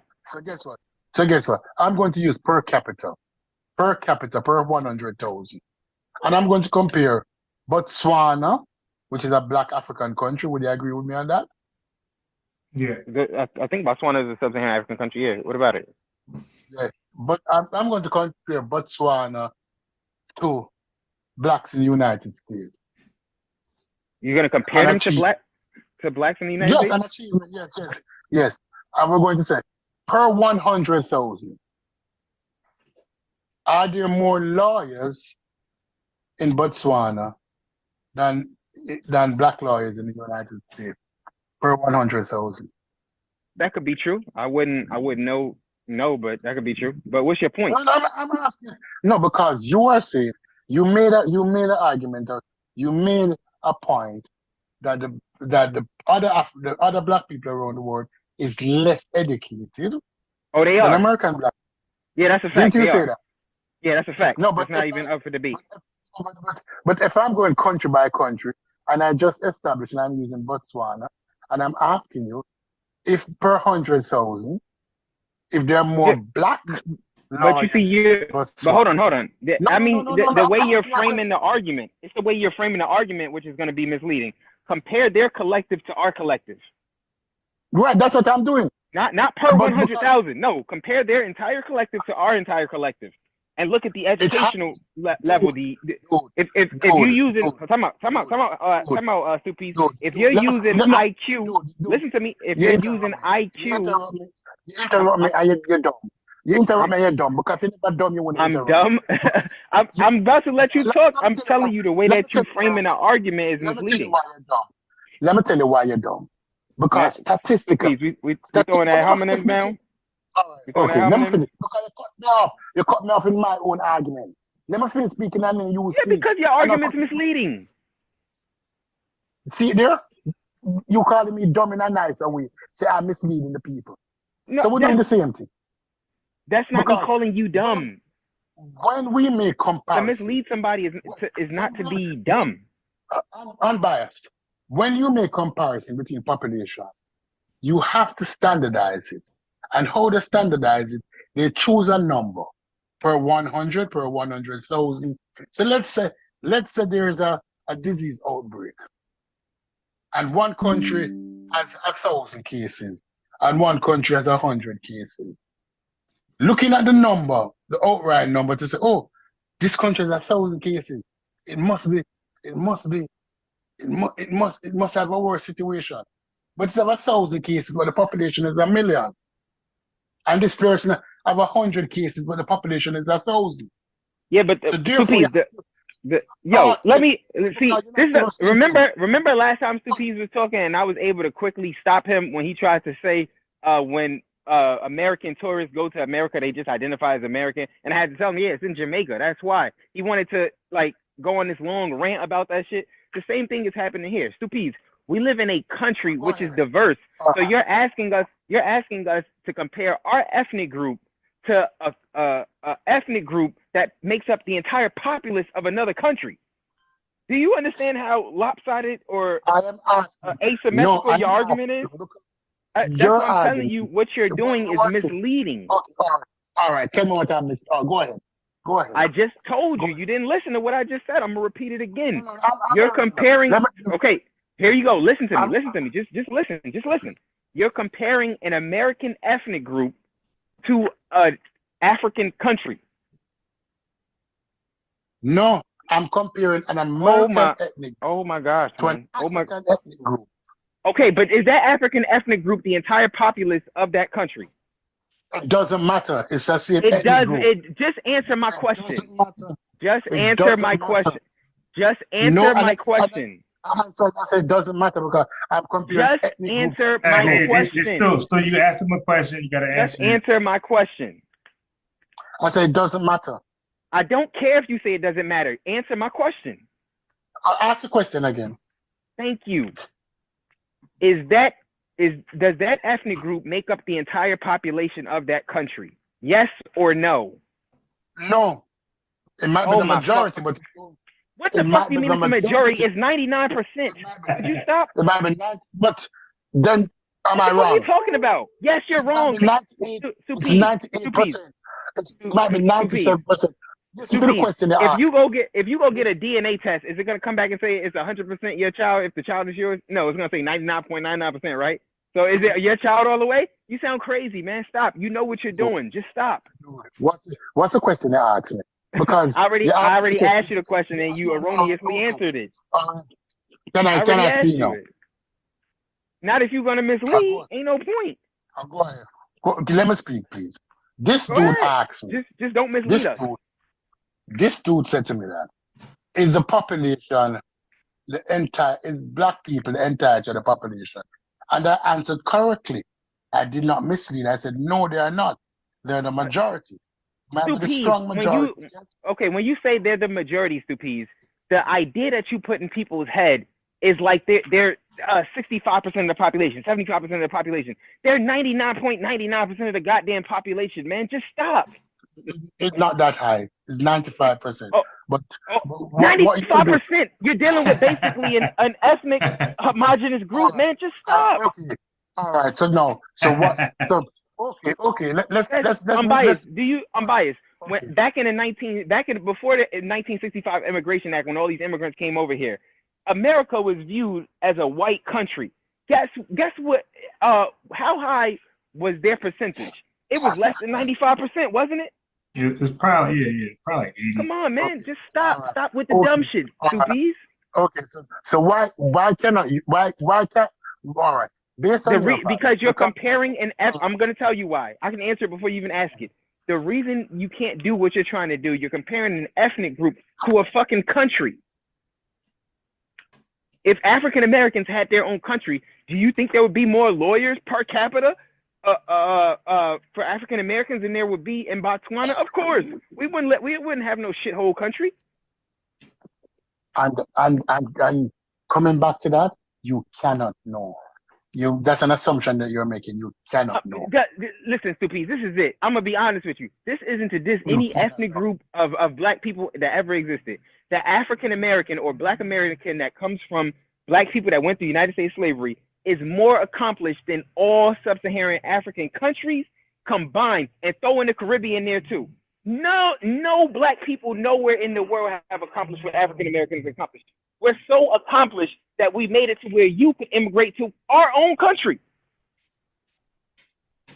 You didn't make nothing for us. Like, let's just be honest here. These are truths. They may be uncomfortable truths, but they're truths nonetheless, Stupies. This is a reality, bro. Nobody's trying to be disrespectful. I'm being honest. Can I speak now? Yes, you may. Can I speak now? Yes, you may. Can I speak now? Because yes, you may. The beautiful thing about this is that a young man come and say, okay, the Black American is the most accomplished black person in the world. I don't have a problem with it. I wouldn't even world history. I'm being clear. World history.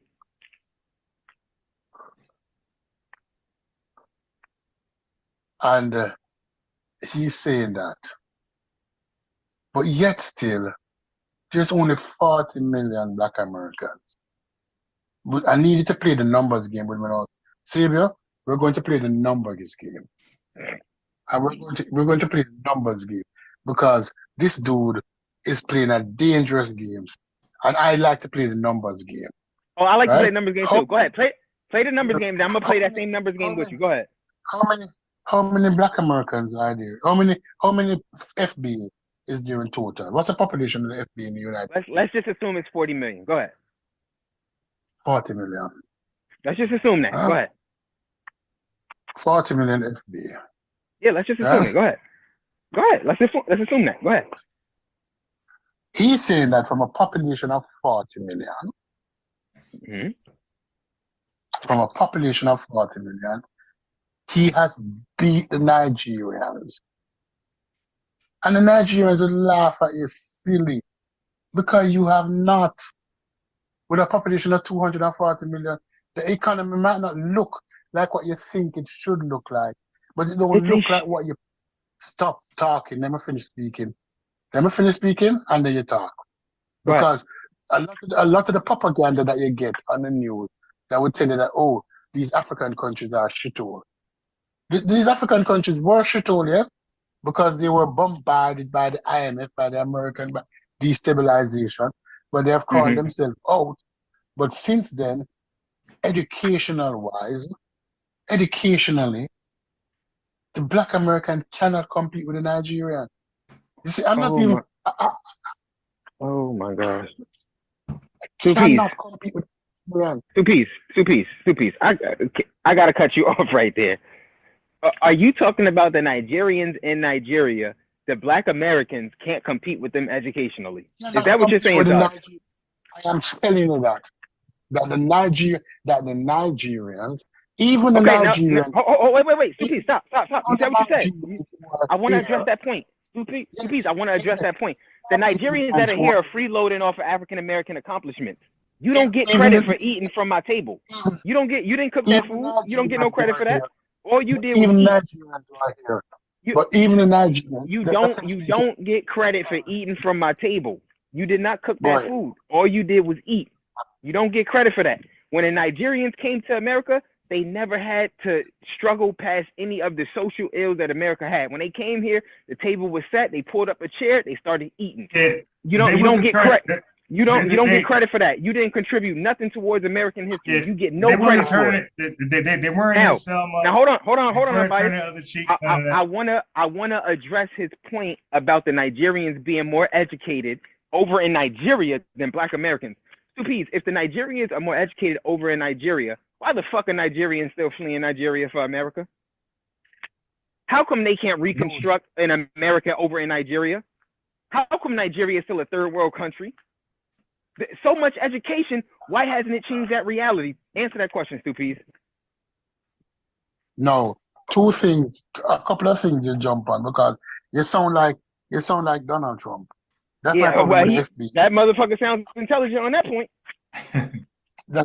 That's my problem with the FBA. They sound like the white supremacists. Right? Okay, just answer my question. How come they haven't been able to develop their country? Because I see the white people can go over there and exploit it for a return on their investment. I see that the Arabs were able to go over there and exploit it for a return on their investment. I see that the Chinese are over there being able to exploit it for a return on their investment. How come the Nigerians aren't able to exploit their own land for a return on their investment? Explain that to me. Since they're so educated. Explain that to me. No. Many persons will jump up and they will say, oh, why are these black countries coming here if they're this good? And they don't take into consideration this, that the majority of immigrants who come to America annually, and you need to research this, young man, because somebody sitting in the part here, black people. Let me finish speaking. Because I don't have to talk to you. If you interrupt me one more time, I'm not even interrupting you. I'm letting you talk. Go ahead. If you interrupt me one more time, I don't talk to you. I will talk to Samuel. I'll talk to Unbiased. I don't have to talk. Oh my God. Come on, go ahead. When you talk. Right? No. Majority of people like to say, oh, the Nigerians, they come here for the money. Everybody know that. Just like how the Ukrainians come here for the money. Just like how the Russians come here for the money. Just like how the Jews come here for the money. Anybody who immigrates to America immigrates for the money. Just like how the Swedes come here for the money. Just like how the Canadians come here for the money. Just like how the English come here for the money. Just like how white people from Germany and first world countries come here for the money. Okay, you answered my question, right? They came here for the money. Fuck off. I'm letting them mute you. I'm not listening to you. I'm mute you. Good. Good. So he's not listening to me. So now I'm gonna go. I'm biased. Money is generated from an economy. I don't know if Stu Pease knows this. Money is generated from an economy. If they're so educated, and when they come over here, they say that Black Americans are lazy, right? So they're industrious. So my question is simply, if they come here for people, why don't argue against white people coming here for the money? Why don't argue against the Ukrainian coming here for the money? Why don't argue against the British coming here for the money? Why is he arguing against black people coming here for the money? It's because him is a Sambo. So he don't want black people to come here for the money, but he have no problem with white people coming here for the money. Come out. We're talking about the African. We're talking about black immigrants right now. We can get to the white immigrants. I don't mind that neither. But I'm talking. You just said that they're more. Time out. Stupid. You said you was gonna mute yourself if I cut you off. I cut you off, and you still talking to me. No, because you're a Sambo. You're a Sambo. Okay, I'll be a Sambo. Answer the question for me, Stupid. How come they're not able to create an economy over in Nigeria to generate money so they don't have to come here? Why can't they do that? But the fastest growing economy in the world now is the African economy. It's a third world fucking country. Does it start somewhere, but it's the fastest growing economies in the world. They've been saying that for the last 10 years. It's still a third world country. Yes. Just like how Chicago, where the black people live, is a third world country. It's not this is when you talk to immigrants, they always end up saying some shit that's stupid because they're trying to lower you to their status. Stupid. Chicago is a city in the state of Illinois. Correct? It don't matter. But you're comparing a city to a fucking country. But that city. This is your problem. You can't do that, Stupies. It's like apples and oranges. It don't match. It's not a third world country. Unbiased. Yes. Unbiased. It's Flint, Michigan, a first world country. It's not a fucking country at all. Yeah. It don't matter. Yes. Would you consider Flint, Michigan? If I went to Flint, Michigan, where there's food deserts.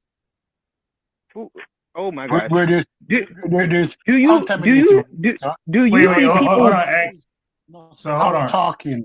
So now, would you consider Flint, Michigan, a first world country? So hold on. So let me ask you. If you came off a plane and the first you didn't go through any major city. So you look, off the plane and you were landed in Flint, Michigan. Is that a first world country?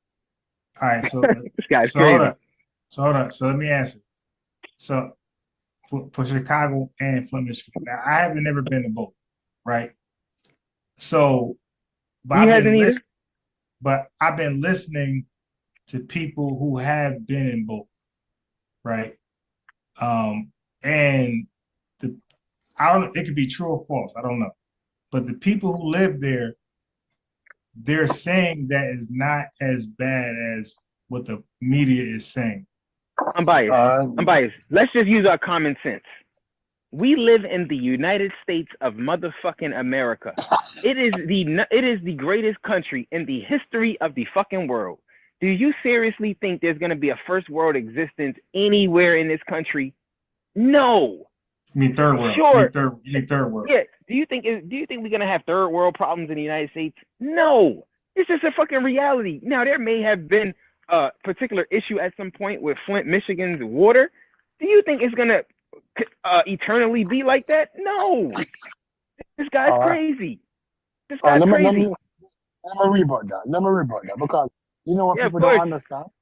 You know what people don't understand? Unbiased. Yeah. You know people don't understand. People talk a lot because that's why you got to reword it. Let's be fair. In the United States of America, it is not fair for everybody. Meaning that equity is not even. Oh my God. That equity is not distributed amicably in most cases. Okay. That many of our cities that we have, what they experience is not in keeping with what you would regard a first world country. Would you agree with me or disagree on that? I'm biased. Please let me answer this question. Please don't Okay. answer that question foolishly like that. I'm not. No. There's I'm nowhere not you can asking. go I'm in the asking. United States of I'm America asking. where you're gonna find a Black American starving. We don't have third world existence in America, Stu Peas. You I'm not fled. asking. You. Why'd you leave I did Jamaica? not ask you that You left question. Jamaica for See, economic means, correct? You left for see, economic means. see. Do you see over I here didn't what you ask. see in your country? I did not. No. I did not ask that question. I did not ask that question. I did I'm not sorry, ask Stu the Peas. question, and you sidestepped my question. Just Okay, stop. ask your question again. Ask your question again, Stu Peas. Let me make sure I was clear. I'm not asking seconds because I asked an unbiased question. It Listen up, ain't like it matter anyway. But it's a no, misleading it don't question. matter. I'm sure. No. It don't matter. It don't matter because let's get back to what you were saying. It don't. You You are said saying, Nigerians are more educated than African Americans. Prove your point. and it's true. It's true. It's There's more true, but Nigerian doctors. it's There are true. more That Nigerian don't. lawyers.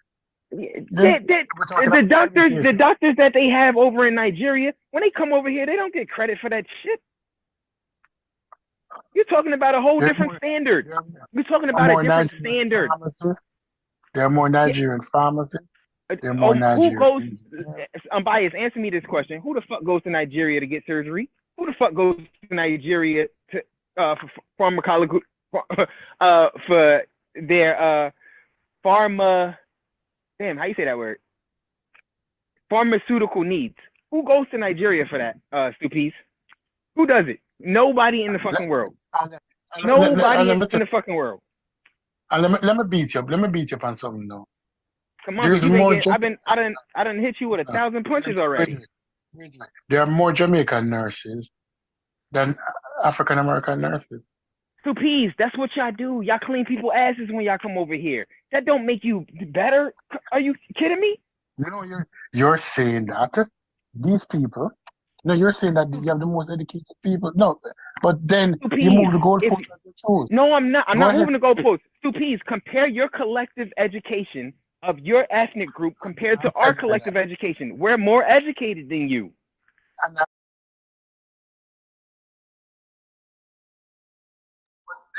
All right, so let me address that tether talking point. Okay, so now, not all Black immigrants are tethers, by the way. Black immigrants are our family, as long as they don't undermine us and try to stop our momentum. As long as you either mind your business or help us out, help signal boost our message, you are an ally. That's everybody. That's every race. If you stay out of our way or help signal boost our message, you are an ally. When you undermine us, you're not an ally. You are a tether. You dig? Or you're a racist if you're white. But let's address this tether talking point, where they like to say Jamaican nurses. They love to brag about Jamaican nurses. The only reason why America had use for, and this is no knock, this is history. The only reason why America had use for Jamaican nurses is because they literally had to lock out FBA women. They locked out FBA women for 100 years out of the nursing industry, and that forged a lane for Jamaican nurses. Just like how they forced a carve out in the Panama Canal, that's not naturally there. They forced a lot of Jamaicans to go out there and create the Panama Canal. That was forced. Okay, so they locked out Black women out of the nursing industry for 100 years. And of course, now if there's a shortage, we're out of it. Black Americans cannot help because we were locked out intentionally. So now there's a lane for Jamaican nurses, and they come over here with their thumb in their nose up, acting like they came to the rescue, not knowing our history. And this is the problem we have with our immigrant family. Y'all come over here blind to our history, and you don't know why things are the way they are. And you start coming up with your little pseudo beliefs why they are what they are, undermining us. But let's source up. Let's show what happened to the nurses. Why is there a nurse shortage in the FBA community? I told you, man. One thing about me, Tone got the numbers. I got the clips. I stay with the clips. All right, let's find out why there's a shortage of nurses, and they had to call to Jamaica to fill that void. So we don't like disingenuous people coming over here acting like they know something, misrepresenting history.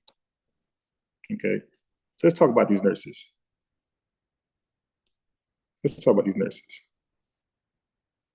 And that's why ex-architect was beating the shit out of him in that debate, because like he's probably one of the dumbest people we ever met. Okay, so let's talk about these. Get out the damn way. Let's talk about these nurses. I always got trouble finding this damn thing. So goofy.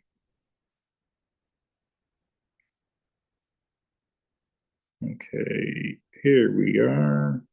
Okay, let's talk about those nurses. So I want him to say it again. Like, this is a tether talking point, by the way. So y'all got to remember tether talking points. Again, not Black immigrants.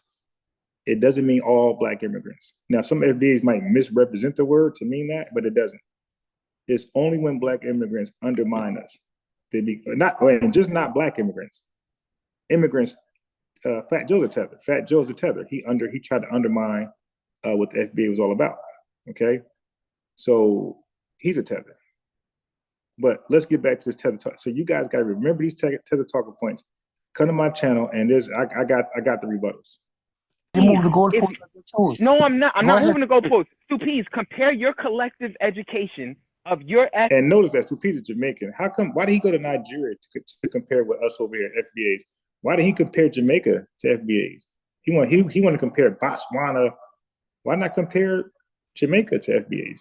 Okay, so he finally snuck in the nurse argument. Group compared to our collective education, we're more educated than you. And I'm saying no. There's more in Nigeria. Stupid. Okay, answer. Okay, so Nigerians, 40%, almost half of the country of Nigeria, they live off $1.90. Let's say $2. Almost half of the population of Nigeria survives off of $2 a day. What is this guy talking about? There's not only people who survive like that in America are inmates.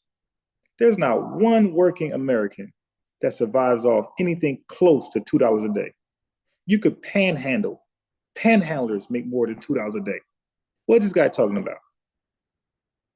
Again, that's what tethers do. Like, they're trying so hard to find another Black people to compare with us. It's like, dude, history is history, and current is current. This question from me, Stupid. Stop, Stupid. If y'all been over here since the 60s, right? So you've had enough time to acquire intellectual property. You had enough time to acquire sufficient education to be able to go over and reproduce America in your own homeland. Why haven't y'all been able to do that?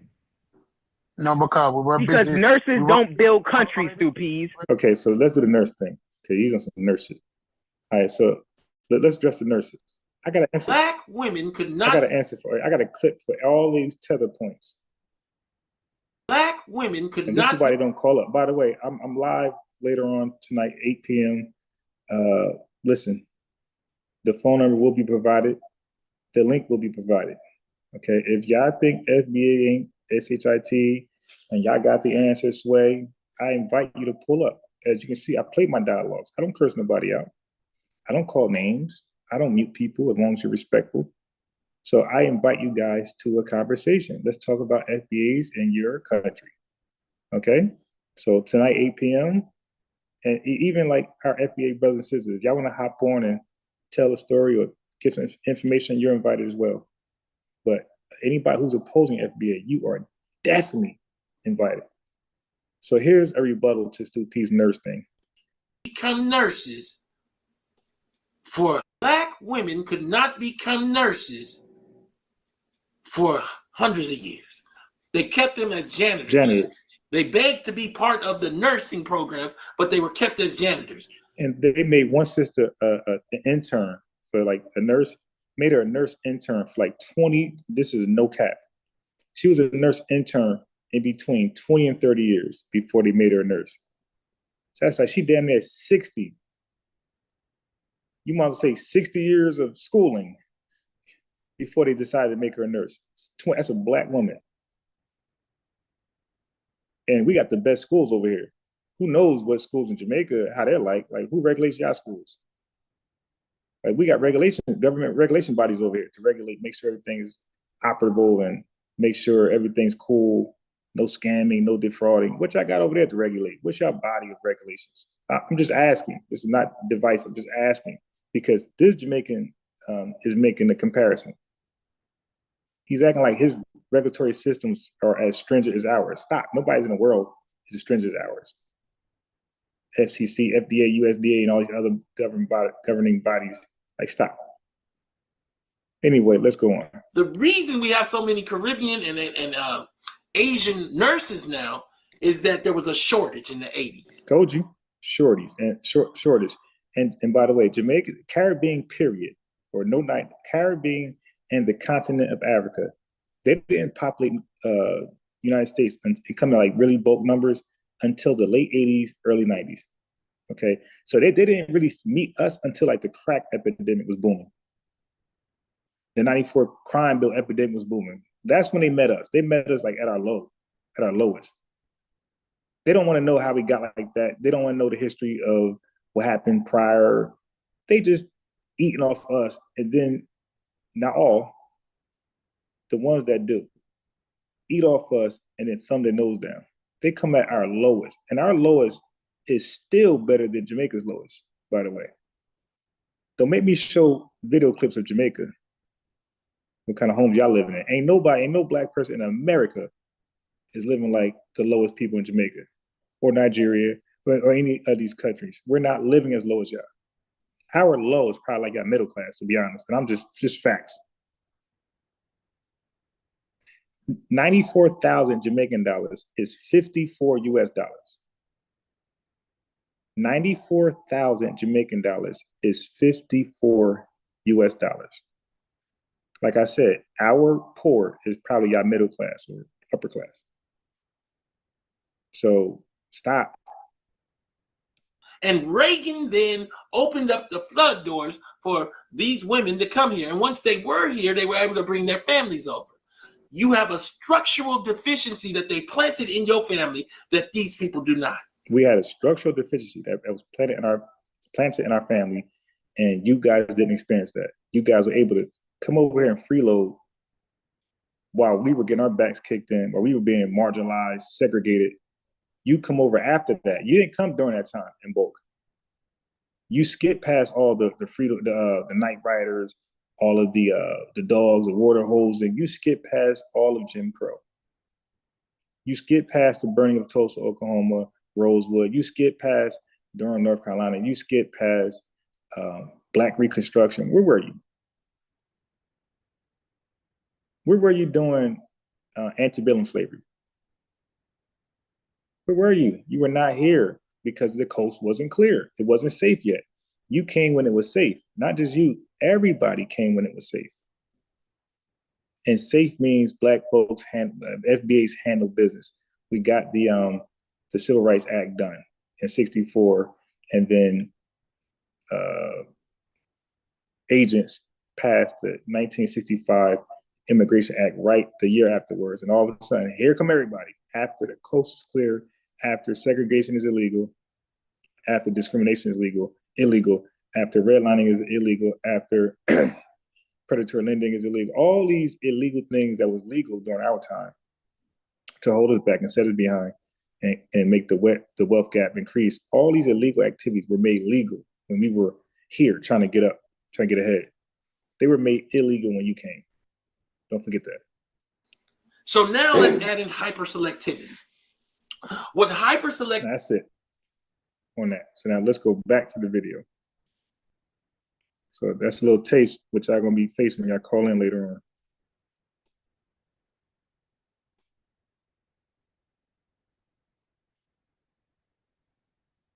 on. Oh, wrong video. Here we are. Let's get back. Two P's. I'll answer. And chat.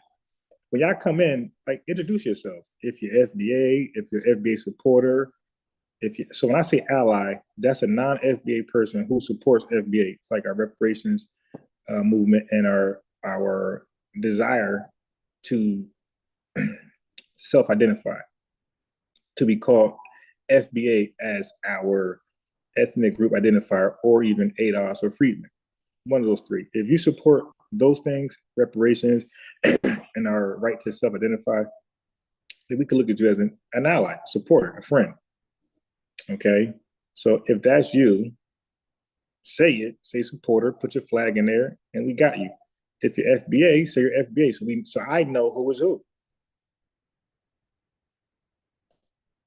It's rhetorical. Nurses don't Let me- build countries, Stupies. and They wipe asses. Let me double back and bitch slap you. Let me double back Oh, and yeah. bitch slap you. Ready? You ain't landed You a ready for shot this? yet. Yeah, I'm ready. Let me double back. Of course, because we were producing Colin Powell. You're Who was producing what? Colin Powell? You producing what? Powell. Colin Powell. What the fuck Colin Who was Powell got to Colin do with Jamaica?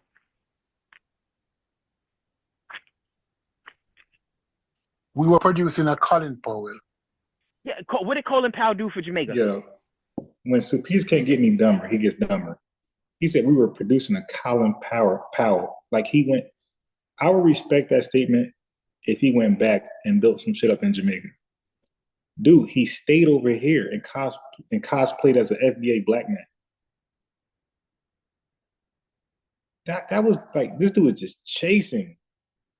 And this is why some black immigrants are tethers. Now, the ones that are not, the ones who support us, the ones who are allies, the ones who want to help signal boost our message and cause, we want you guys to start calling out your coon class, your tether class. Because after a while, you're going to be obligated to do that. But we're going to lump all y'all up and say, all y'all tethers. So, because we call out our coon class, our bedwinch class, we call it out. We're going to need y'all to start calling out your coon, bedwinch, and tether class. Yeah, because it's going to be, more got to be done than just say you support us. Support is action. You know how white folks develop a Jim Brown?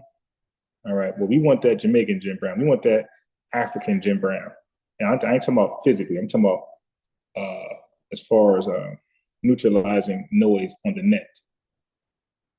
In their comment section, in their chat section, calling them out for disrespecting FBAs. So we want the online Jamaican Jim Brown, the Caribbean Jim Brown, the African Jim Brown, the Haitian Jim Brown. That's what we want. We want to see action.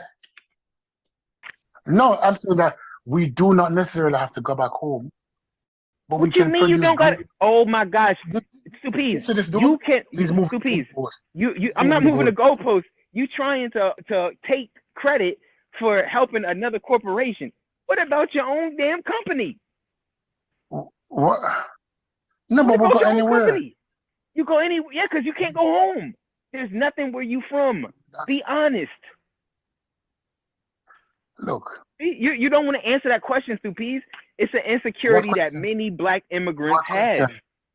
What question? Why don't y'all take the education and this industrious spirit that y'all have and go back to the countries y'all came from and build them up so that y'all don't have to flee anymore?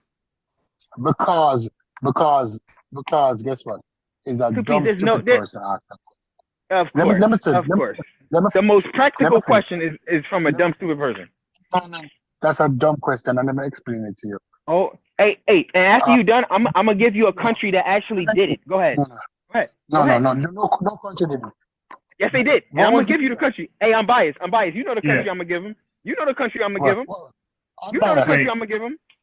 Don't say it. Let me say it. You know the country I'm gonna give him that did it. Can I speak?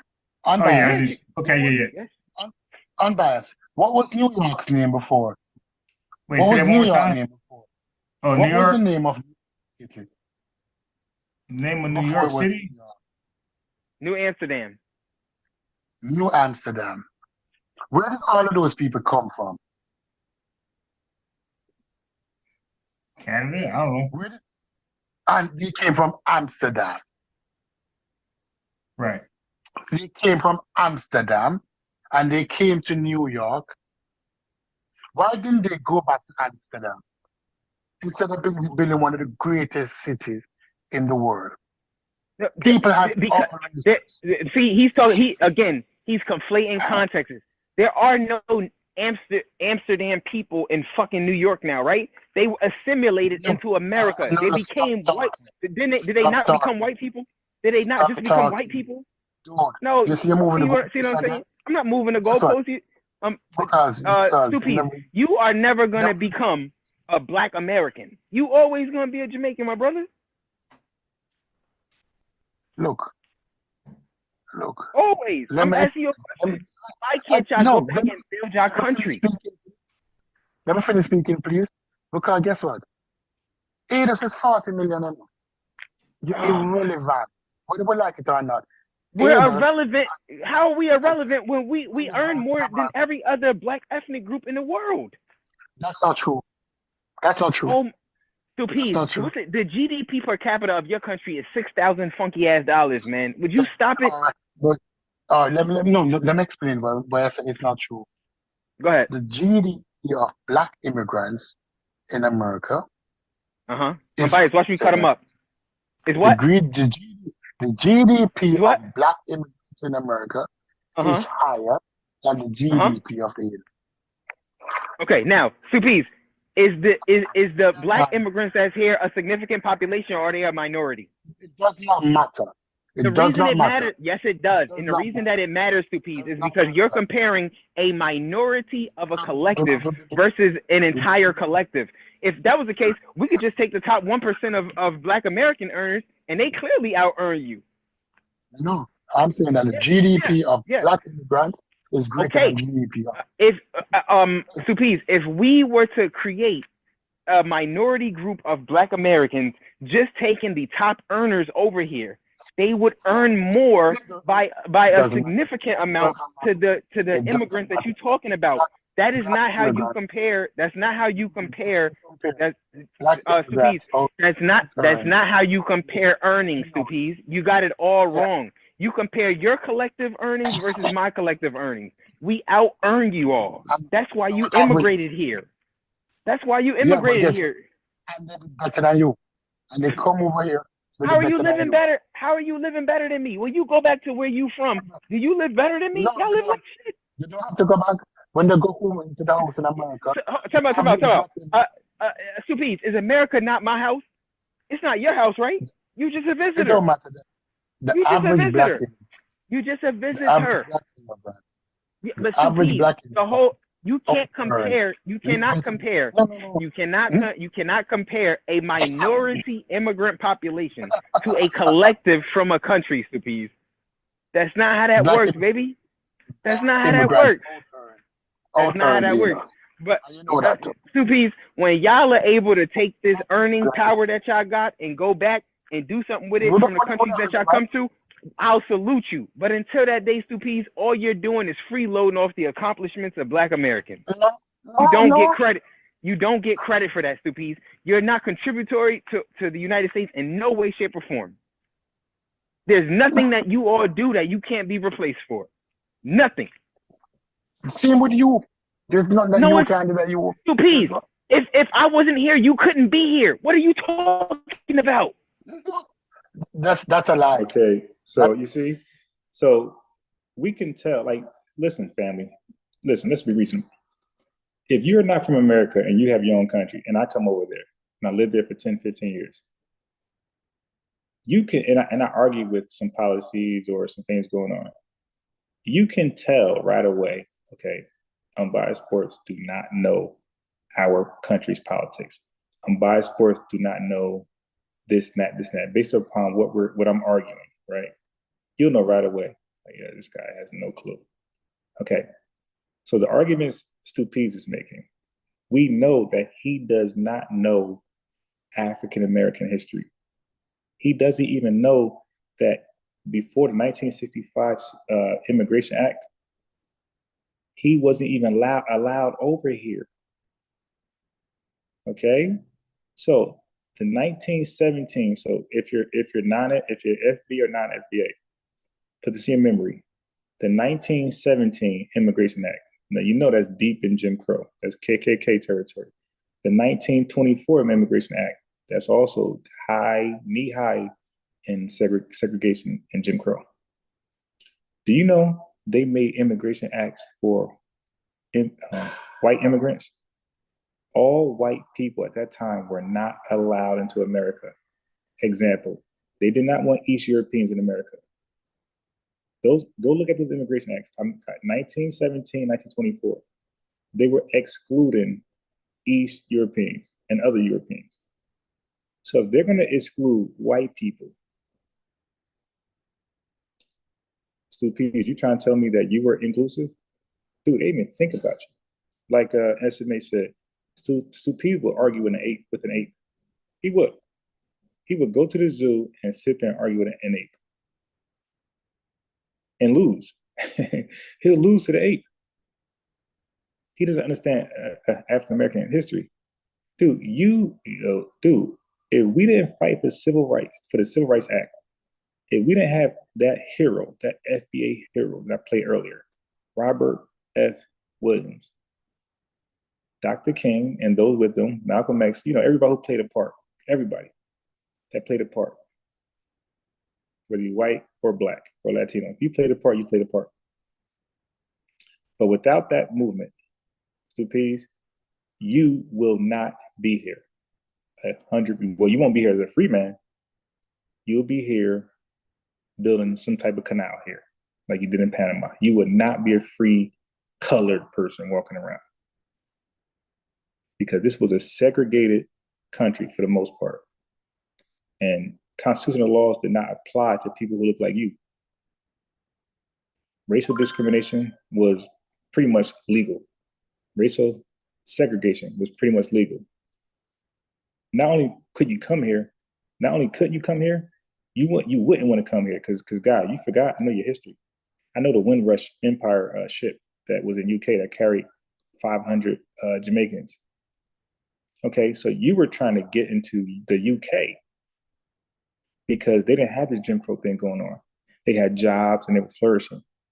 So damn it, all of the West Indies at that time, around the early 60s, they were trying to get into the UK. The UK, you know what they did? The UK had passed an immigration law in 62. So follow the dates. So Jamaicans were in UK, trying to get citizenship and trying to level up. Well, the UK had enough of y'all, and they passed an immigration law in 1962 to restrict the West Indies from coming in. That means all of y'all, unless you were a doctor or something close, similar. But they didn't want no more laborers. They didn't want nobody looking for a job, no construction workers. They wanted high skilled, high selective, high selectivity, which you don't know about. They wanted high selectivity workers. They didn't want the Bob Marleys no more. All right. So they pretty much closed their borders because there weren't a lot of Jamaican doctors and people in science. So they closed their borders to Jamaica pretty much. So a lot of Jamaicans had to go back. So I think the ones that were there stayed, but the ones who were trying to get there, those dreams were gone. They were lost. So they turned their attention towards America 3 years later when the Immigration Act was enacted. They also turned their attention towards Canada. So that's the only reason why you have Jamaicans. Well, that's the main and most important reason why you have Jamaicans in Canada and the United States is because the UK closed their doors to you. Okay? So you messed up. So y'all was in our business, you messed up because the Caribbean was not on my mind at all. And neither was Africa. It was white supremacy and bedwinches. Okay, but you guys in our business, now in biosports, start to learn about your countries. Okay, now I'm a beast. And now I want to talk to you guys. 8 p.m. And I probably know more. I probably know about your history more than you do. I probably know more about you than you. Okay, anyway. 8 p.m. You get the link, get the phone number. It don't have to be beef. If you're Jamaican and you just want to discuss this stuff peacefully, we could do that. If y'all want to come with the rah-rah, we can do that too. And even Africans, you could come, join me peacefully. We can have a great build. Or y'all can come with the rah-rah, we can have a rah-rah build. That's on you guys. Okay, but Tone got the numbers. I got the clips. Please, in 1960, look it up right now. Y'all didn't start coming over here in mass until post 1965. 1965 was the 1965 Immigration Act that got signed into office.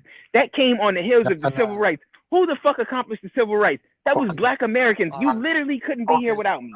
Stop it. Another. And borrowed time made a good point. Even Miss Cleo was a fraud. It's like you know how British dumped their criminals towards America. it's looking like Jamaica did the same thing. Like, cause a lot of folks from Jamaica came over here with the scams right off the back. You had Millie Vanilli, you had Miss Cleo, you had Marcus Garvey. Like right off the back, we just had a whole bunch of scammers.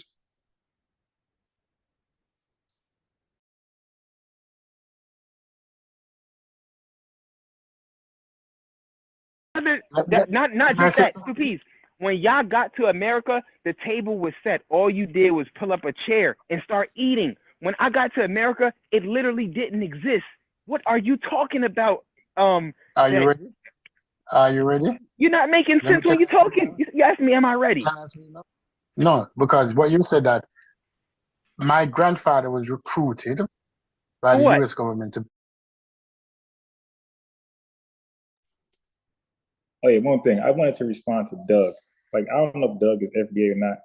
Maybe he is. But Doug, when you said somebody didn't create a patent, where's their name? I mean, now that was an idiotic statement. And I would dare you to bring that to tonight, that statement. Bro, we are our FBA ancestors. How you talking about? When white folks said they did this, did that, and they're talking about Albert Einstein or somebody from Greek or Rome, when a Chinese person could talk about they are somebody in an ancient time, and you saying we can't do it, that was stupid. That was really stupid. We are our ancestors. Okay? That's how every nation talks. They talk, when they say we, they're including their entire history, their entire lineage. That was a stupid statement, bro. I hope you don't do that again. Because then I'm going to think you're trolling. I got to get you out of here. All right. Yeah, I don't mind you guys disagreeing. I don't mind you guys being upset. But the trolling part, the being dishonest, yeah, that right there, I'm going to get you out of here. But anyway, everybody like the video. Y'all been doing that, so thank you. Like the video, subscribe if you want to come back and watch some other stuff, because we do different things. And I'm also I have another channel. It's called FBA Defensive Unit. I'm a log in from that account. I'm gonna say something. Subscribe to that one too. Okay. Yeah. So a lot of times I might play a repeat video here or there. So if you see that, then you know it's just a replay. But sometimes it don't be replays. Sometimes I only, because over there, I play more variety of or I go live on a variety of subjects over there. Here I don't. I stick to the mission over here. I'm FBA, and I kind of stay close to FBA talking points over here. But over there, I'm more inclusive with the content. I might do a reaction on something, Drake or something like that. You dig? So over there, it's like more relaxed over there. Over here is knuckle up, squabble up over here. You dig?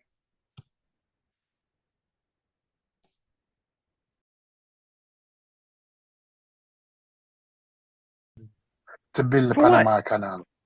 To build a Panama Canal. To build a Panama Canal, Stupies. Seriously? Of course. Stupies, I'm asking you what you did for the US of A, baby. Wait. Let him make his point about the canal first, so we see where you're going. The Panama Canal is a project of the United States of America. The United States of America built that canal.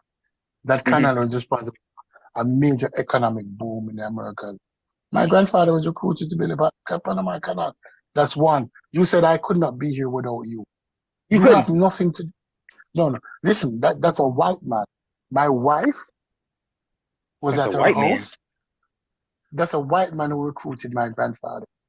My wife see, I'm biased. What I told you. The immigrants think that the way they got over here was by way of white people. Stupies. How many hold on, answer this question for me, because you said your grandfather. Your grandfather is one of how many people that worked on the Panama Canal? Hundreds of thousands. Hundreds of thousands. One. So what portion, Stupies? Yeah, America has people from all over the fucking world that they recruit to do projects. What? Your people don't get credit for that? The fuck are you talking about?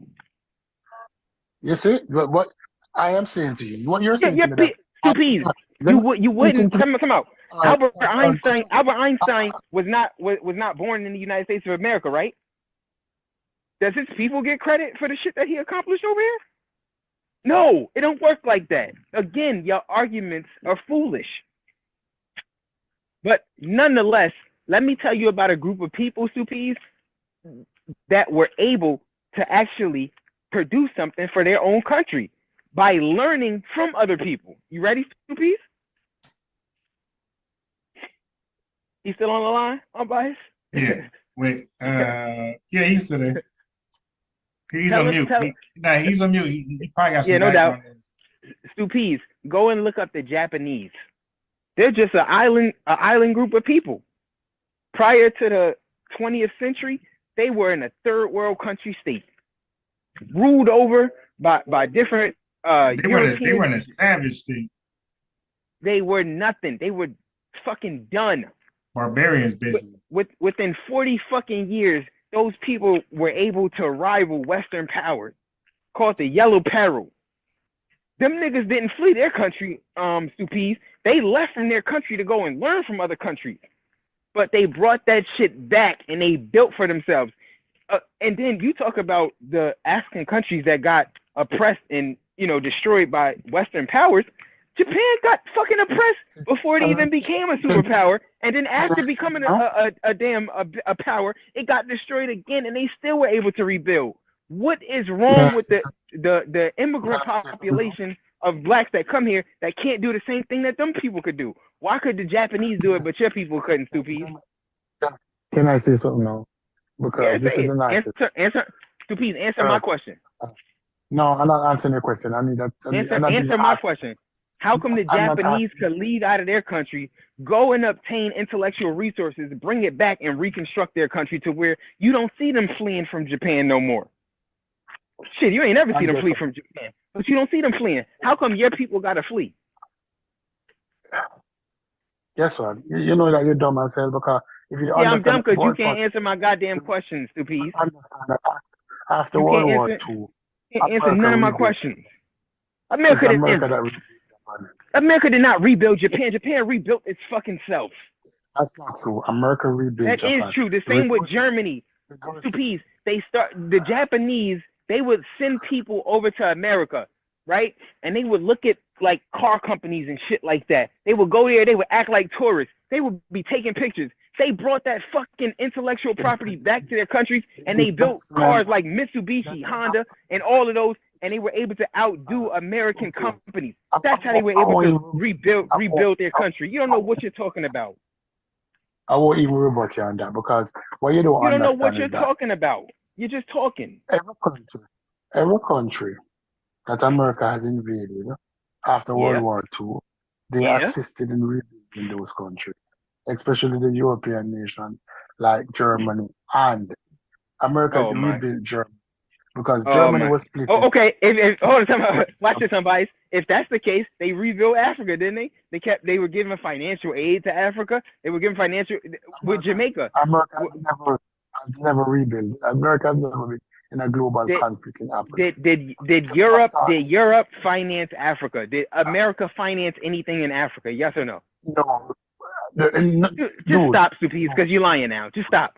You're lying. You're not even having a sensible argument anymore. You're just lying. Can I speak now? Because You've you don't give been me opportunity. speaking and you ain't been saying shit. This dude, You've been speaking and you ain't saying shit. You don't give me a chance to rebut.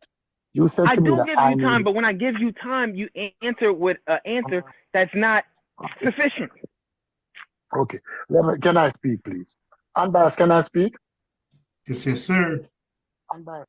Can I get 2 minutes to speak? Yes, Can you sir. ask me Yes, not sir. to- Sure. Yes, sir. He made a statement that I needed him to come to the United States. He made a statement that black people around the world needed black people in America to come to America.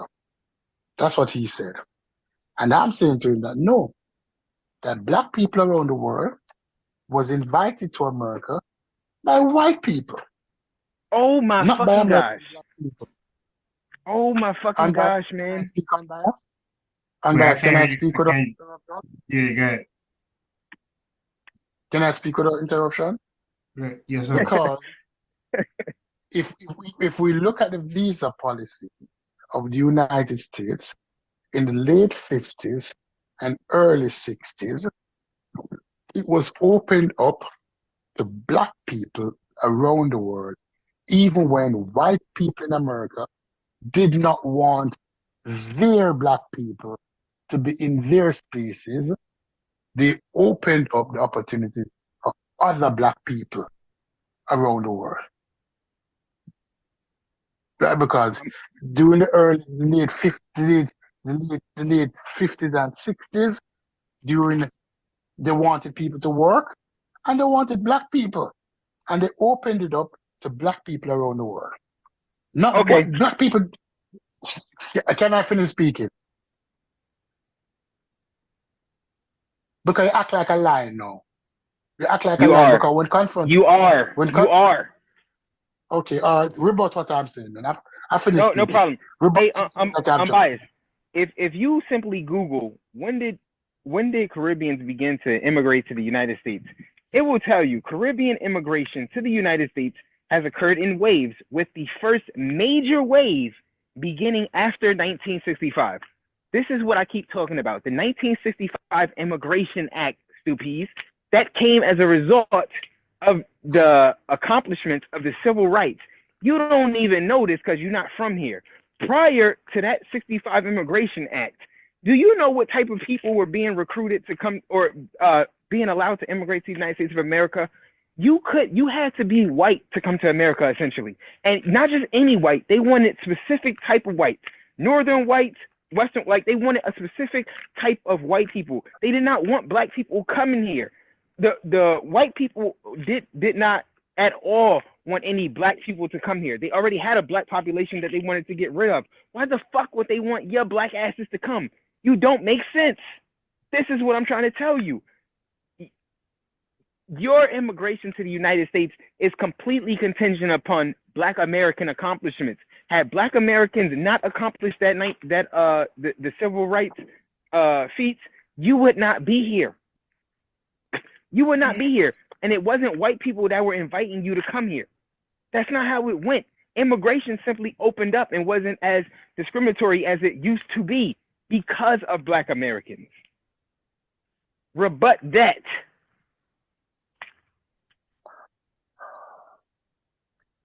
Rebut that, stupies. Rebut that. No. You could Google what I'm saying. We can't Google what you're saying. I don't have to rebut it because about a gish gab. You're speaking about a gish gab. Oh. You're speaking now. You don't know what you see. Again, every time I bring up I'm biased. Just Google when did Caribbeans begin to immigrate to the United States, and you'll see exactly what I'm telling you about. Yeah, well, in large masses, about like it clearly it tells you right here. As soon as you Google it, Google AI is going to tell you Caribbean immigration to the United States has occurred in waves, with the first major wave beginning after 65. And then look, at 41 to 1950, nearly 50,000 immigrants settled in the United States, taking advantage of the war economy and post-war economic growth. Right. Just 50,000. 50,000. Do you know how insignificant that? No. That wasn't insignificant. 50,000 is not insignificant. 50,000 is not insignificant. What was the population of the United States in 1950? It was in the millions. What are you talking about? What was this? No, you said insignificant. What was the population of the United States? Okay, let's go to the 1950s. Let's see what the population was of the United States.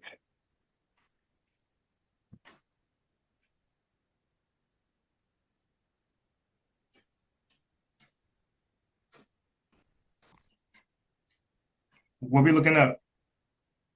The population of the United States in 1950 was 1940s to the population of the United States increased by 19.1 million from 40 to 50. It was 151 million dollars.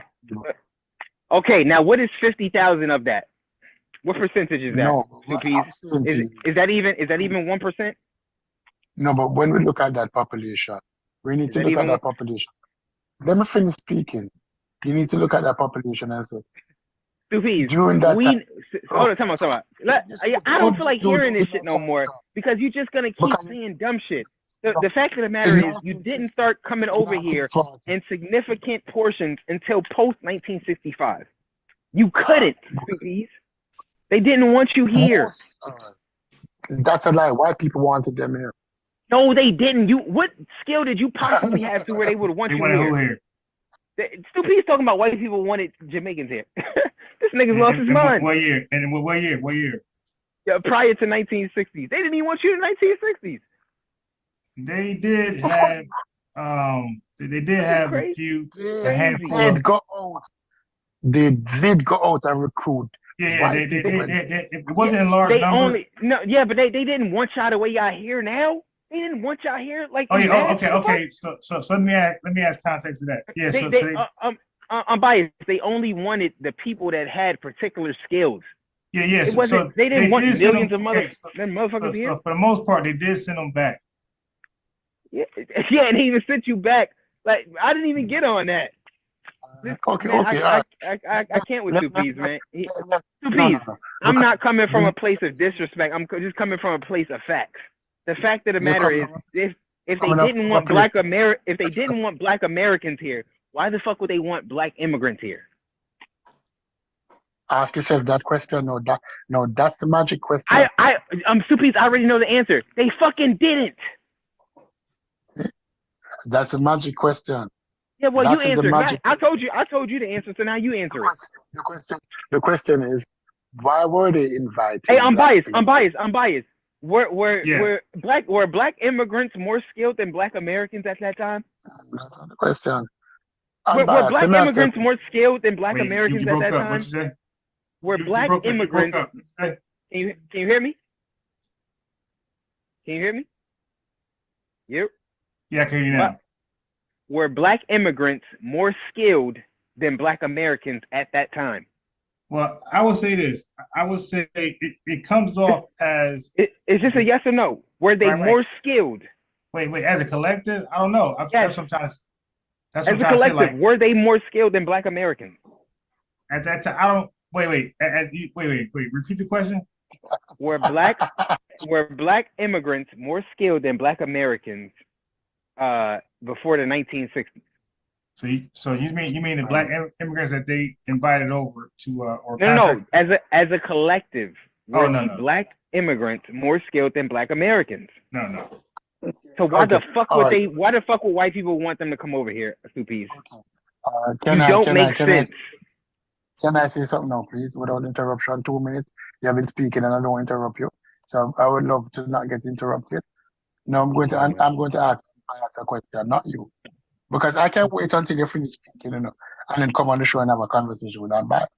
Because Unbiased is the one that I really want. I'm gonna get off right now. I'm gonna let y'all have it. Unbiased. I told you I was only gonna be here for a short while. You heard? Yeah. Yeah, I said I was gonna be here for a short while.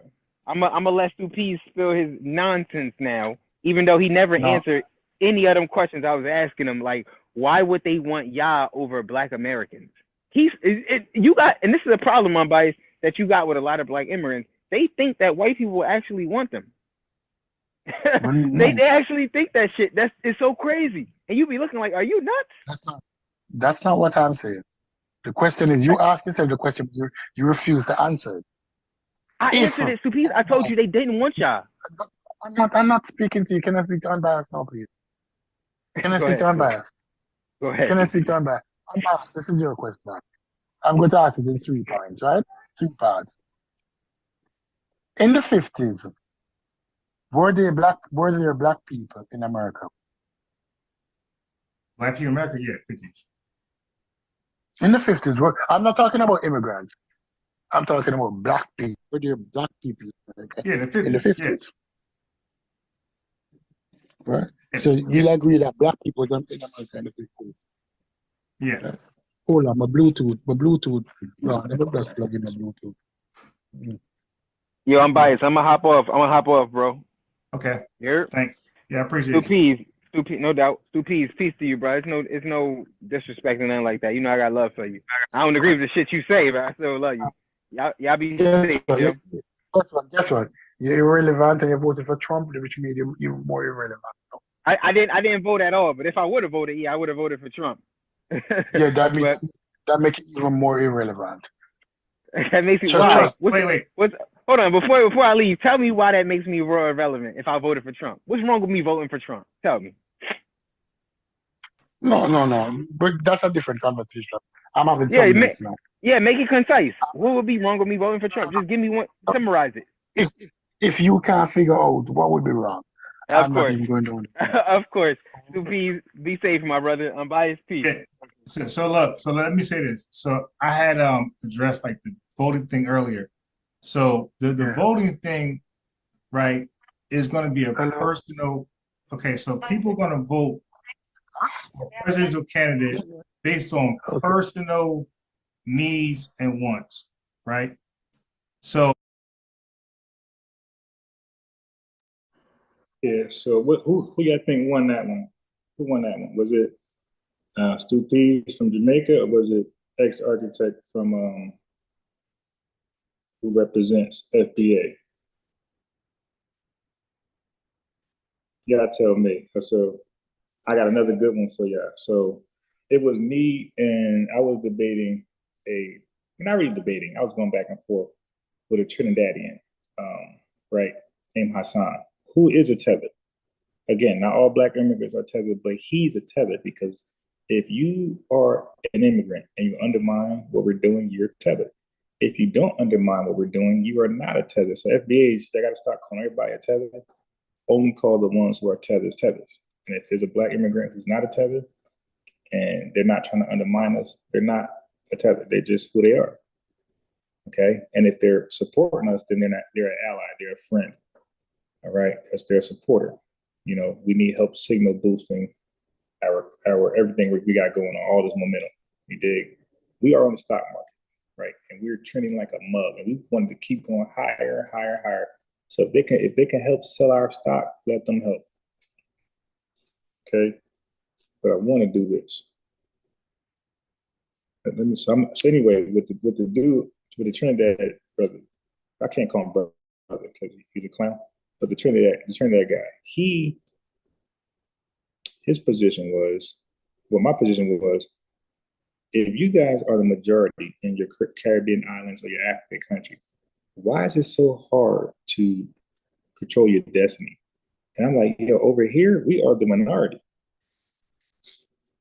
We're the minority over here. And we are able to fight and control our destiny and make waves. Like, why you guys are like just 24/7, 365 subjected to oppression when you are the majority? I go to the bank, I gotta face redlining. I go for a job interview, I gotta face racial discrimination. I go try to get a home, or I try to get apply for something somewhere. Racial segregation. Like, there's so many racial roadblocks for FBAs in this country that we got to keep trying to find ways to get around them. If I get pulled over, racist cop. You dig? Racial profiling. Racial. Because these people are not of our race. And they're in powerful positions. Everywhere you go in your countries, whether it's the Caribbean or Africa, everybody's Black. There's no redlining, there's no Jim Crow, there's no predatory lending like that. There's no housing segregation and all the shit we experience over here from another people. If you're experiencing it, it's your own fault because it's your people. Like I say, Black on Black crime, well, that's your fault. That's Black on Black crime. Show us where you can't make it because a majority of other people in your country are setting up systems to block you. And you guys can't go around it because you're not in position to get no systems to reverse it. So you guys don't have those scenarios. So I was having that conversation with Hassan, and it was a genuine conversation. Like, we weren't arguing like that. I genuinely wanted to know, dude, why y'all can't get right in your country? So let me find that video for you. You're like, it's not long at all. I hate when it does that. It's not long at all. You'll like it because it's a dope dialogue. Well, he wasn't being honest, and you'll know because they're going to talk over you. So again, subscribe to the channel, hit the bell. The other channel I put in there is a FBA defensive unit. Click that channel, subscribe there. The Cash App's up top. If you like the show, donate. It takes some effort. Trying to add D in. That's how I spelled it. Trinidadian. That's how I spelled it.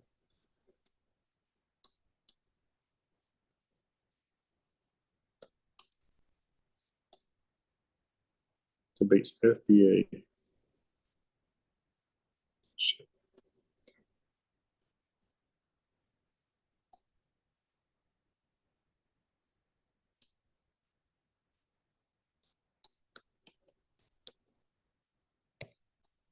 Okay.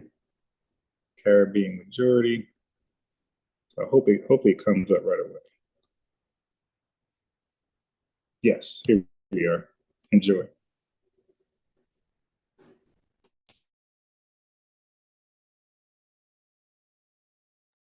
I got a nice song for y'all.